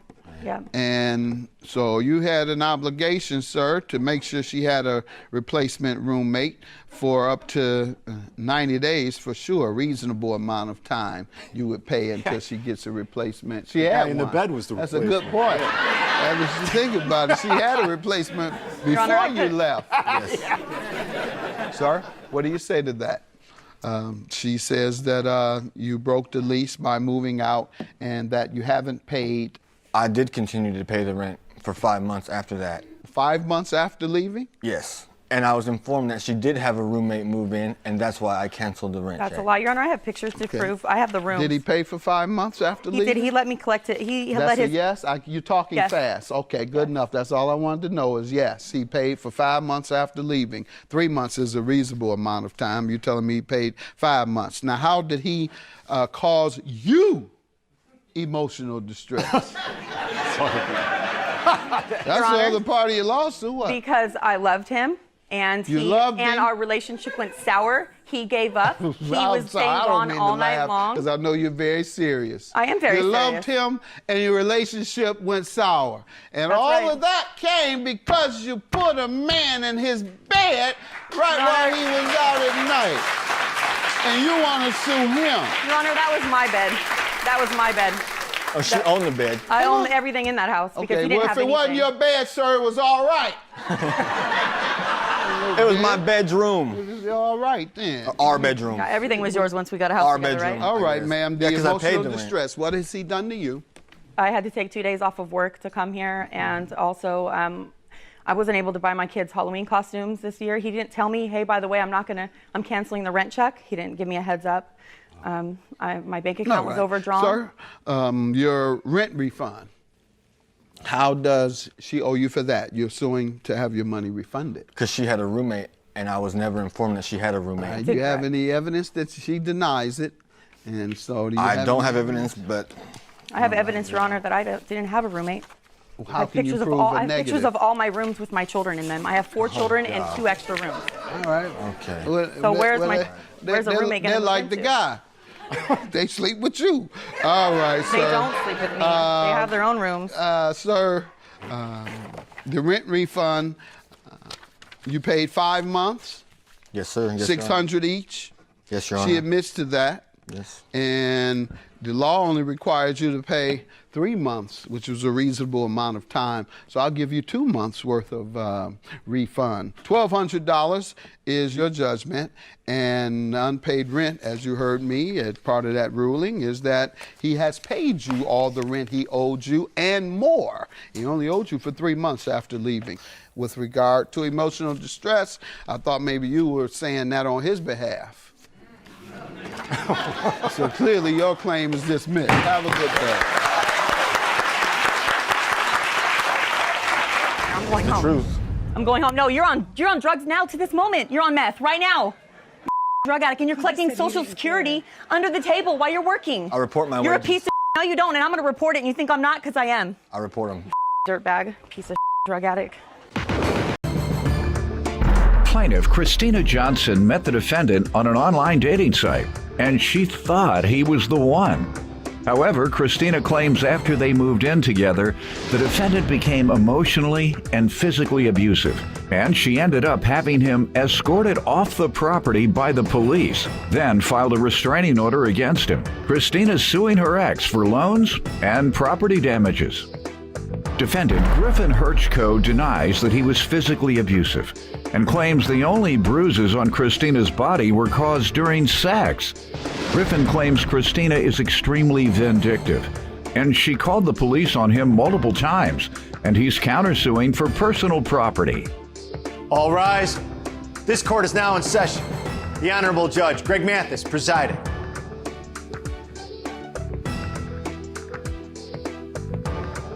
You may now be seated. Start with you. I met Griffin 2 years ago. We met on a dating site, and he was charismatic and intelligent, and we hit it off really well. I was looking for a Christian man, and he stated that he was a Christian and all this, so I thought that he was the one. So I moved him in within Moved him in? Yeah, with me and my family after 2 months. But y'all didn't have sexual relations. Of course. Why are you looking at me like that? It was the best part, Your Honor. Yeah, I'm just saying, I'm not gonna lie to you. Okay, but the way you said, of course, like that's a normal part of what you might do. The Bible says no sex before marriage, Christian. Don't look at me like I'm crazy. Go ahead. So you all were sinning. Correct. By living together. Go ahead. I agree. And I agree. having It was sex. fun. Mm-hmm. So we were getting along well. We sinned well, Your Honor.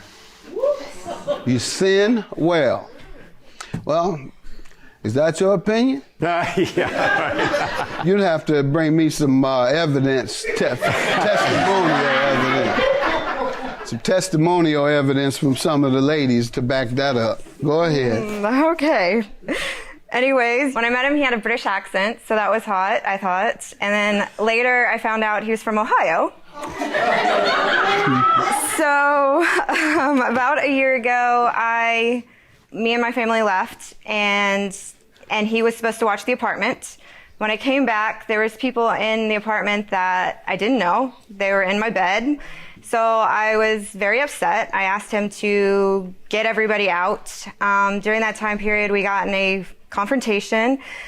He pushed me down and the cops were called. I had a bruise, so they wanted me to press felony charges. I didn't. That's I a lie, decided Your Honor. against that. Let her finish. And then we tried to mend things, and that couple more times, you know, occasions physical violence occurred and emotional abuse. He has a big ego, and he's very smart, and he always thinks that he's the smartest guy in the room.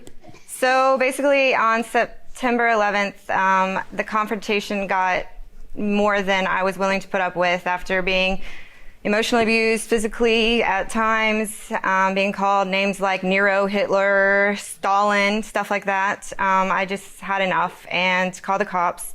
They escorted him off the property, and then I put a restraining order. All right, you have that restraining order? Yes, I do. Sir, let me get some background from you.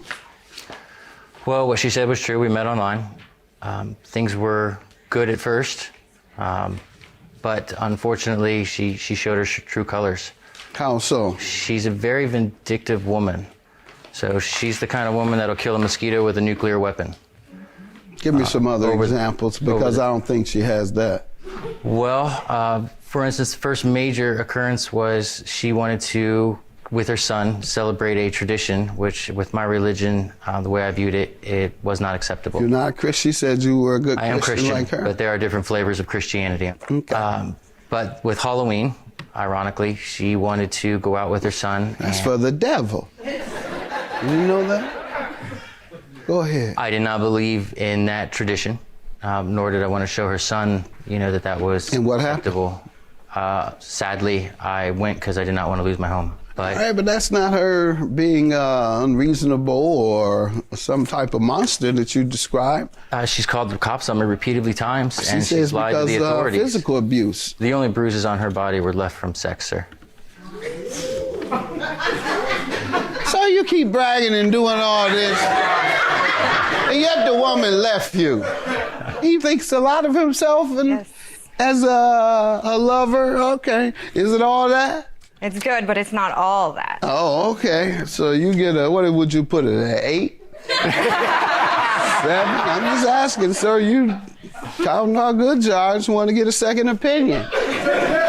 Go ahead. What else you want me to know? You want to give me another example? That's what we were waiting on. At the end, she's been in court for learning law.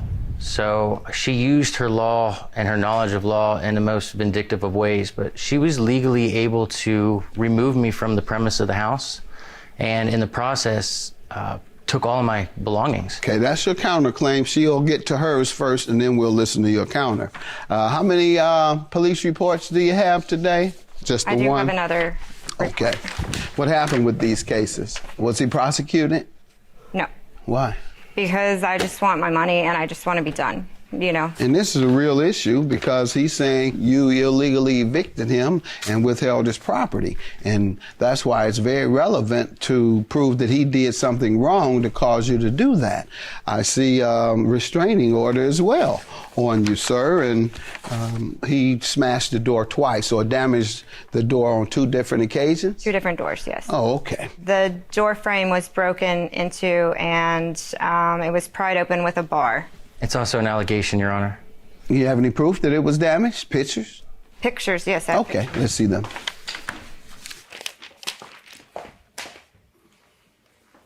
All right, sir. Unless she did this damage herself, I'm looking at damage that was done to the door. And I don't believe she damaged her own door to create a case against you. Now, tell me about the loans you're suing for. The loans, I loaned him money at 3 different occasions. On November 2016, around that time, I loaned him $1,000. He had bounced a check in his bank account, some money, he was supposed to get some money from his relatives. That didn't come through on right, so I When had was he to repay it? There wasn't a set date. Okay. And the next loan? The next loan was in May 2017. I loaned him $1,200 to repay a gambling debt that he owed. Okay, next. Then in August 2017. I loaned him $800 to help him pay off his car and things like that. Okay, and how much has he paid toward any of this? Nothing? Nothing. When was the last time you discussed it with him? The last time was September 7th. He said he denies, he agrees that he owes. She brought it up a lot September 11th. That was the night that I left the house. Brought what up a lot? Money that she said that I got it. All right, and what do you say to this, sir? These loans and property damage?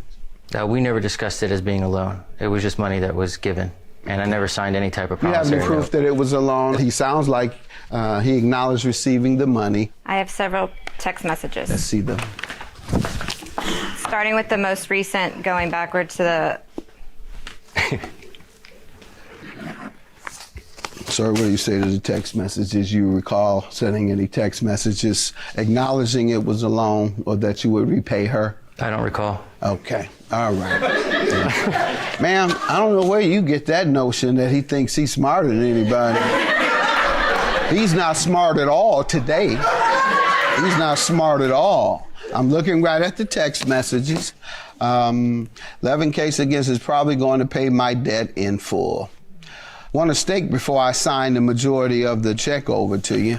You don't remember any of those, sir? I don't recall. Okay. All right, so $4,300 is your judgment. I believe they were loans. You described and you showed me the property damage. Your claim is dismissed because I don't believe you remember anything. So why would I grant you something if you don't remember? I can never take your word. Judgment for the plaintiff, $4,300.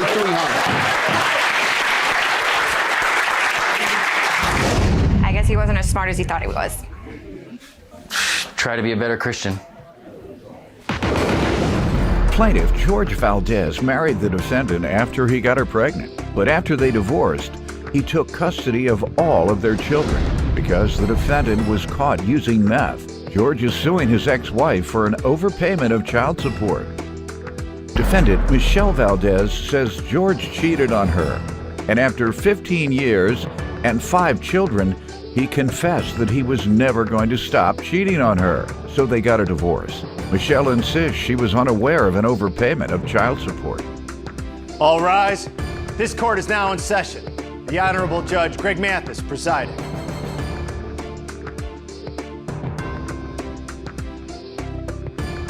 You may now be seated. Start with you.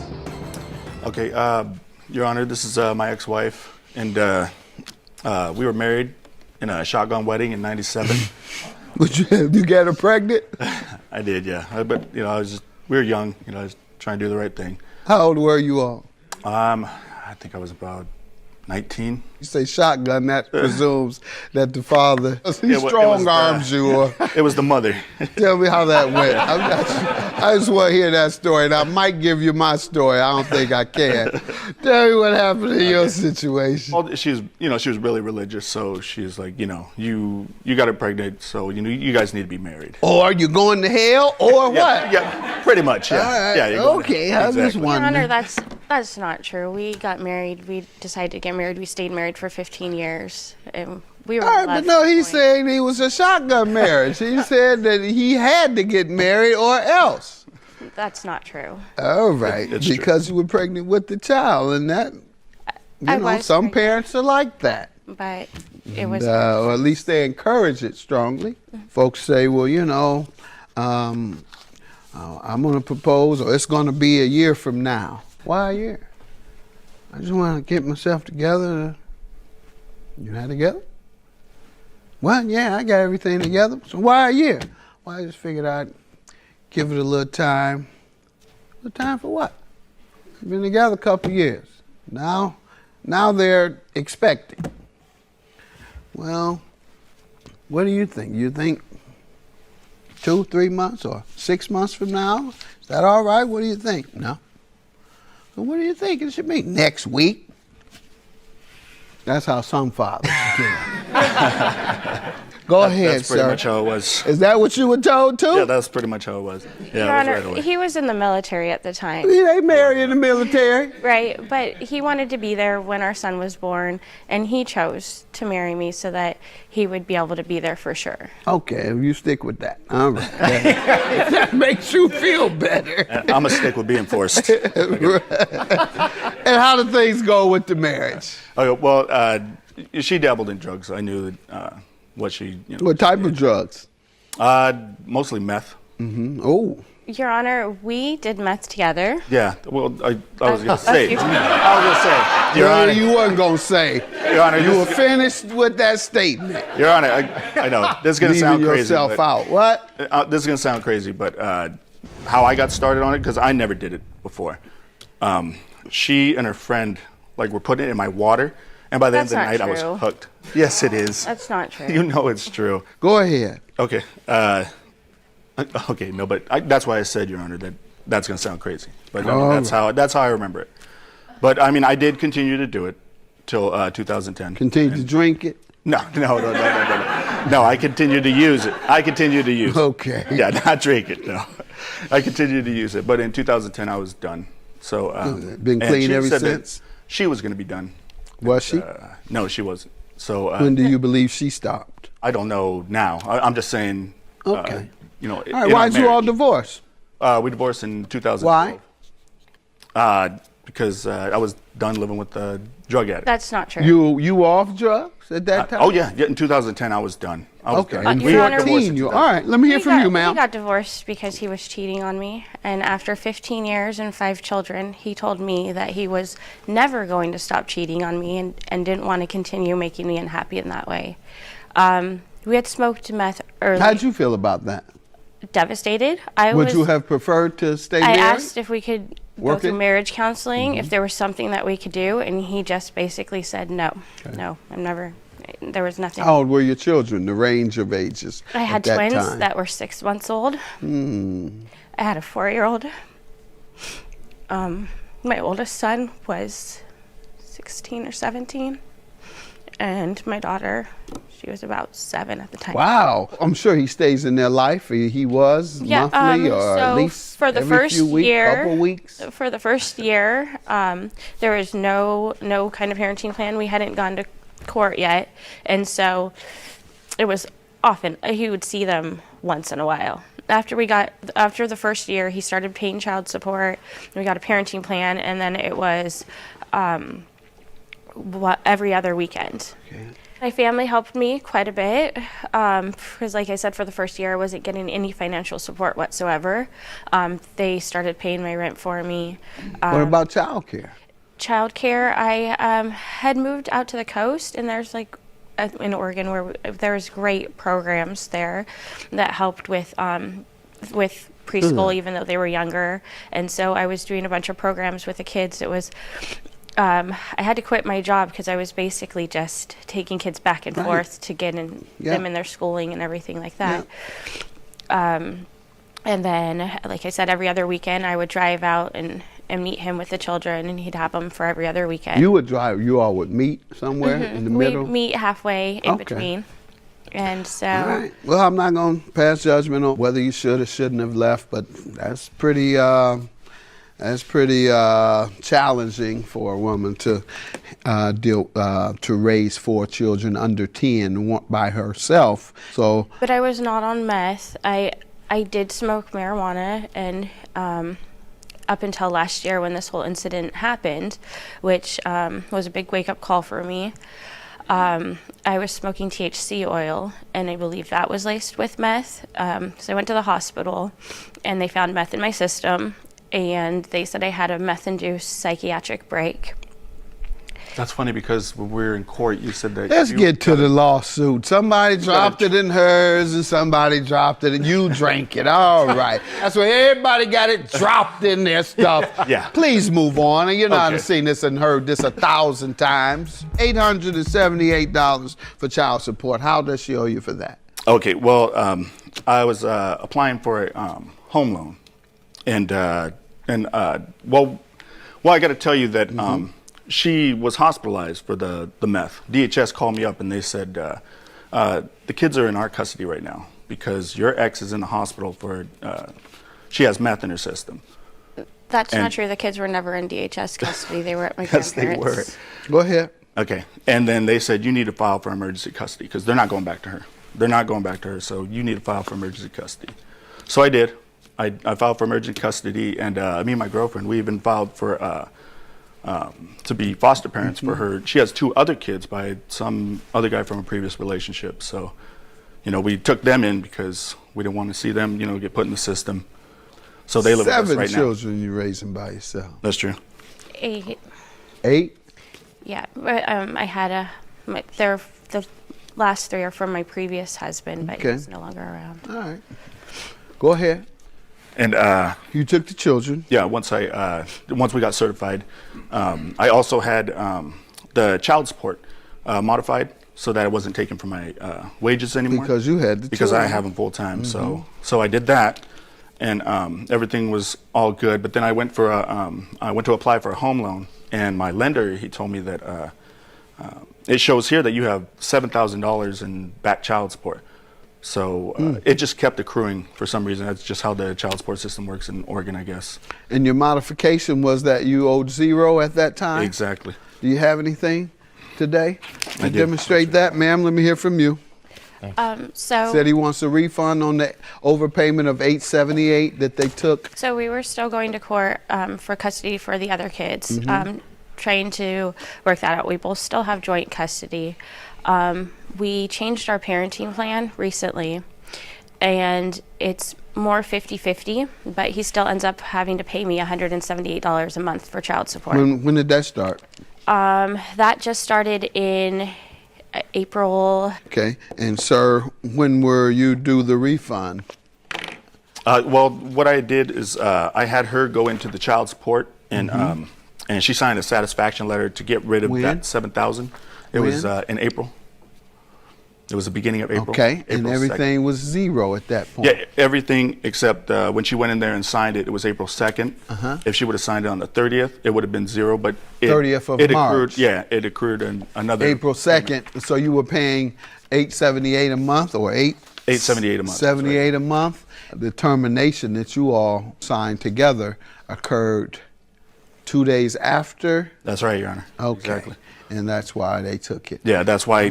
And my lender, he was saying there's still, you know, the $7,000 is gone. It's down. It's gone off your credit report, but there's still $878 on there. Okay. He said pay it out of pocket, so I paid it out of pocket. Man, what do you say to that? He says you So, all made a. We did. I was trying to termination help him. He was trying to get his. Pardon me? I was trying to help him out, get his home loan, and get everything approved because it was taking a long time to go to the court for it to get to.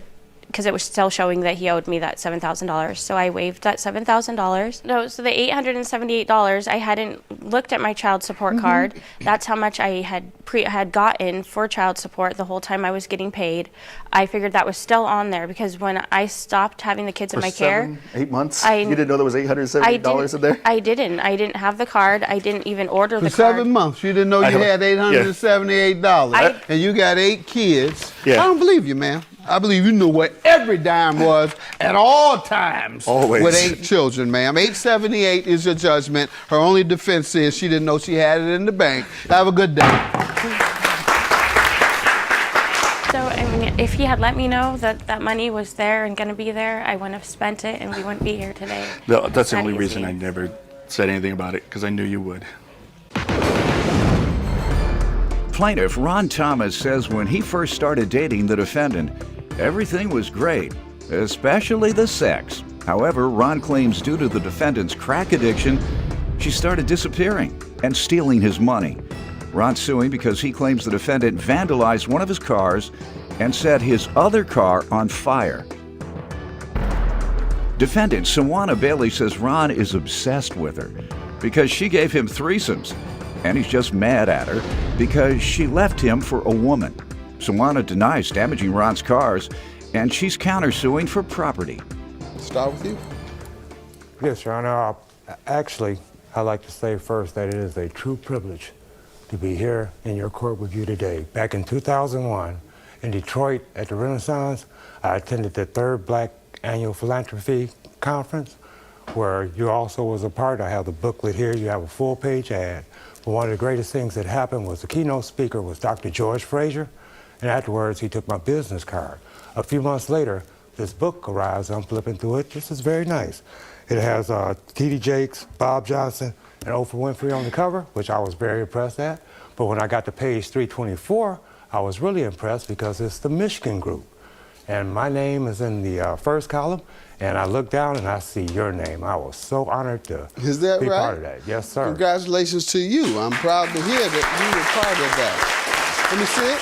See if we can get that book. And in a lot of ways, you've motivated me to do several things in my community. As you notice, most of the pins on my chest, they're mom and pop's pins and 20 years of service to my community. Good, good.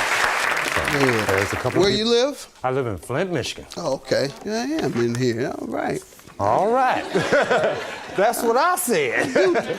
I am doing something every now and then. Saw the ad. Now let me see what I'm doing. Second column, bottom. All right, second column at the bottom. They put me at the bottom. That mean I'm doing the least? No, that don't mean you're...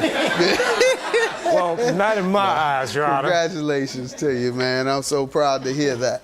Yep, we need more men like you to work in the community. Yep. Thank you, Your Honor. What'd you do?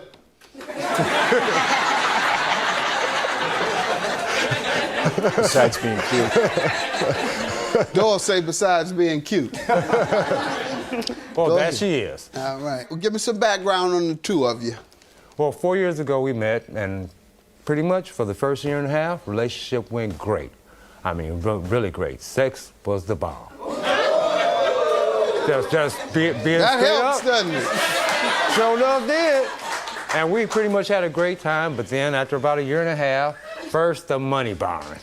And then when I wouldn't loan her or give her any more money, she stole it. And it's because of her crack cocaine and alcohol addiction. Now, we even went through an intervention where I sat her down and told her, look, you got to get off of this. You got to clear your head. You are a wonderful person. You have children you haven't seen. I've known her for 4 years, and there's only a half a dozen times where I've known she went to see her children. And I'm not sure about those. I'm not sure. I've only seen pictures of 3 of them. Let me hear from you about these things. Okay, Your Honor. First of all, we're not here. It's not really about the car or things like that. It's because I left him for my girlfriend. You know what I'm saying? And that's what it's really about. And he's suing me. Whatever the burn up car and all that, or whatever he said I did to his car, that is not. That's not the issue. It's because I moved out from him. Okay. Yeah, we haven't spoken about that, but I was trying to give you a chance to address the fact that he alleged you're a crackhead that has had your children taken from you. That don't have anything to do with our relationship. All right, good enough. Yeah, she said she doesn't want to address the allegation that she's a crackhead with her kids taken. Yep. Go ahead. Well, somebody do that to me, ma'am. I'm gonna say something. I'm gonna say no. Go ahead. I'm gonna say no also. Yeah, but go ahead. To rebut what she said about her girlfriend, I don't care about that. That ain't my thing. I could care less. And then some of her girlfriends I even liked. All right? You want to be part of that situation, huh, Doctor? No, Judge. Was part of that situation. Whoa! Which works for me, but... Doyle, you got to go up to Flint. the apartment up there. Go ahead. After the intervention, she disappears for about a week or two, and she calls me one day saying, Ron, I've been getting high all this time, and I'm here trying to get me some help. Hopefully I'm going to be inducted into a program today. She was actually inducted into a program the next day. And for the first couple of weeks, she's calling me, saying I'm doing good. My hair is finally clear, like you said, Ron. I can think clearly on things, and I feel so good. Okay, most of that was lies. Because a week later, she shows up at my house, and I find out she's been kicked out of rehab, probably for testing dirty or violent conflict, which she's full of. Since November, she's had 12 violent conflicts that I know of. Ma'am, you want to address these 12 episodes of violence he alleges? Yes. First of all, I didn't go to rehab because of the crack. I went because of my girlfriend was in there, and me and him got into it, and I didn't have nowhere to go right then because I didn't want to stay at home by myself. Okay, and what you're telling me is that drug rehabilitation centers now allow people who don't have any place to stay to come there and Yes, live. and get yourself together. I'll tell, and I'll tell a lot of people who are homeless if they can go to the drug rehab facilities, even if they walk in there, a little old lady with a Bible, she can still stay in the drug rehab. That's news to me, but all right, go ahead. And yes, I did have a weed habit, you know, with him, first of all, you know. And yes, and it wasn't, he really was obsessed with me, you know, and that's really what takes the cake. And I gave him threesomes, yes, and he done fell out with that. So and he you got nerve enough to sue her. And he see, I done gave him everything he wanted. He done took me out. I got news for you. I'll dismiss your case. No, just kidding. He took me, bought me lingerie. I done walked around with him. I do private dances. Yes, I do. I done dance for his brothers and everything. You know, I done made my money on the side. I done cashed him out, all that. Here go my paper stating that I gave him my bridge card as soon as it started coming here. Can you get back to answering my question? Yes, I can. And that is, were you involved in 12 acts of violence? No, I was not. Okay. Any acts of violence? No, I was not. Okay. Go ahead. Get to the car, sir. On the 26th of March, me and my witness are at my house. She comes up, jumps out of her father's car before it almost stops, running toward the door, screaming all kinds of, you know, can't say those words here today, and give me my stuff. I said, well, I want my stuff back too. And so I say, you know you owe me money. So her father says, look, how much does she owe you? I said, oh, man. Her father's with her? Her father's with her. I said, oh, man, come on in here. Because actually, I was going to give her her stuff. Okay, so what occurred? She runs up while I'm opening the door for her father and kicks the storm door out of my front door. So her father and her friend get her back to the walkway, and then she grabs a shovel, because, you know, March in Michigan is still snowing, and she grabs a shovel, runs over to my car, and starts kicking the bumper of the car and hits the windshield with the shovel.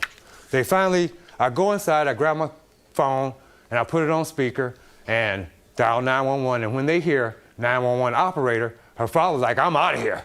So he goes and jumps in the car. Her friend gets the shovel out of her hand. They get in the car, and her father bags up the street so that I can't see his license plate. So when the police come, I tell them, look, I told him, but I just told you, I was finna give her stuff. You have a report? Yes, yes, sir. Okay, good. Yes, sir. She destroyed the whole car with a shovel? No, just the front bumper and the windshield. She set the other car on fire. Oh, my God. Which my witness can attest to, because she heard the whole, I heard her out there saying, I'll burn your such and such up. I'll burn everything you got up. Come on up, man. State your name. Jeanette Crum. Tell me what you heard or saw. Okay, on the day in question, I was upstairs in his room watching TV, and I did hear a female downstairs saying, give me my MF stuff, give me my MF stuff, and he like, well, give me my MF money.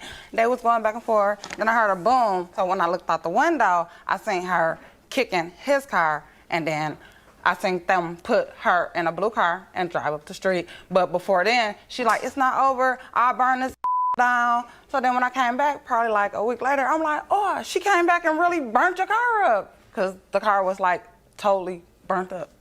Ma'am? That's a lie, Your Honor. He's a fireman, remind you. And it's a car he's talking about I burnt up that's parked across the street that he used to get parts off that car to put on another BMW. I don't have that time. All I wanted was my clothes. Did you go to the house with your father? I went to the house, correct, with my father, and I did kick the door. Okay. I did not nail time touch his cars. What is I'm gonna touch his cars for? That's not gonna help me get my things. Okay. All I wanted was my I things. don't believe you. If you will kick a man's door in while he's right there, you'll certainly go out and damage his car while he's not. Your counterclaim for $1793 is for personal property. How does he owe you for that? Because he has my leather jacket. Here is it go right here. Let's see your list. Sir, do you have her property? No, sir. Yes, he What did. happened to it? And that's the purpose of me Quiet, over ma'am. there. What Sorry. happened to it? I called the police that day. They came. He informed me that as long as she had stuff in my house, that she could break in my house and they couldn't arrest her. I called her father to come back, and get her property while the police officer was there. Her father came back and collected all her property. Now, as far as the laptop goes, my father went back and collected some of my property, and all of my stuff wasn't there. He gave me stuff just that he wanted me to have so he can keep coming to see my legs and whatever else he wanted to see on me. Yeah. That's really what it's about, because I'm young and he's older and he wants me. I don't and he believe can't you, have ma'am. me. I believe your father got all your things out. I believe that you have a propensity for violence, as he said. You tried to kick this man's door in, and therefore I'm going to grant his judgment and dismiss yours. $4,264. Have a good day. Judgment for the plaintiff. Your claim is dismissed. It's over. It's been over anyway. She ain't the only fish in the sea. Bye, bye, bye, bye, bye. Whatever, you just mad because you want this and you can't have it, your old. Well, I'll take my 4,200 with my old With your funky self. breath. I didn't like your With breath my anyway. That's funky why I breath. went and got a girl for you, because I would With my have to funky smell it. breath. So I wouldn't have to smell And wait a minute, your girl's still coming back? By the way, you heard what I said. Oh, that's so nice. You know what it is. But if you ever You get know clean, what it is. You the most remember what you stole? I know. That's really what it's about. That's really what it's about. That's really what it's about. That's what it's about. Plaintiff Nathan Williams says after dating the defendant for only a few months, he knew he wanted to marry her. Nathan says despite their engagement ending, he still loves the defendant and would marry her today if she would have him. But he's suing her for the cost of the engagement ring. Defendant Margaret Freeney says Nathan is sneaky, conniving, and devious, and he likes to partake in kinky sex. Margaret insists she was never engaged to Nathan, and he simply gave her a ring as a gift. Therefore, she refuses to return it. All right, give me some background. Well, Your Honor, I really want to marry the woman right now today. If you would marry us right now on this television show, I would be very happy. But she has to agree. Yes. No. I don't do forced marriages. Go ahead. Well, I met Margaret in 2007. We hit it off pretty good. Actually, I was introduced to her by her daughter. You know, we came to my house and we hung out. I was just playing pool. I had a pool table. My nephews and all the family would come over and we just hang out. Well, anyway, I told Margaret in 2007 that I wanted to marry her then.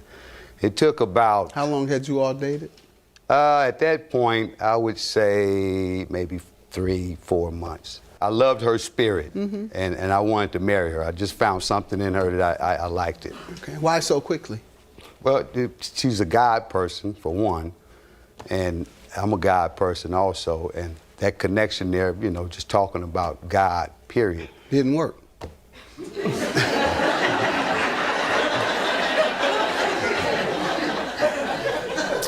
Go ahead. Okay, so after 2007, I hadn't seen her for maybe 4 years. Because she told you no? No, it wasn't because of that. Well, Why did you all stop seeing each other for 4 years? I had told her that I needed to take some time I needed to take some time to get myself together. And I needed at least, if you can come by 3 days a week to check on me. I had some things that I was going through that I needed to take care of. You had a health problem? Yeah.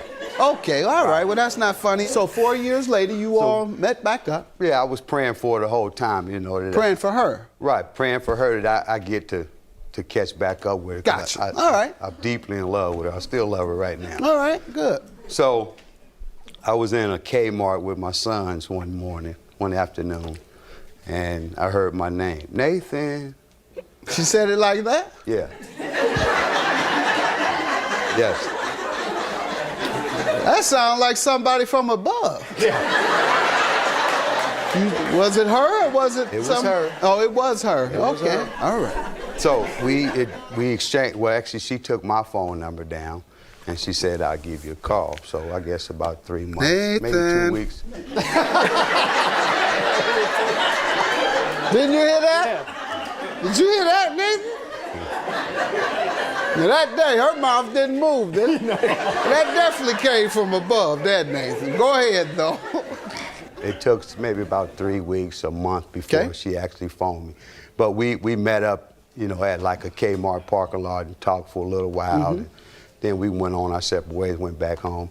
And I guess maybe end of December, we started communicating a little bit more. She was asking me to come How'd back. that go? Well, what happened was I asked Margaret to marry me again, and I asked her to marry me in Kmart. How long ago? This was this year, 3 months ago. And she said, yeah, we would get married. We had started making arrangements, but she had some issues with her mother. Her mother had got a little sick, and she was concerned, which I understood all of that.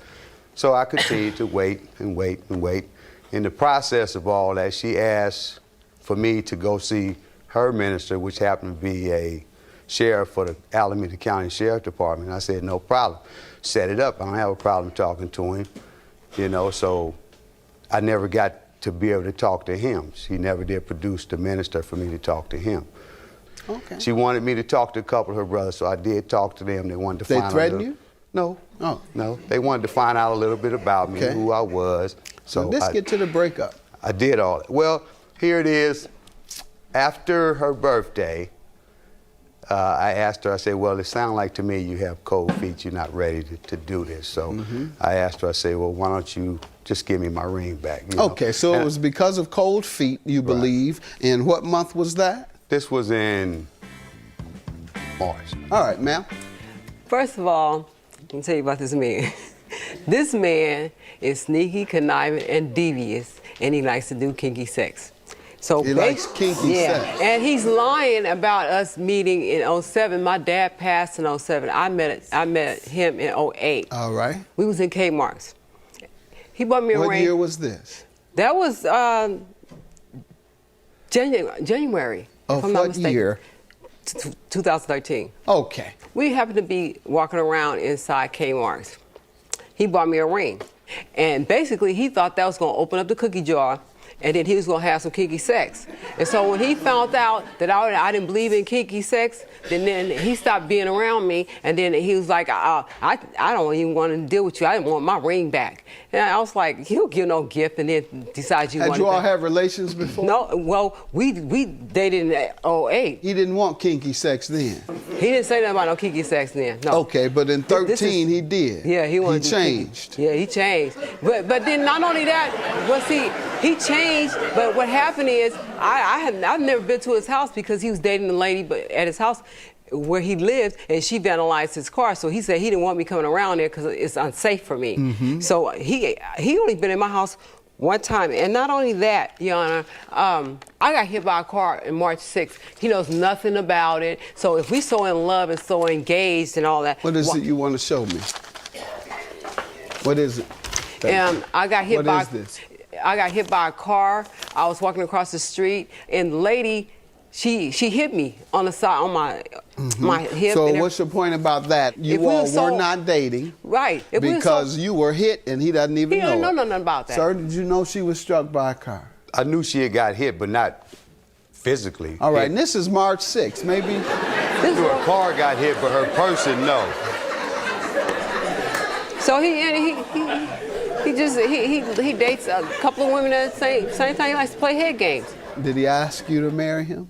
No, he said this is a gift. He said it's a gift. And when was that? That was in January when we was inside Kmart. Because I seen it. He asked you immediately. He said, "I'm gonna buy." He hadn't seen you in 4 years. Let me understand, because you all are kind of talking in a confusing manner. Okay.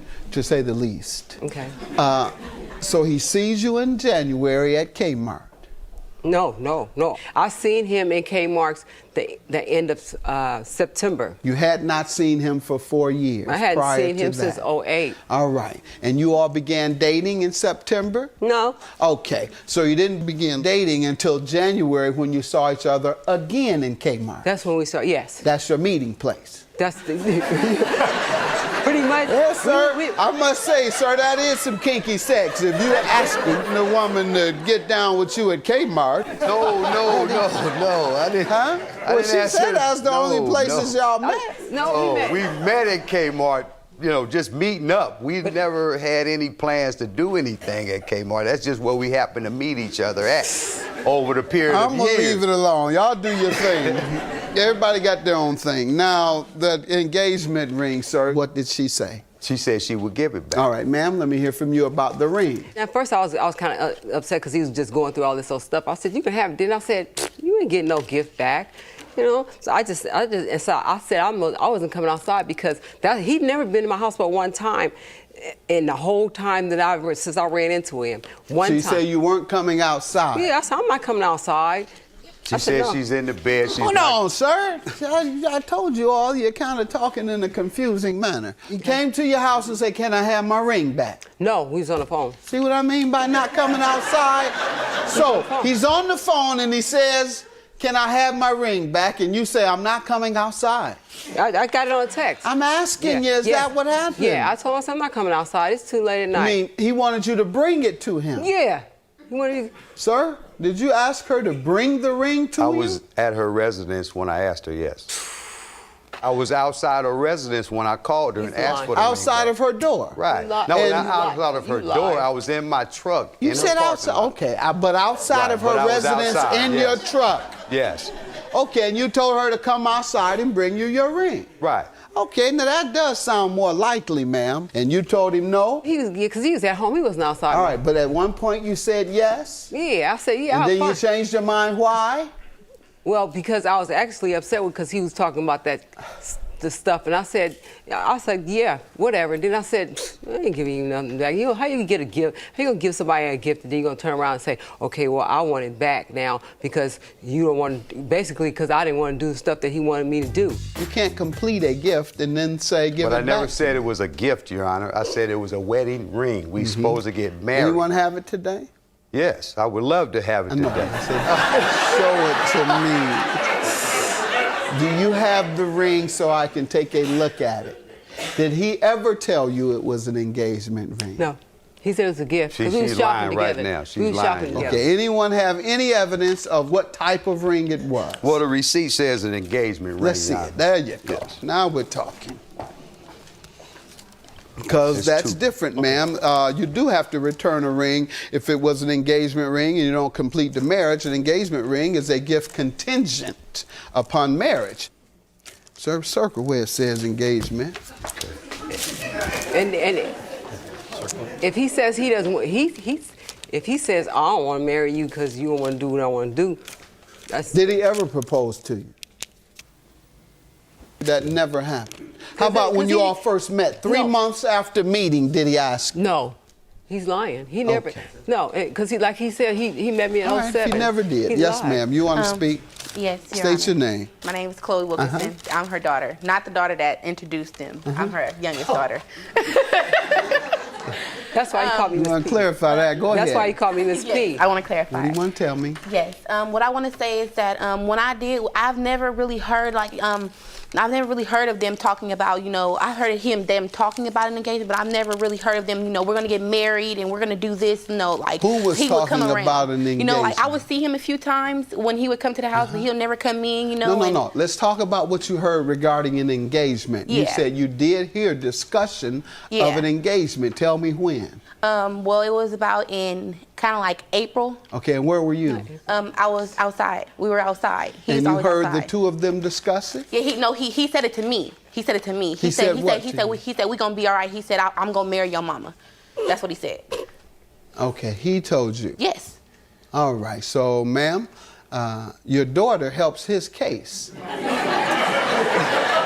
Because your daughter says that he discussed marriage not only with you, as he says, he discussed it with her. And this receipt does say engagement ring. Judgment for the plaintiff, $664. Have a good day. I still love you, Margaret, and I do want to marry you.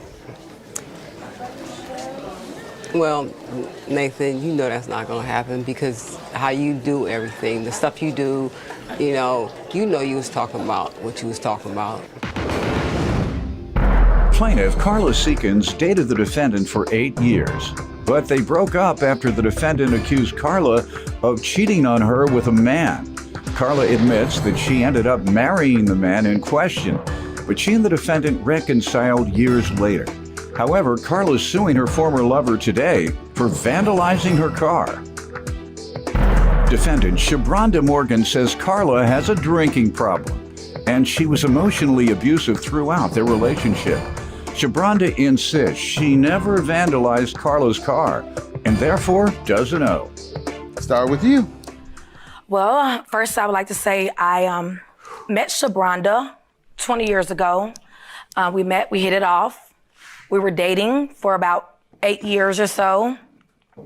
The way we ended up stopped dating was one day we went by my sister's house and we was helping her move, and some of the people that came out helped us move. And during the move later on that evening, the guy came down and was trying to come at me.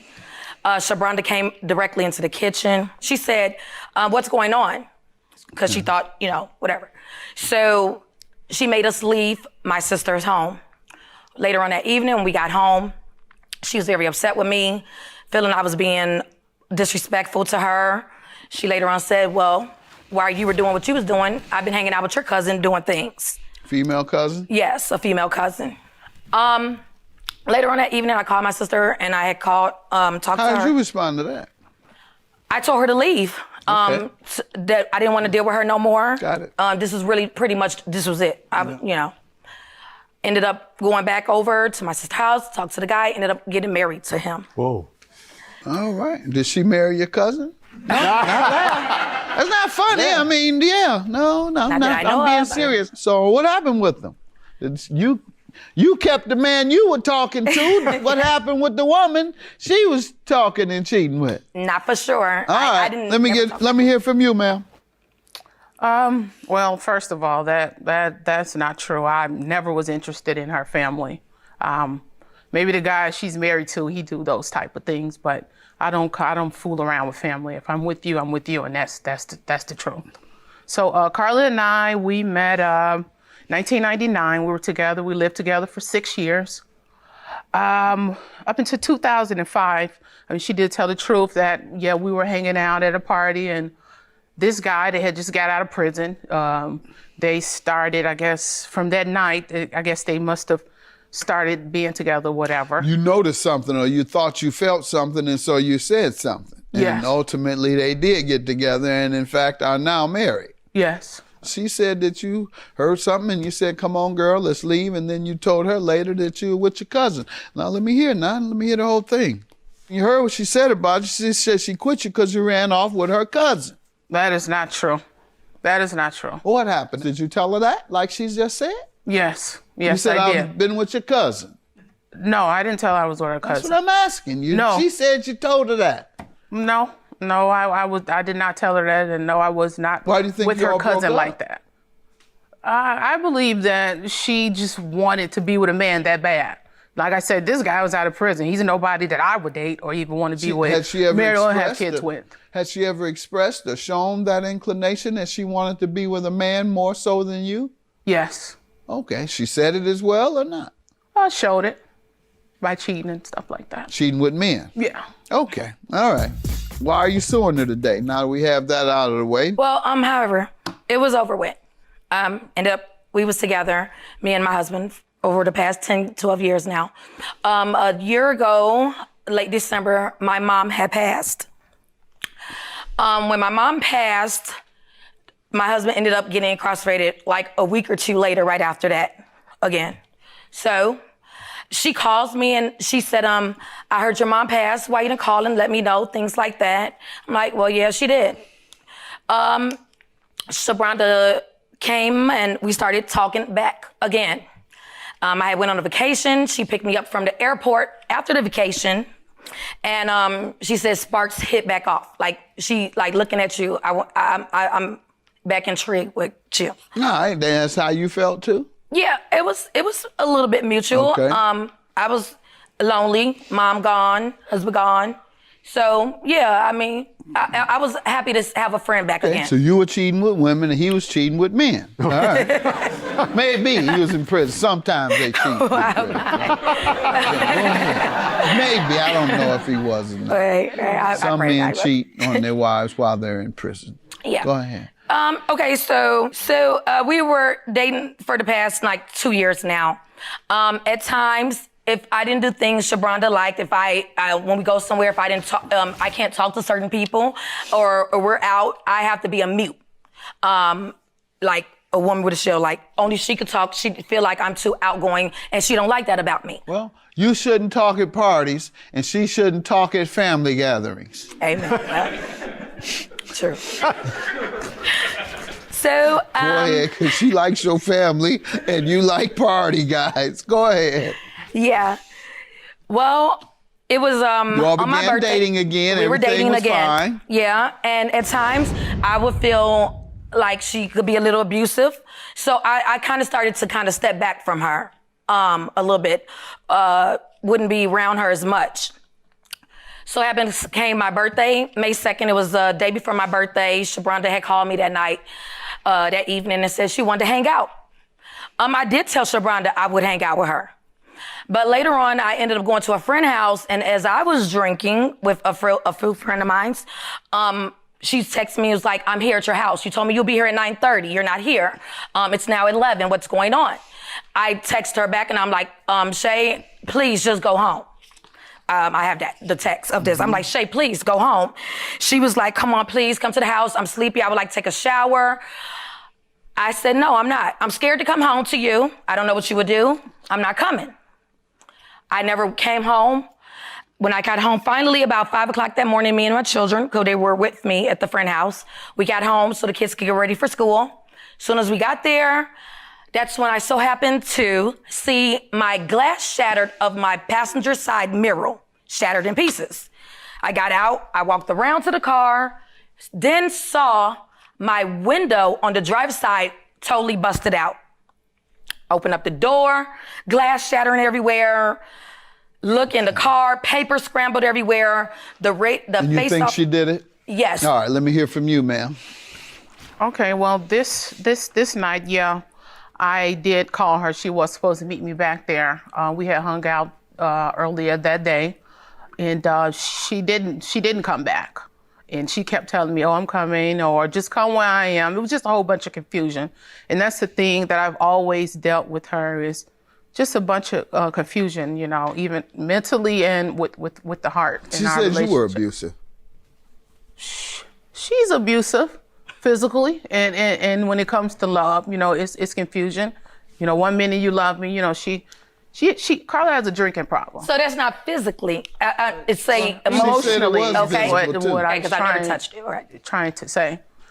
Emotionally you are, and with the drinking, it causes problems between us because when you're drinking, when she's drinking or she's drunk or something like that, she's in love. She wants to be with me. She wants to move to Florida. She wants to do when she's drunk. When she's drunk. She think that's we not are good. No, it's not. And that hurts. The only time just she as tell you well. she wants you is when she's drunk. Yeah. Can't really rely on that. No, she's way off balance when it comes to love. Let's see what she said now. What you said now? You're not drinking today, are you? No, I'm not. So tell her what she want to know. You don't want to be I'm with very sober, and I don't want to deal with you because you do things to hurt me and on my body wise. So you all would play these games with each other, and then in this instance, with regard to the car, what happened?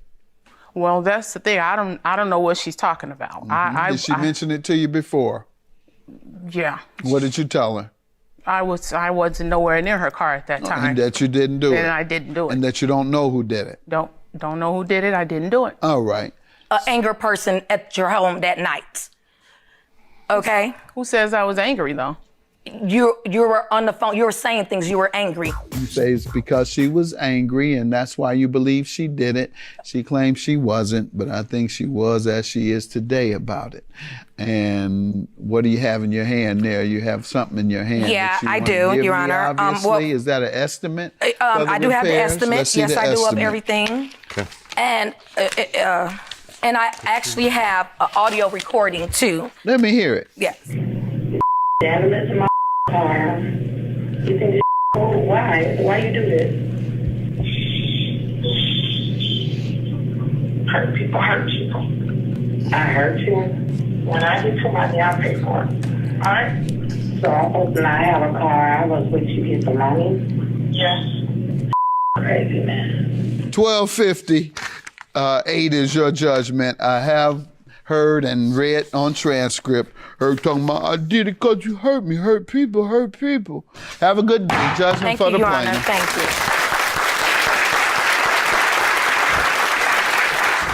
Now I'm happy that the judge saw that Shabronda did what she did.